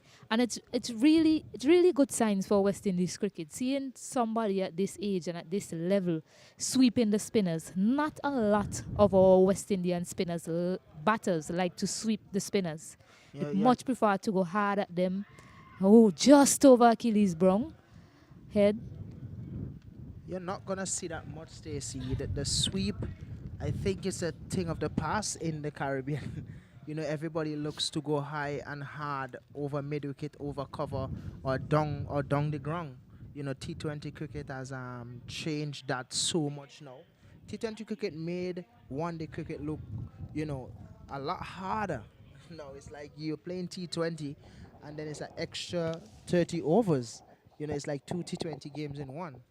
So the sweep is, I don't know, but it's good to see these youngsters, they're implementing the sweep because they realize, a lot of spinners are going to bowl in this game or on this surface because it's a spinning track. So we have to bring our broom. And you saw they brought their broom today, and they're playing some good sweet shots. Yes, it's a stat I like to see over the years for West Indies batters, the amount of wicket spinners have against us. Compared to faster bowlers.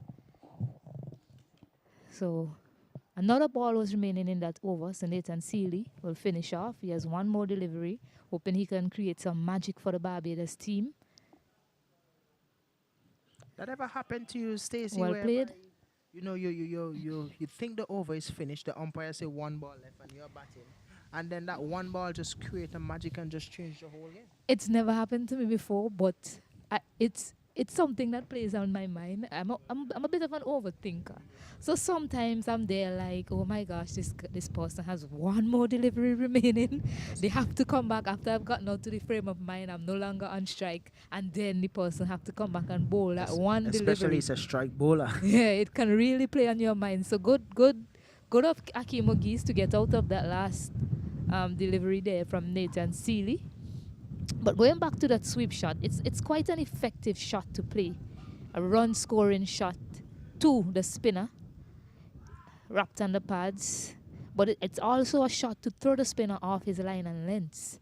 You know, get the spinner thinking, okay, maybe I should go fuller on this occasion. Maybe I need to pull my length back. You know, so it's a good option to have in your repertoire if you can play the sweep shot. Also, it's really funny. The sweep shot is also known for, if I am not reading this bowler, what's the best thing to do? Sweep. Especially if it's on a turning track. You get out, you meet the spin as early as possible to negotiate that spin on offer. So good signs from Pascal so far.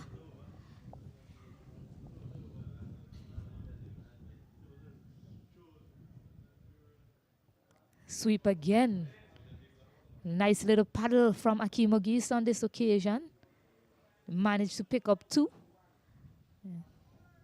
Good to see 360 cricket being played here by these 2 batters from the Windward Islands team. Not a lot of Barbados batters were willing to sweep. As I said before, the young man knows what he wants. I mean, I've seen him in the nets. Coach James was throwing some balls to him, and he was just trying to play that same shot that he just played there, which is the paddle, the helper. It's not really a sweep. It's just really sort of a paddle. You just go down on the knee and you just help it. You can get 2 according to the outfield. You could get 4 from that shot. It's a shot that Sunil Ambrose plays really, really well as well. So, I mean, good shot to have in your repertoire when it comes to T20 or one-day cricket.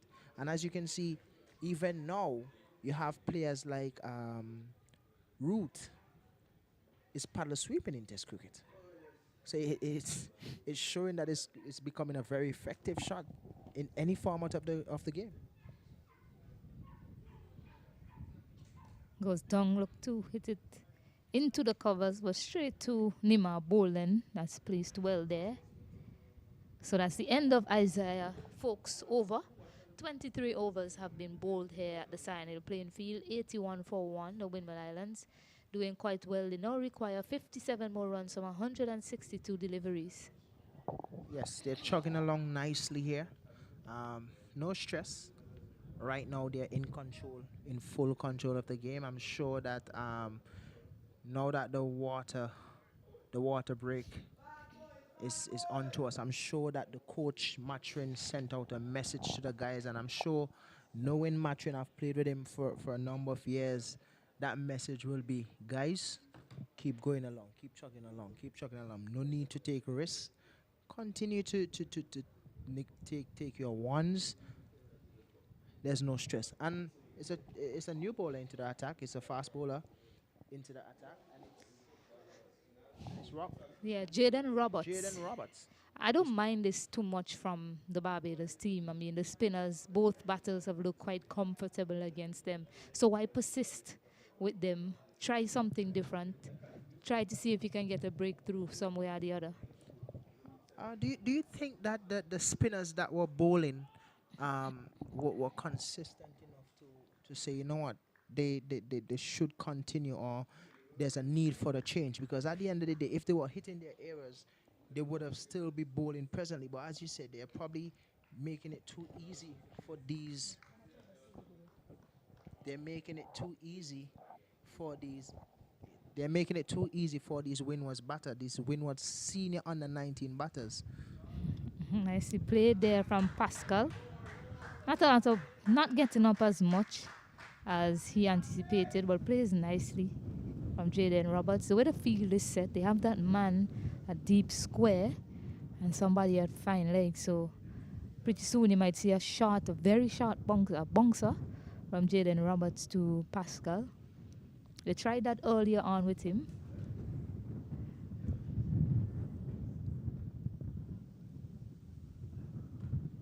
Nicely played. That's an area that he scores a lot of runs, Kesrick. Saw that from the game against the Leeward Islands, especially against the Pacers. Just love to get up on his toes and ride it down to that third man area. Yeah, it's a kind of get out. When I say get out, not out, but I mean it's kind of a shot to release stress. You know what I mean? get a single, get down at the other end and stuff like that. And he looks comfortable. You just don't want him to get complacent. You don't want him to make things look so easy. He still have to say, you know what, I still have to get these runs. I don't want to leave it for anybody else. Me and Agiz have to do it. We have to take it to the end. Small score, they have to look at this as a small score because if they want to win this tournament, they have to look at these things. You know what? We have to do it. Short delivery, but wide down the leg side.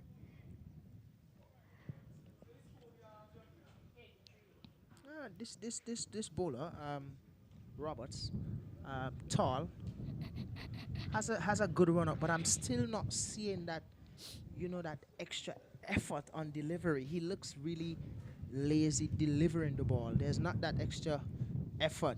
Oh, this one is in the air. The keeper runs back. Is he going to take it? Yes, he does. Joshua Morris with the safe hands. And that short ball trap has worked for Akeem Ogis, who goes back disappointingly for 18 runs. Well, you called it. You said that they made a change, bring back the fast bowler because nothing was happening with the spin. And you see that change actually did work. You know what I mean? So even on a spin bowling track, you can see the fast bowlers still have a little bit of thing, but then you have to be able to be consistent. And that's what he did. He set the field right, and he bowled to his field. That was the plan. I also think that delivery did not get up as much as Akeem expected, and I believe that is why he got the top edge. The wicket, as we mentioned, it sometimes you get inconsistent bunks, and you just, as a batter, you're not too sure if it's going to rise as much, because we saw earlier on, especially when that new ball was in operation, we saw some zipping through to the keeper and some not quite getting up. On that occasion, I think that delivery from Jaden Roberts, trying his best to bounce it into the surface, not getting up quite as much, and a top edge in the end from Akeem Ogis. The new batter, Bolton says, wasn't employed with the ball today. He has a lot of work to do with the bat for his team. They're in a comfortable position. They require 55 from 158 balls. He's there with his captain, Stefan Pascal, who is on 40.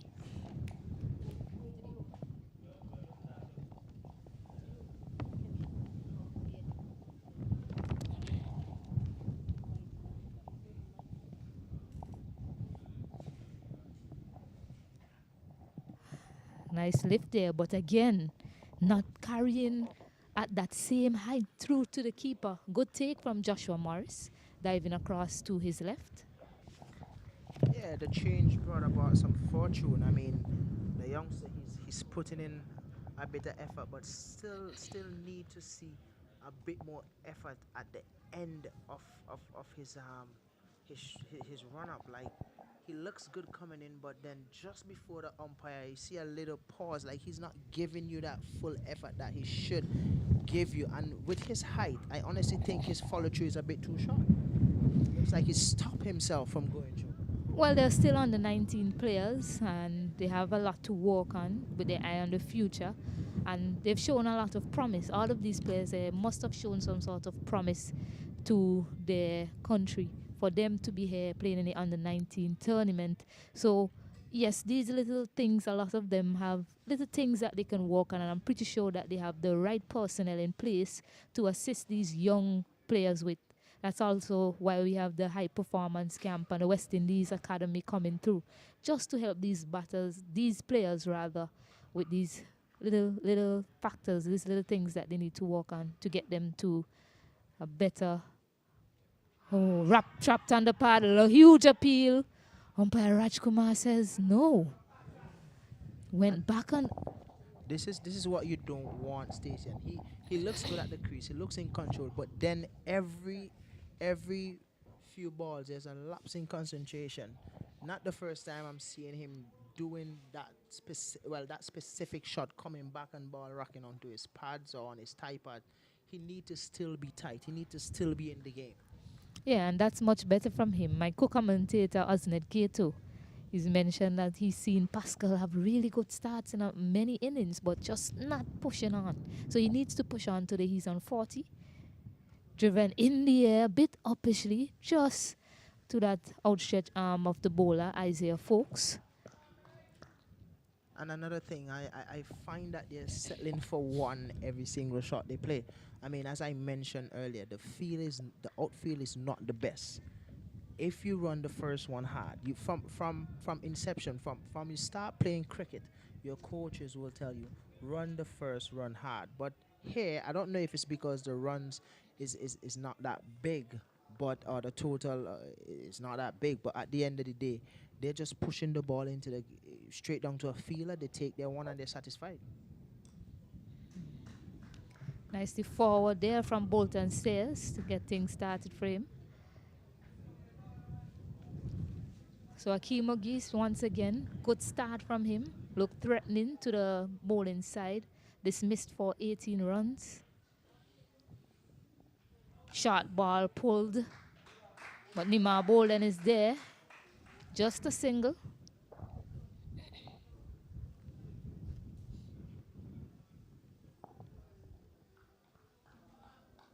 How many balls remain? One? Sorry, stop it. Say the score and interviews.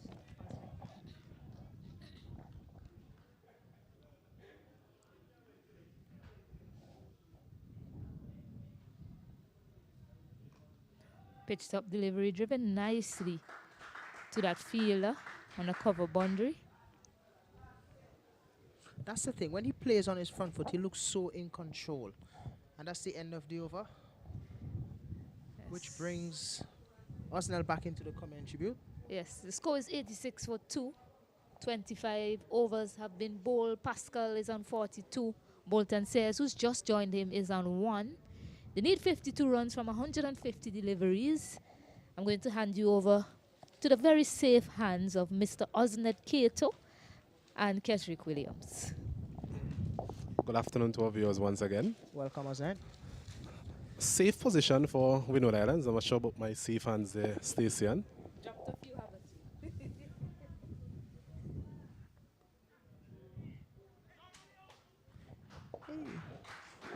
So Windward Islands, 86 for the loss of 2.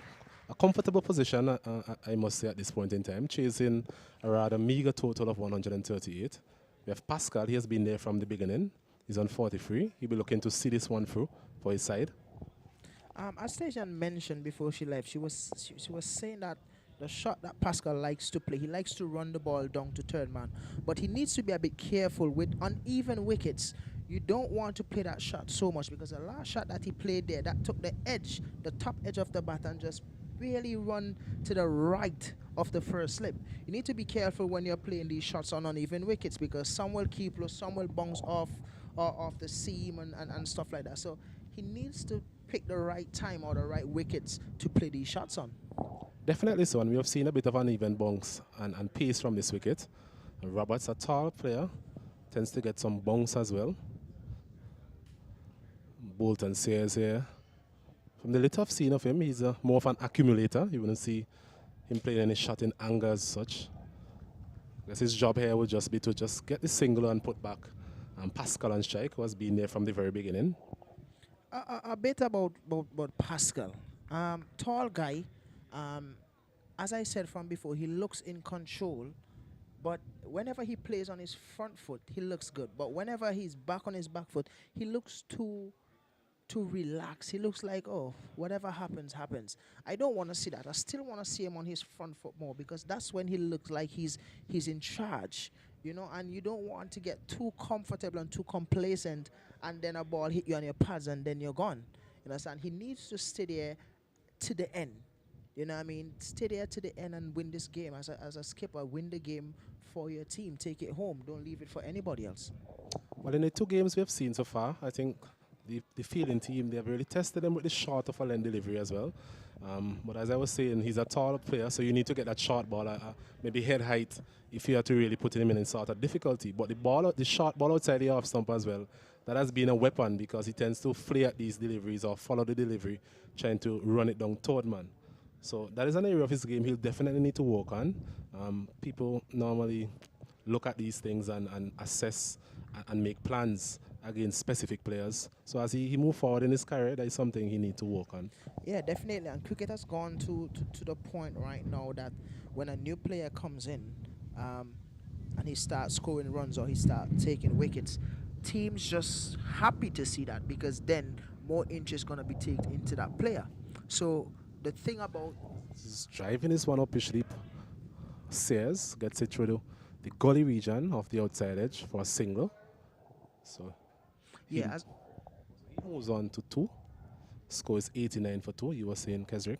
yeah. So as I was saying, when you're a new player on the international scene, whether you're taking wickets or you're scoring runs, teams are actually happy when you're scoring runs or taking wickets, as long as it's not against them. So people will these analysts, they will go into their computers. They will get as much footage of that individual. Like for example, when I just started on the scene, they will go and they will slow down every single ball that I bowl to see when is he bowling his slow ball. What's the difference in his shoulder? What's the difference in his feet? What's the difference in his head? Different things to look at to see when this guy bowl his slow balls. Like Obed McCoy, what he does when he bowls his slow balls. For example, Kyle Mayers, how he score his runs, where he like it, where he don't like it. And as soon as they figure out and find, that soft spot where, you know what, he doesn't like it here, that's what they use. And then you find it gets harder to score runs at the international level. So these are the things that analysts, that's what they're there for actually. They make it harder for players to score runs or to get wickets.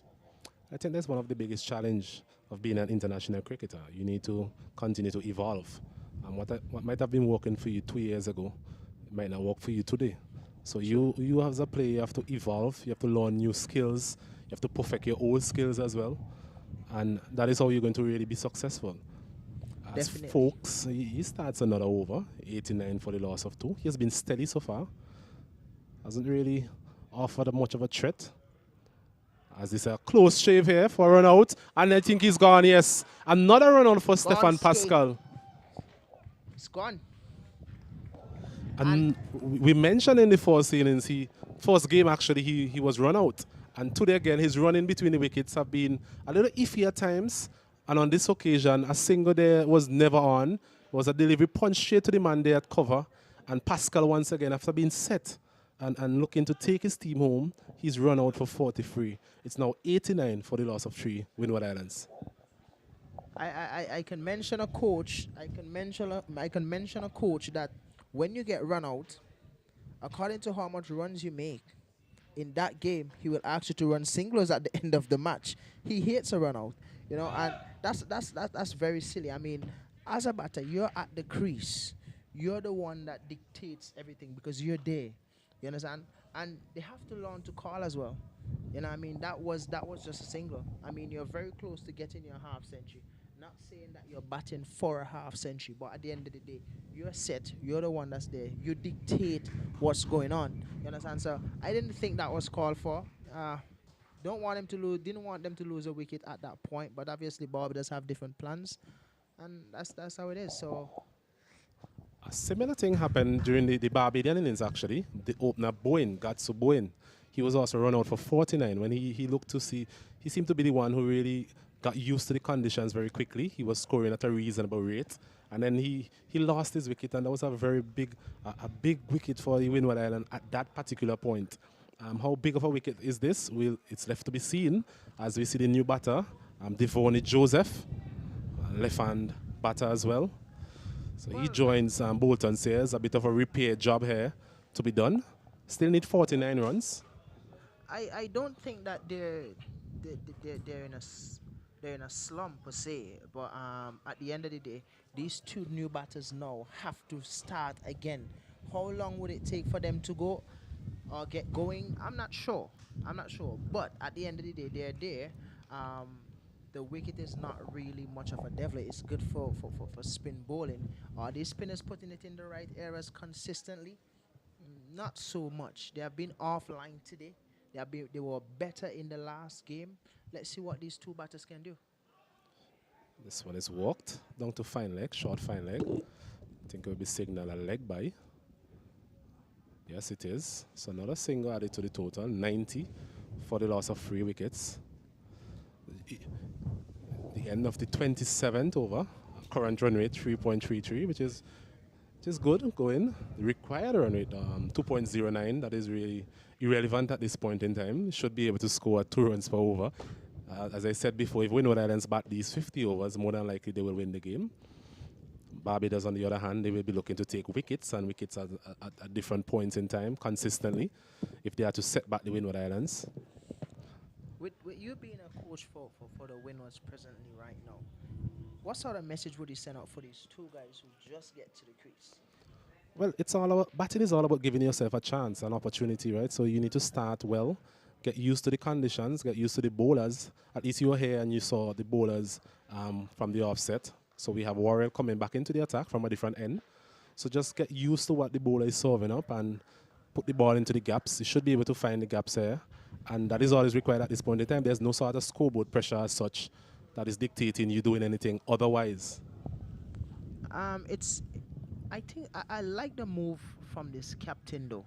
He know the fast bowling on this wicket will not cause a headache. It will not make much damage, right? Now 2 batters at the crease. It's very, very hard to start batting and batting easy with spin on this wicket. You have to get comfortable first. And the fact that he brought back, Warrell, take off the pace, bring back Warrell, and both these guys are at the crease now. They will take some time to start. So if his spinners can rush through a good, say, 10 overs for him with minimal runs, I mean, you never know. Cricket is a game of great uncertainties. Yes, it's 48 runs off 136 balls, but I mean, I've seen things happen in cricket that I can't put this out of Barbados' reach of winning. But then the Windwards is still in control. They just need to play smart cricket from here on in. Smart cricket indeed. The pitch has actually offered a lot for the spinners throughout the day, both in the innings that the Windward Islands were bowling, the likes of Tariq Edward and Court Murray picking up a fifer. From that particular end as well, the flow end. So it's good to see Warrell switched around. He was originally coming from the airport end. So the skipper was trying something different, bringing him from this end. Beaten the bat on 2 occasions in this over. Joseph there going for the big sweep. I could remember in the first game, Singh was bowling from this end, which is a spinner from Trinidad, was bowling from this same flow end. And he was using the crease really well, where he's bowling on top of the crease, the middle of the crease, and just in front of the stump, which is a variation that you can have. The shot that Joseph played before, he swept that one before the ball was up on him. That's because he bowled that ball close to the stump, so it was a slower one. You understand? So he's using his variation really, really well. Another good delivery there, turning away from Joseph. Another good over there from Warrell. It's 90 for the loss of 3. 28 overs completed. So Windward Islands here chasing 138 in a slight spot of bother. I wouldn't say they're in a hole or anything like that, but it's just that they're just giving the Barbadians something to feed on, a little bit of hope, as they would say. And who would say no to hope? I mean, at the end of the day, the first game that Barbados played, I was looking on, and they were sort of in a slump, and they dug themselves out, and they won a game pretty easily over Trinidad team. Still in good spirits, the Barbadian team.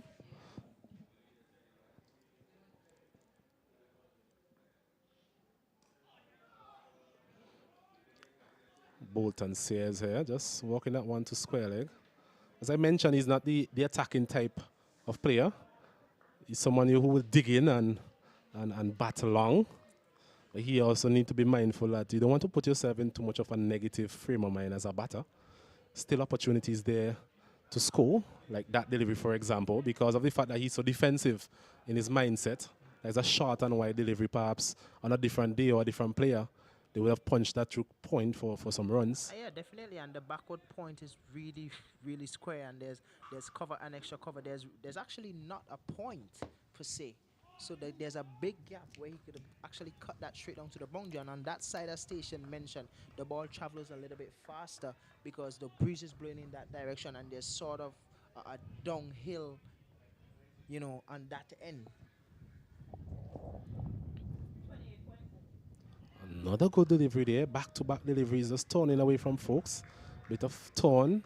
He's bowling at a rather quick pace as well. So he's getting that extra zip off the wicket. There's a sense of excitement in the Barbados camp now. If you realize the guys are chirping a little bit more, they're more excited. Speaking about excitement, though, have you gone to any of the festivals so far? Not as yet. I'm thinking about maybe the Juve Sunday night and the Monday Jam. Those of Oh, you who are still undecisive, maybe you're overseas right now, you could book a ticket still and come down and enjoy Vincy Mas. yes, definitely, definitely. We still have to promote Vincy Mas. I'm hoping that I don't see any of these players in any event, because then I'll definitely, yeah, I will definitely pull them up. I'll be like, listen, you need to go home. You have a bright future ahead of you. You need to leave this place and go home. It's not a place for you. 90 for the loss of 3 wickets, 29 overs completed. We have Devon Joseph, he's there on a note. He's yet to get off the mark from 8 deliveries, so he'll be feeling a bit of pressure. The last over, Warrell was able to get past his outside edge on a couple of occasions. Once again, going to that sweep shot. It seems to be a shot that he likes to go to whenever he's under any sort of pressure. Yeah, it's a good shot. It's a pressure release shot one, and it's a shot that is good to have in your repertoire. Because for me, if I'm not reading the spin, I'm gonna sweep. That's the pressure release shot. I'm gonna sweep. But you need to be selective though. It's an off spinner, so the ball is turning away. So sweeping is playing against the spin. That looks And close. he's out. He's out. A very good delivery there. Seemed to have slowed that one up a bit. And Bolton says he was through the shot before the ball even arrived and hitting the back leg. And another wicket down for Windwards. And they're definitely making this game a bit more interesting here, Windwards. 91 now for the loss of 4. A good breakthrough again for Barbados. As I told you before, he's bowling really smart. He's using the crease variation. That one was bowled from just in front of the stump. So obviously it will be a little bit more slower. So Bolton was too early into the shot.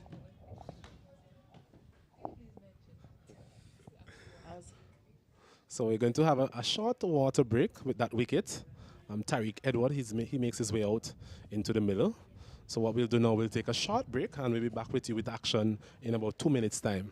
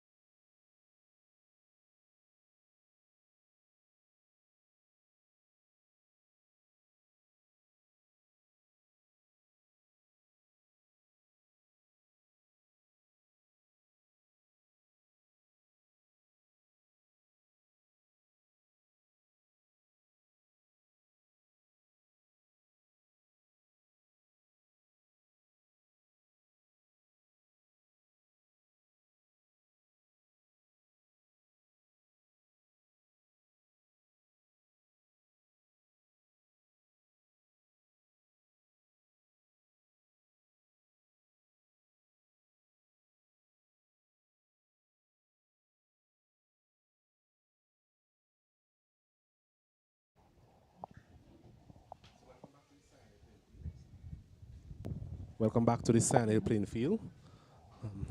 Turning out to be a competitive contest here. Barbados getting back into this contest. 91 for the loss of 4 Windward Islands. Remember, they're chasing 137. So seeing a couple of wickets here for Barbados in this middle phase. really setting the Windward Islands back. Yes, and I've been itching to get back on the mic because Warrell is operating from the end I was suggesting that he come from. I think that they had it wrong. I think because they saw Tariq Edward operating from that end, being the off spin and being so effective, they decided to go with that. But I believe this end is the best end for him. Nicely played down. Quick Another single close single here taken. again. Made it in the end. Good backing up there by Jaden Roberts. So a single there to Tariq Edward. You mentioned Tariq Edward. So off spinner to off spinner. He should be able to manipulate the threat of Warrell. 92 for the loss of 4. It should be, but it's quite a nervous passage of play for the Windward Islands team. Yes, not much to do in terms of the run rate. Oh, goes across the line. Devoni, there's a huge appeal for stumping. It seems to be safe. The Barbados team, they're up and about here, isn't it? But the little that we have seen of Devoni Joseph, I don't know if you can recall in the previous game, there was a shot that he attempted on a number of occasions, ended up being bowled by Mackenzie. So it's a shot he seemed to favor and he seemed to like, but he just needs to be selective in what he's doing. It's not a shot that is required at this point in time. What is required at this point in time is just putting the ball into gaps, building your innings, getting used to the conditions. You're batting against an off spinner in the form of Warrell, who is going in the middle of a very good spell, and you just need to pay him the respect that he deserves. You don't want to gift your wicket to the opposition. You have already lost 2 wickets in quick succession a while ago. So you're just building a partnership here with Tariq. We all know what we're going to get from Tariq Edward. He's the type of player that will stay there, he'll bat long, and try and take this game home for his team.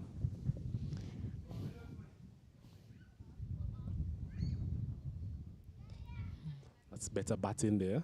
Short of a length delivery this time, just goes back and punches it out to mid-wicket. But I think his captain and coach will be really hoping that he puts that slog sweep away, at least for now. Maybe choose the right bowler to sweep against. With the ball moving away from you, it's always going to be a risky shot. Oh, reverse sweep this time. Wrapped on the pads again. Loud appeal. Not out, probably outside the line.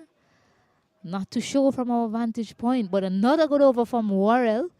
And this end, I called it earlier on. I wanted to see him operate from this end just to see what he can produce off the surface from this end. You're not getting as much bounce from this end compared to the other end.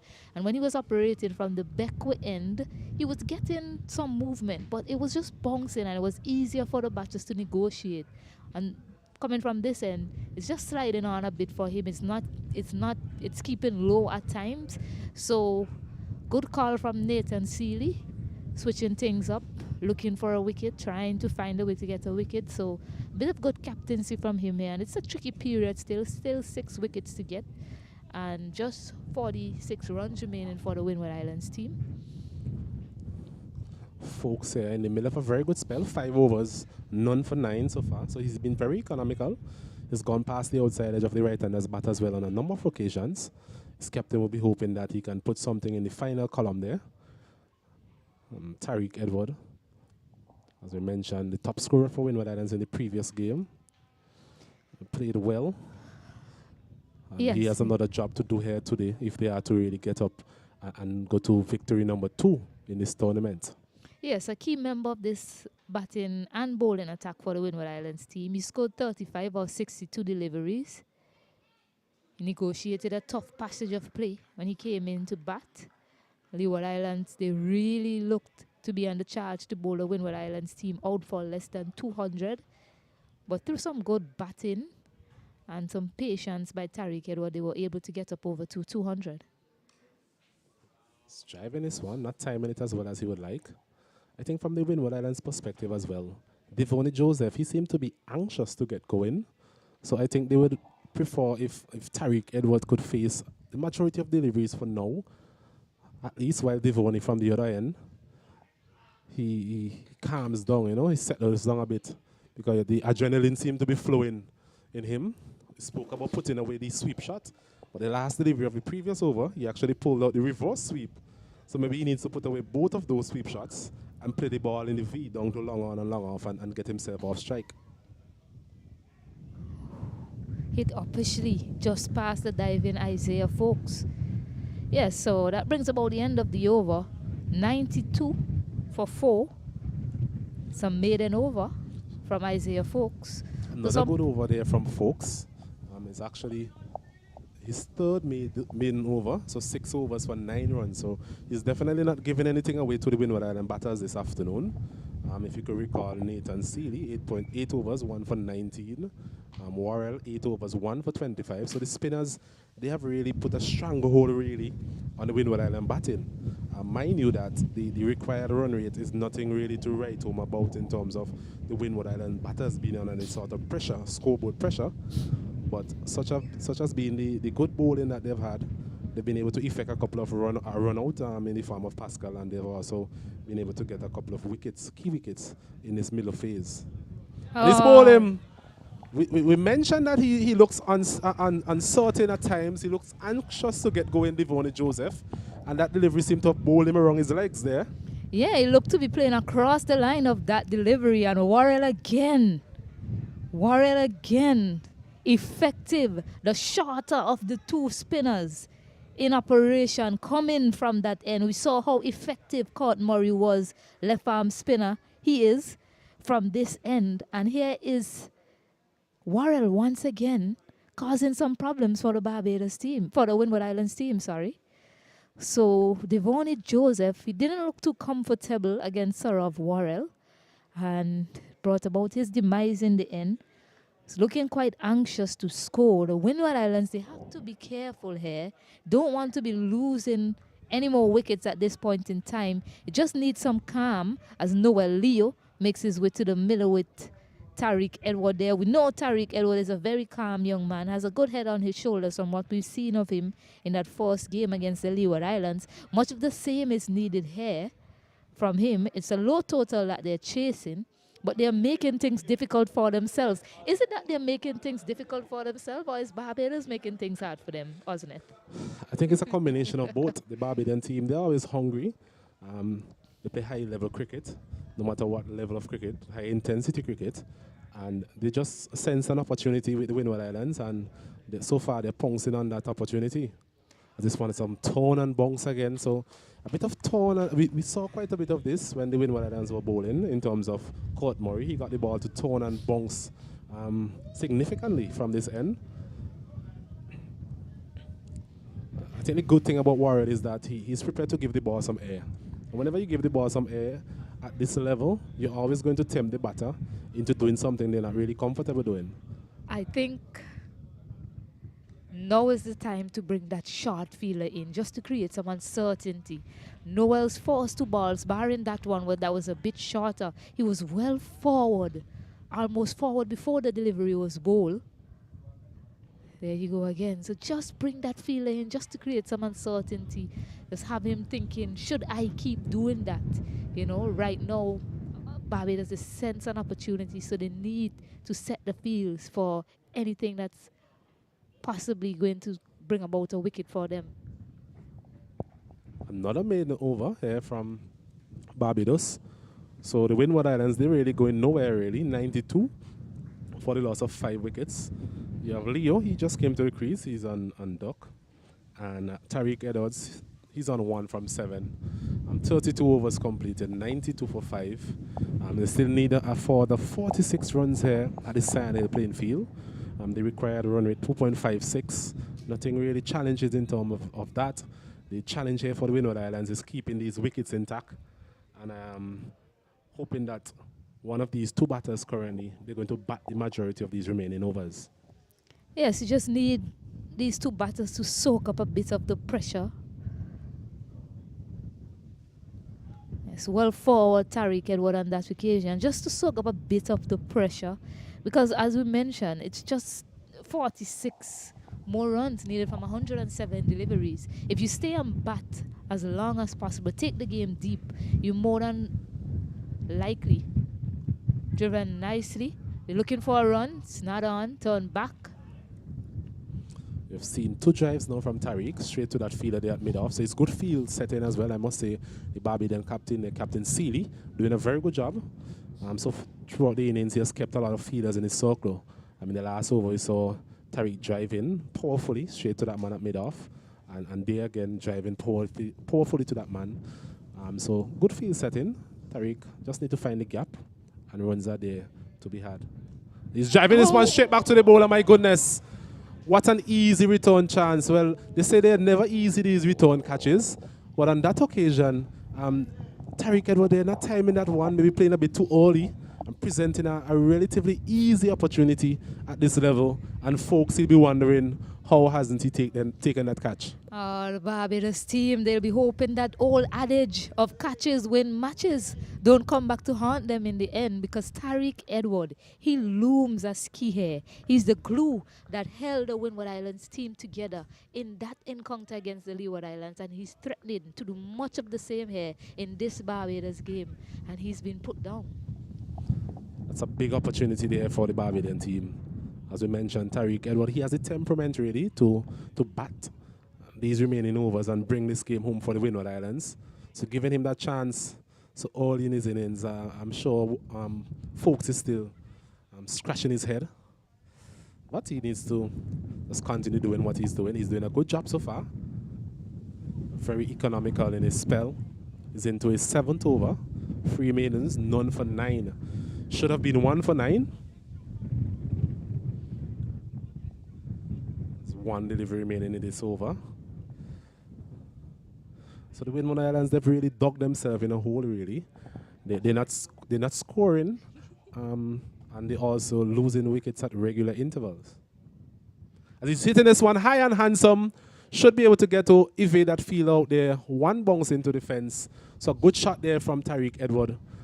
After being given a life, another delivery floated up, and he played it nicely in the air. A good boundary. That would release some of the pressure that's been built up in the last couple of overs.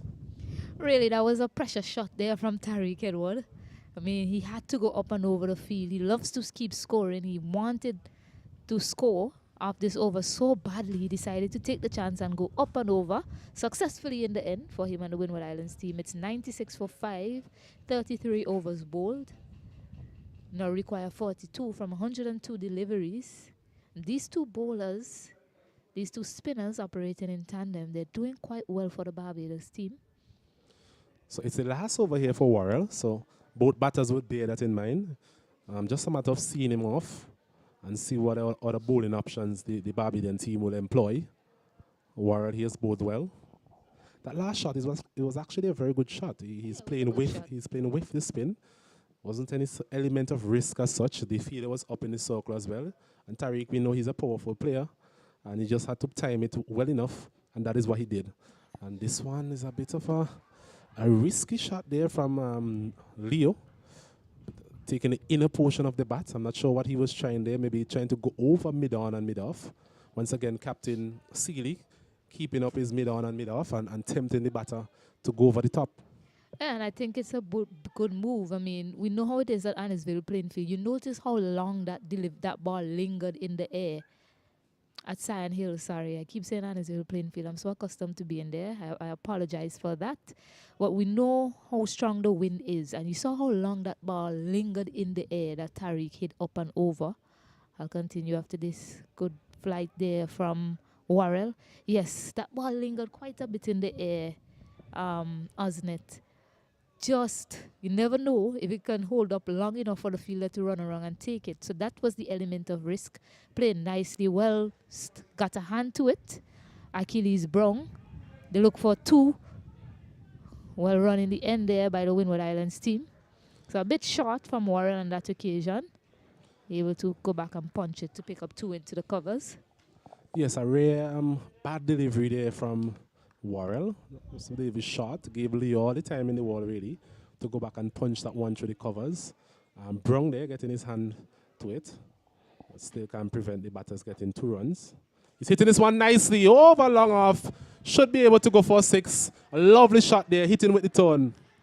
Yeah, that's a brilliant shot there from Noel Leo. And that is a good option. Up and over the fielder. And it's going with the wind. It goes all the way for 6. So it's much safer playing aerially to that side of the ground because the wind is going to take it away for you. So a good hit there must ease some nerves in the Windward Islands camp. They move up to 106 after 5 after we're into the 34th over. It will ease a lot of nerves, Stacey. Last couple of overs have been nervy ones. You could see that in the batting as well. But that's a very good shot. It's similar to the shot that Tariq played from the opposite end, where they're actually playing with the spin. So it's not risky as such. The mid-off was up in his circle, and he had enough connection on it to actually take it over the boundary for 6 runs. This time again, he's punching it off the back foot. So one more delivery in this spell for Worrell. I'm sure Leo should be mindful of that. Just don't want to give another wicket to Worrell at this point in time. As we see the mid-off goes back. A little bit of a defensive ploy, if you ask me. It's the last delivery of our spell. I think the captain might have wanted to tempt Worrell again. As he's driving this one nicely down to that long off position. Well played in the end. So a bit of momentum coming back into the Windward Island innings now. And at the end of the 34th over, they're 107 for the loss of 5 wickets. Yes, and smartly played there by Noel Leo. It's a similar delivery to what he hit for 6, giving some air from Worrell. But this time he decided, you know what, I'll just take the single along the ground. So good signs there from Noel Leo, hitting it along the carpet just to pick up a single. Don't need to try to go big. Probably could have held out on that occasion to the fielder that was pushed back. Yes, smart batting, and that's what we ask for, especially at this level. Just being smart about how you go about your operation, being selective, being decisive in whatever you choose to do. As we see Folks, he's into his 8th over. Figures of none for 13 so far. A very economical spell. He's now bowling to Leo. And he's back on a loud appeal here.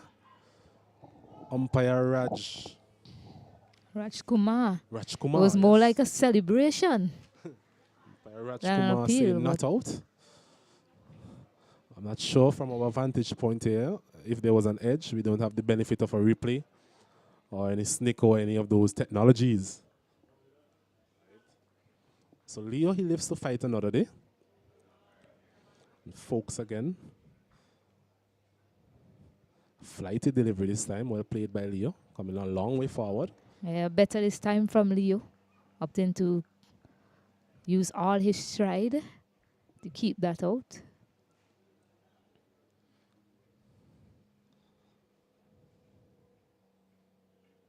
It's a good delivery again. He's on to his front foot. I don't think he'll be struck outside the off stump. And really should not be given out. But Folks continue to pose problems for the Windward Island middle order. They've just not been able to score freely from his bowling. It'll be interesting to see who replaces Worrell at the floor end. My guess it will be the captain himself. He still has 2 overs to bowl.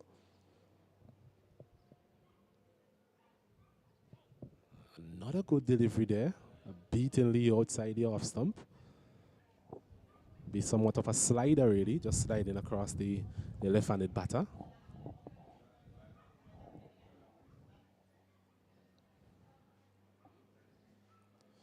This delivery is driving it straight to the man there at cover. So another tight over here, 5 dot deliveries so far. But that shouldn't really bother Leo as such. He would have scored freely from the previous over. Remember that huge 6 over long off. So a main over again for Folks. It's actually his 4th maiden of this innings. 8 overs for 13 so far. And at the end of the 35th over, Windward Islands chasing 138 for victory. They're 107 for the loss of 5 wickets.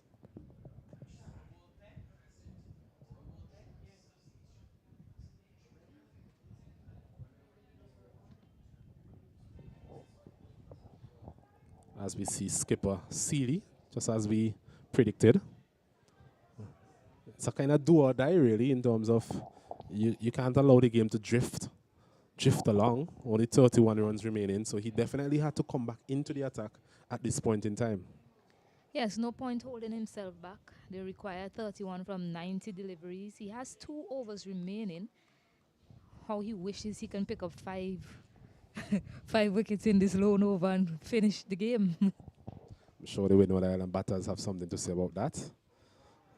As starts well again. So Edward, mention his temperament. I think he's smart enough to know that 2 overs remaining in Seeley's spell. You don't want to gift him a wicket. You just want to play each ball on its merit. If the opportunity presents itself, then for Bongri, then you can do so. But moreover, you should be able to just punch the ball long to long on and long off and get a single. Just like that. Punching out to cover this time. Easy single. Bit of uncertain calling again in terms of the running. It's an area that the Windward Island team definitely have to work on. Most definitely. This is the second match of the tournament, and we have had 3 run-outs so far. So really need to be more decisive in their calling and their judgment of a run. I think the issue is the run out of key players as well.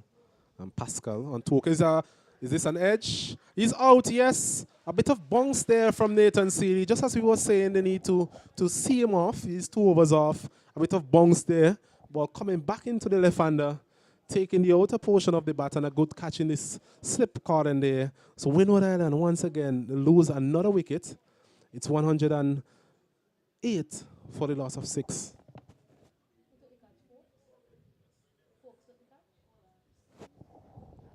Yeah, really good catch from the man in the slip there, diving forward. Wicket for Nathan Seeley. We were just saying he'll be hoping he could just pick up 5. He has 1. Jaden Roberts took a really good catch. Once there still runs there, the Barbados team will still feel like they're in this. 4 wickets to get. And Kurt Murray joins his spin partner in crime, Tariq Edward. Kurt Murray picked up 5 wickets today, destroying the Barbados batters with his left arm spin. He's now out to face another left arm spinner, that in Nathan Seeley. Well, I think we saw Kurt Murray. He has some batting ability. In the last game, I think he made 20.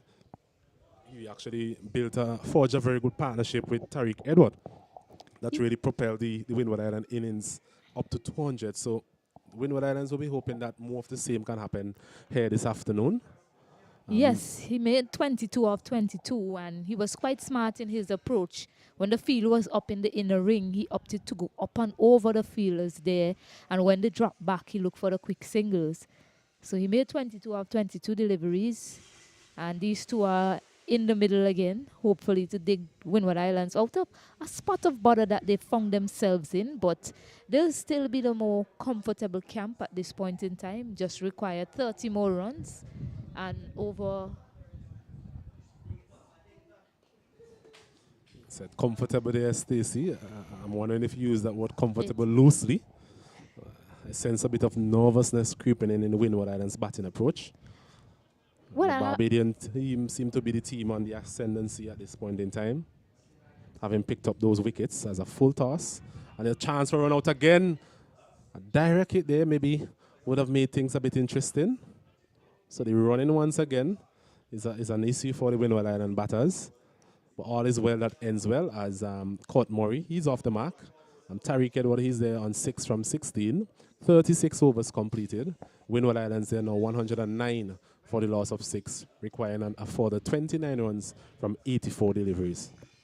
Yes, the reason why I mentioned the Windward Islands team might feel more comfortable, I mean, they just require 29 runs, 4 wickets in hand. You have Kurt Murray and Tariq Edward, who are quite capable with the bat. Nathan Seeley has 1 more over remaining after this. Isaiah Folks, I think he has 2 more overs remaining, and that will be it for the spinners. Having said that, you know how cricket is. Sometimes you're on top and then all of a sudden you find your building falling down. So these 2 will definitely need to see off Seeley and Folks before they start to think about the other bowlers to come to get these 29 runs that's remaining for the Windward Islands. Not a good start again from Folks. Murray there coming forward. I think Murray is ideal for the situation. He's not the most powerful of strikers, but what he does well is working the ball into gaps, and we definitely need that as they seek to make these remaining 29 runs. Folks just doing what he has done all afternoon, just putting the ball in the right areas on most occasions. 8.2 overs, none for 13, so they have never really gotten on top of his bowling. As Maurice driving this one nicely past the man there at mid-off, should be able to come back for a second. Just the type of effort that you need from the lower order. Just coming forward nicely and stroking that. Minimum risk. And gets 2 runs. So 27 now required. Murray moves on to 3. Total 111 for the loss of 6.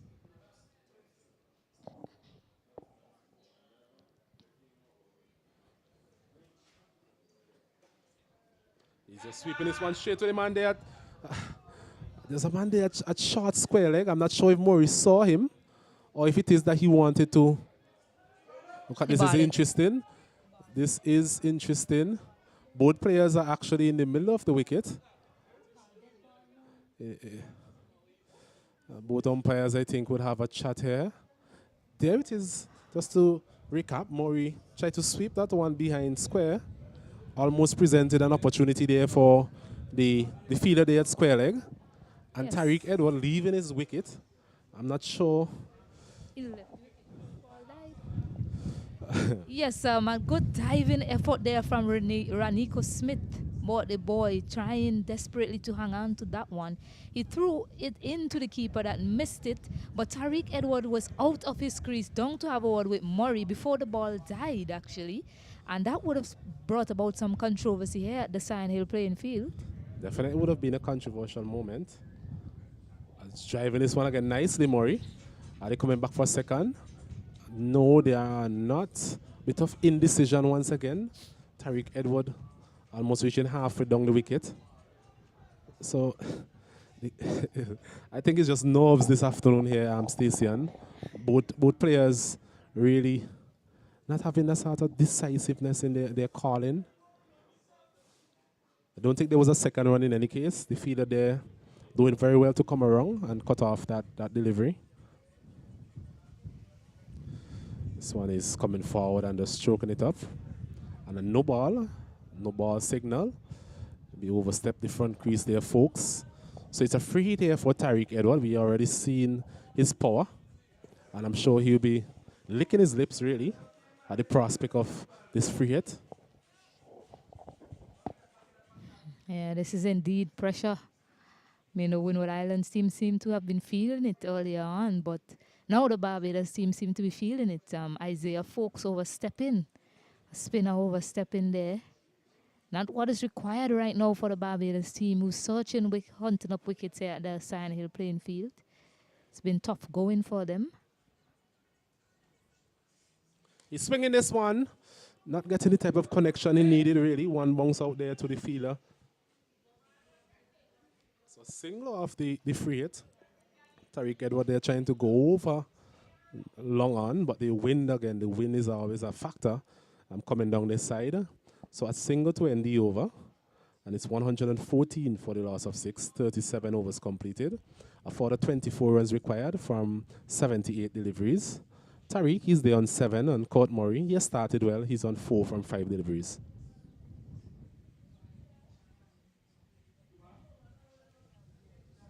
As we see, Nathan Seeley, he'll be bowling his final over. So the captain here just bowling out. I'm trying to give his team the best opportunity here for another wicket. 114 for the loss of 6 wickets. So Tariq here definitely want to see off Seeley. Seeley has bowled very well this afternoon, just as it was the case in the previous encounter. Figures of 2 for 21, Seeley. You'll be hoping to add the scalp of Tariq Edward. Edward already given a life by Folks. It's a full toss, my goodness. Such has been the type of mindset that the batter maybe has himself in.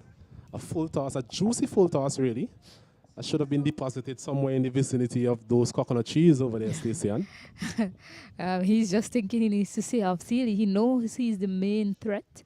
and he got a full delivery. And as you mentioned, the presence, the mindset that he has right now is not to give Sealy a wicket. Just see him off and then deal with the others accordingly. Because more than likely, you'll have to go back to a pacer at some point in time. I think he'll much prefer that.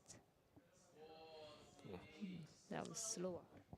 Good delivery there, slowing it up, a bit of turn, but well played by Tariq in the end. Sealy bringing out his full repertoire of skills here this afternoon. Mentioned before, he's not the biggest turner of the ball, just uses angles quite well. Quicker deliveries, a bit of drift, a bit of flight, a bit of guile. It's been very impressive so far in the tournament, Nathan Sealy. He's led from the front as the captain as well. Has captained his side well today, must say. Kept his fielders in the circle as long as possible. He's not even looking for a single. Just want to play him out. Just want to see off Nathan Sealy as the over comes to an end and the score remains on 114. And that's also one of the difference between Sealy and Murray. I think Sealy was a lot slower. Murray, was a lot slower through the air. That's probably why he was able to generate a lot of turn today. We didn't see much turn for Sealy on show. He's a lot quicker through the air, and Kurt Murray also flights it a lot. So to be Folks into his final over. None for 18 so far. 9 overs, none for 18 so far. Once again, both batters here will be looking not to give their wicket away. This one is a good delivery, some turn and bounce there from Folks. It's been a very good spell from him. Just following up the good work of Worrell and Sealy. So it'll be interesting, Stacey, and to see who the captain turns to for the next over. My guess it would be one of the pacers, as Murray once again strokes this one nicely down to long off. Been very impressed with Murray in this innings so far. Even in the previous game, the way he goes about his innings, he's not flustered in any way, and he puts the ball into the gaps, and that is very important. There's a long on, a long off, so it's easy for you to just stroke the ball down to these areas, and an easy singles there on offer. Yes, he might go back to Jaden Roberts. He was the only other bowler to take a wicket apart from the spinners and that run out. So he might be the next option that he turns to. But it definitely will be a pace bowling option. My guess, I'm not sure if the Barbadian team has another spinner somewhere. We saw in the Windward Islands innings, the captain himself, Stefan Pascal, he gave himself a couple of overs. I'm not sure if there's any other spin bowling option in the Barbadian team. Spinners definitely has been the pick of the bowlers all day. Folks. It's final over here.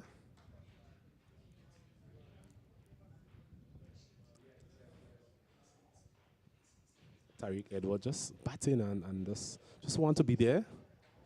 It's again coming forward and just pushing that one up along the pitch. So a maiden, no, actually it's 1 run from that over.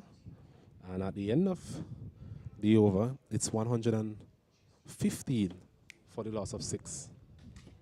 One over. So these two, after what was a bit nerve-wracking for the Windward Islands a few overs ago, have brought some sense of calm back to their batting innings. So good going by Tariq Edward and Kurt Murray. Seems to be the two that gets the Windward Islands out of trouble. With the ball and with the bat as well, these two have been outstanding performers for the Windward Islands thus far. I guess we can call them double trouble, really. I like that, with the double ball, trouble. They did very well in the previous encounter with the ball as well as with the bat. And same thing in the game against Windwards. Bat and ball. So Tariq Edward, he's not out on 7. Faced 28 deliveries. So he wouldn't mind his strike rate, really. It's just a matter of batting. And batting as long as possible and taking his team home. So Murray, he has been quite adept at working the ball around. He's on 5 from 9 deliveries. So a change as Nathan Seeley is bowled out. Jaden Leacock is running in from the nicely bowled, looking for a single. I think the Windward Islands contingent might be quite nervous when they see the running, when they see the fielder set off to take a single. Have to be a bit more calm and in their approach to the running. Need to be judging the singles a lot better. That's one area that these youngsters will have to work on. Looking forward to the rest of the tournament. This time is hitting that one to the left of the fielder there. It's a better judge single there because it's actually had to go to the left. The fielder there, Joshua Dawn, not being able to prevent that single. Indeed, and it was just a single, but you are seeing improvements ball by ball from Kurt Murray. I mean, the first delivery, he played it a bit too early, got it straighter to point. On this occasion, he played it a bit later, dropped his hands a bit and got it into the gap, and the judge the single quite well. So it's good to see him thinking his game as he's out there batting. A young man he is, and he thinks his game really well from what I can see of him. So that's really good from Kurt Murray. Scott Murray, very impressive, as we mentioned. Just walking the ball into the gaps nicely at the moment, not allowing himself to be bogged down as such. That's going to be very important. 22 runs remaining. We know the Islands wouldn't mind getting these 22 runs in singles. So Leacock was the choice for the skipper. Coming back into the attack. 3.2 over so far, none for 17. So judging on what has transpired throughout the day, economy rate of around 5 runs per over. A bit expensive. Leacock spoke about Roberts. He had 3 overs for 10. So maybe he will come from the other end. I think he will come from the old airport end because they would have to replace folks up there as well. So both spinners, in fact, all of the spinners are already bowled out. Right? So it will just be seamers from now on, unless Barbados have another part-time spin bowling option.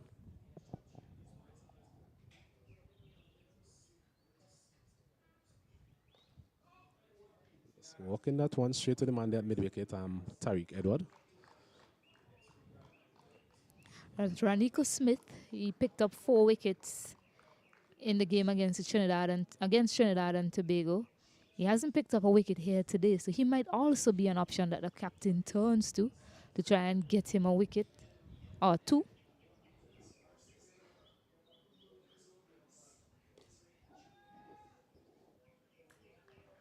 Good areas from Leacock so far in this over to Tariq Edward, not allowing him any room to free his arms and not pitching it up too much to allow him to drive. So it's good from Leacock. There's not much happening in terms of movement for the fast bowlers, especially considering the ball is now 39.5 overs old.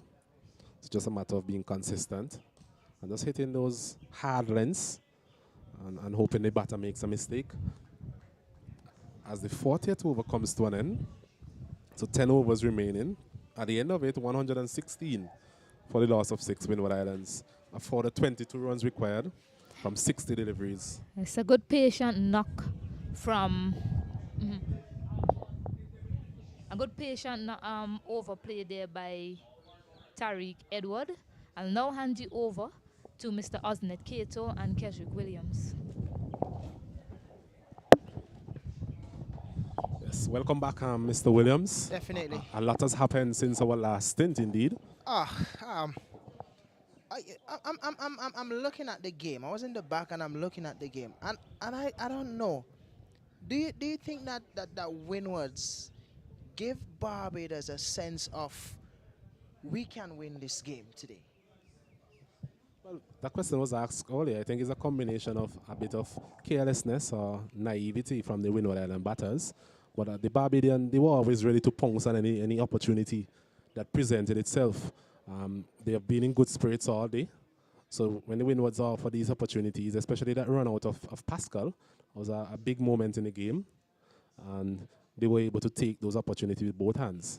I'm talking about taking opportunities with both hands. There was an important drop catch. Tariq Edward, he was put down by folks. So that is something that folks would be studying as long as Tariq is still there. I'm gonna ask a question. I think it. Well, there's no dumb questions, but it's a funny question. Do you think we're gonna get a nail biter finish here today? Because Well, Windwards is looking a bit, relaxed. They're looking like, you know what, I'm gonna win this. But Barbados on the other hand, they have different plans. I don't know. well, judging how the batters, the middle order for Windward Islands batting, they definitely seem to be setting up the game for a nail biter. But these two, I think these two are very important. Court Murray, he's on 7 from 13. He has been able to walk the ball around so far in this innings.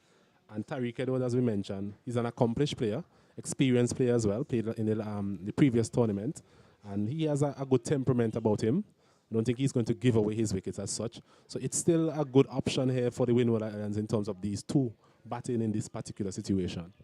Yes, we want to see good cricket here in the Rising Star tournament. We want to see good cricket. We want to see runs on the board, and we want to see teams come and try to score these runs, and we want to see bowlers, try to defend the runs. But in a small total game like this, where Winwards was in proper control of the game, coming back to this now where they have to try to, you know what, let's try to finish this game, but try to finish it not in a commanding way.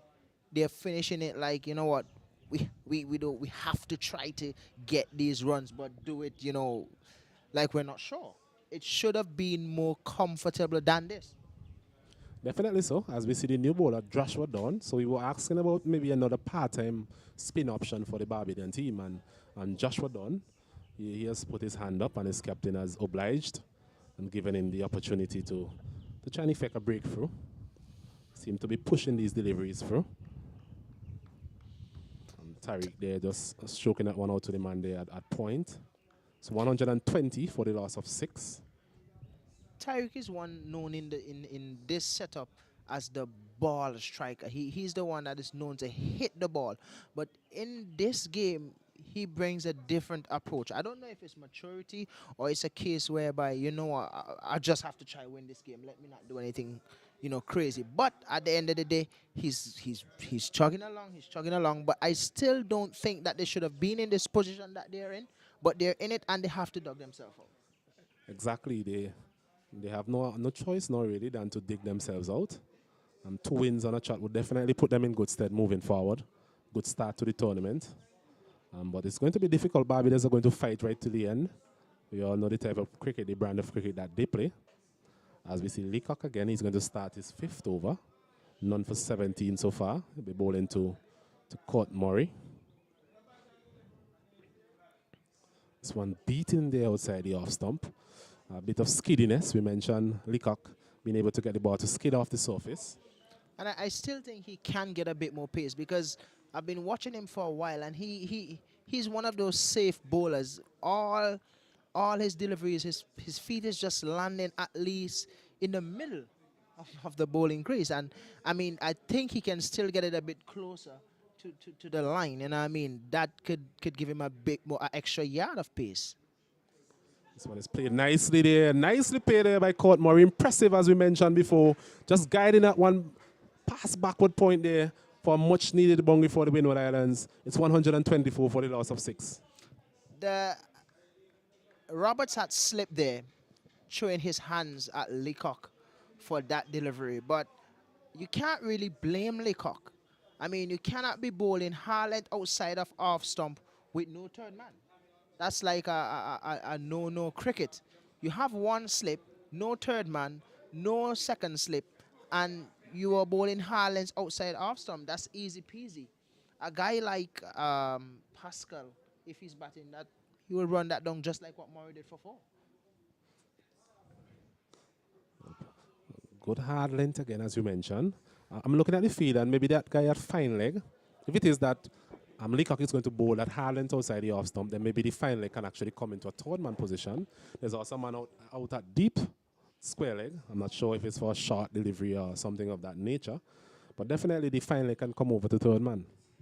On this wicket, I honestly don't see the need for a fine leg because no one is bowling at a great deal of pace to get pull, behind fine leg or behind square leg. The square leg is fine because if a guy is gonna pull, he's gonna pull it in front because of the slow nature of the wicket. So there's no need for the fine leg. You could have the fine leg up, but then again, you need third man. You don't really need somewhat of a gully because the wicket don't have that much pace to have a gully. So that gully should have gone third man, and then he can bowl that hard length. Full toss outside the off stump. I think it's an attempted slow delivery there from Leacock. Slipped out of the hands. And put Murray there would be very disappointed he missed out on that because anything through the covers here, there's no sweep on the boundary here, so he would have definitely had some runs to his name. I think the captain plug in the gap there now at gully. There's a man there at gully as opposed to third man. Another good delivery there from Leacock. At least, I think what I like here from Leacock, he's still running in hard. All ball, he's still running in hard. He's still putting in that effort for his skipper. And then he have that slow ball game, which is something that you need. I mean, the last two games the last game I've done on the first day, I didn't see anybody bowl any slow balls in the back end. I didn't see a lot of Yorkers. I didn't see any bumpers or anything bowling in the back end. These are skills that you need going forward. And the quicker that they implement these skills, it will be better for them to operate under pressure. And at this point in time, yeah, fair enough, they only need 14 runs, but you still need to show that sense of urgency in that, you know what happened, we're still gonna try back up every single run. We're not gonna give them the 14 runs easy. As we see Roberts, Jaden Roberts, back into the attack. 3 overs so far, 1 for 10. So he'll be looking to get another breakthrough here for his captain. He's the only seamer so far to have gotten a wicket. Tariq Edwards standing tall in more ways than one. Number 31 sprouting on his back. Can you remember anybody getting like a Jaffa today of a delivery that you could say, you know what, there was nothing he could have done to that ball. He got a good ball, he's out, he's gone. I think that's a good point. Most of the batters today, they really, some of them gifted their wickets really. Lack of batsmanship, as we would say. Yes, the wicket can be challenged in terms of the spinners, but still you need to find a way as a batter. And most of these players haven't been able to do that from both sides. As he's digging this one out, Tariq, for single. 125 it is now for 6. So 13 runs required. Surely, Keswick, they can't lose it from here. Oh, well, I don't think they should, but I mean, I'm still a little bit, I don't think they should have been at this stage. I mean, they were in when they lost 1 wicket.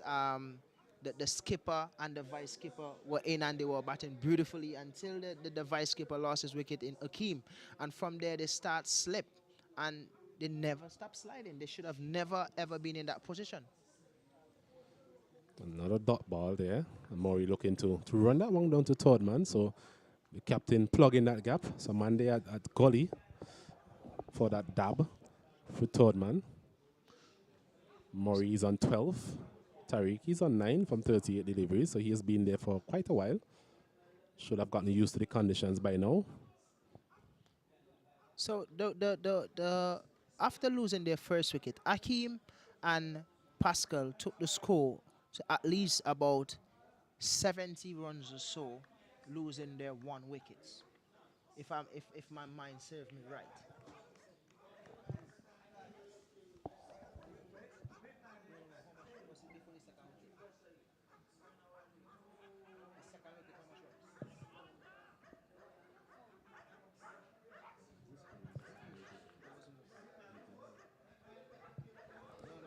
Right, so the score 83. The score was 83 actually. 83. So my mind, I have good memory. So before Akeem got out, they were 80 something, for 1. Then Akeem got out, and they're 125 now for 6. Yes. So a mini collapse, somewhat of a mini collapse. I don't want to say mini. It's a major collapse. Really. I wouldn't say mini. I would say mini. I would say it's a major collapse. Like you lost 5 wickets there for just about 40 something runs or so. He's pulling this one, Tariq. Not timing it as well, thankfully, for the Windward Islands. A shortish delivery there. He looked a bit rushed. I think even in the last game, Stacey, well, sorry, Stacey not with us, but Kesrick, that was a shot he played and got caught on the fine leg boundary, that short delivery. So it's something that he has to work on in terms of that pull shot. The thing with that shot, it's not really, it's sort of a help shot. It's not one of those shots that you can play on a surface that's not coming on. The wicket is not coming on like probably in Arnis Vale. You see, like the Spiceman shot, the no look shot. When he plays that shot, he depends upon pace. He don't depends upon strength with that shot. As long as he hits it, it goes. So with Tyreek, he has to play on a wicket that's coming on to play that shot where he helps it to go over fine leg. You can't really play that shot on a wicket that's not really coming on. That's a beautiful this shot. one nicely past the man there at backward point. Should be able to come back for a second. Does so comfortably in the end.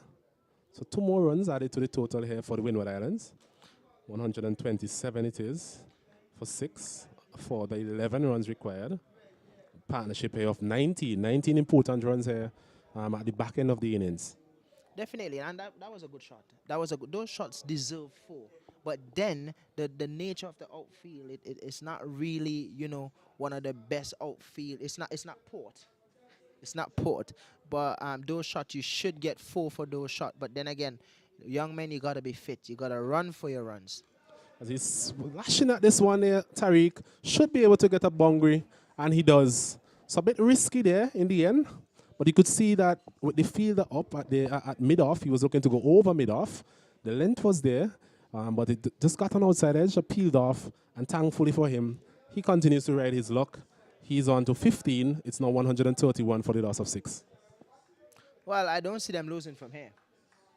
If they lose from here, I give up. I give up on everything.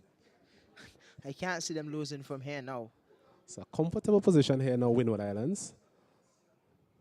As he's slashing this one again, straight up to the man there at mid-off. Smith comes around and fields it. Not timing it as well as he would like here, Tariq, but a single for him as well.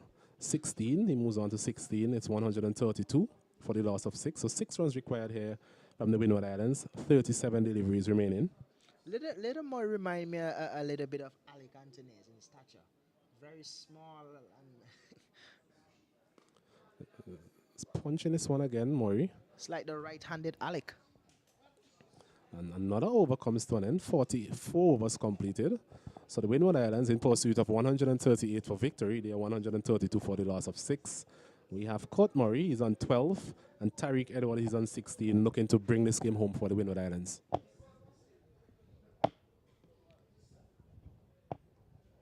It's a bit disappointing, in how they get to this total. But at the end of the day, a win is a win. But I still want to see teams winning and winning in a commanding way.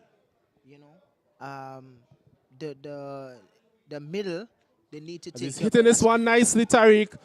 Magnificent shot. I'm waiting for the signal from the umpire, and it's 6 actually. And what a fitting way to end this contest here at the Sand Hill playing field. Tariq Edward ending the innings with a 6. He moves on to 22. And the Windward Islands team here becoming victorious in their second encounter. So 2 wins out of 2 here. It was difficult. They made it difficult, actually. 138 for win. But in the end, a relatively comfortable victory for the Windward Islands. Final thoughts, Kesrick? Yeah, at the end of the day, a win is a win. But as I was saying just before that shot, I'm a little bit disappointed in how they get to the total because, they were batting really, really well. And, to see them come back, and lost so much wickets after being about 83 for 1 before they lost their second wicket. They still need some work to do if they're going to win this tournament. They're home. They have the crowd backing behind of them. But at the end of the day, a win is a win. Congrats to Pascal and his men. 2 games, 2 wins. Congrats to Matrin, who's the head coach, and the manager and the assistant coach, Mr. James. Congrats to them. A win is a win at the end of the day. And this is Kezukulum signing off here from the Sand Hill playing field. Well done. So just a recap of the day's proceedings. So for proceedings actually, the Windward Islands, they won the toss this morning. They elected to bowl first. Barbados being bowled out for 137. At their turn of the crease, the Windward Islands, they had Jeremiah. He was bowled Nathan Seeley for 11. Pascal, he played very well before he was run out for 43. Akeem August, he made 18 from 26. He was caught Joshua.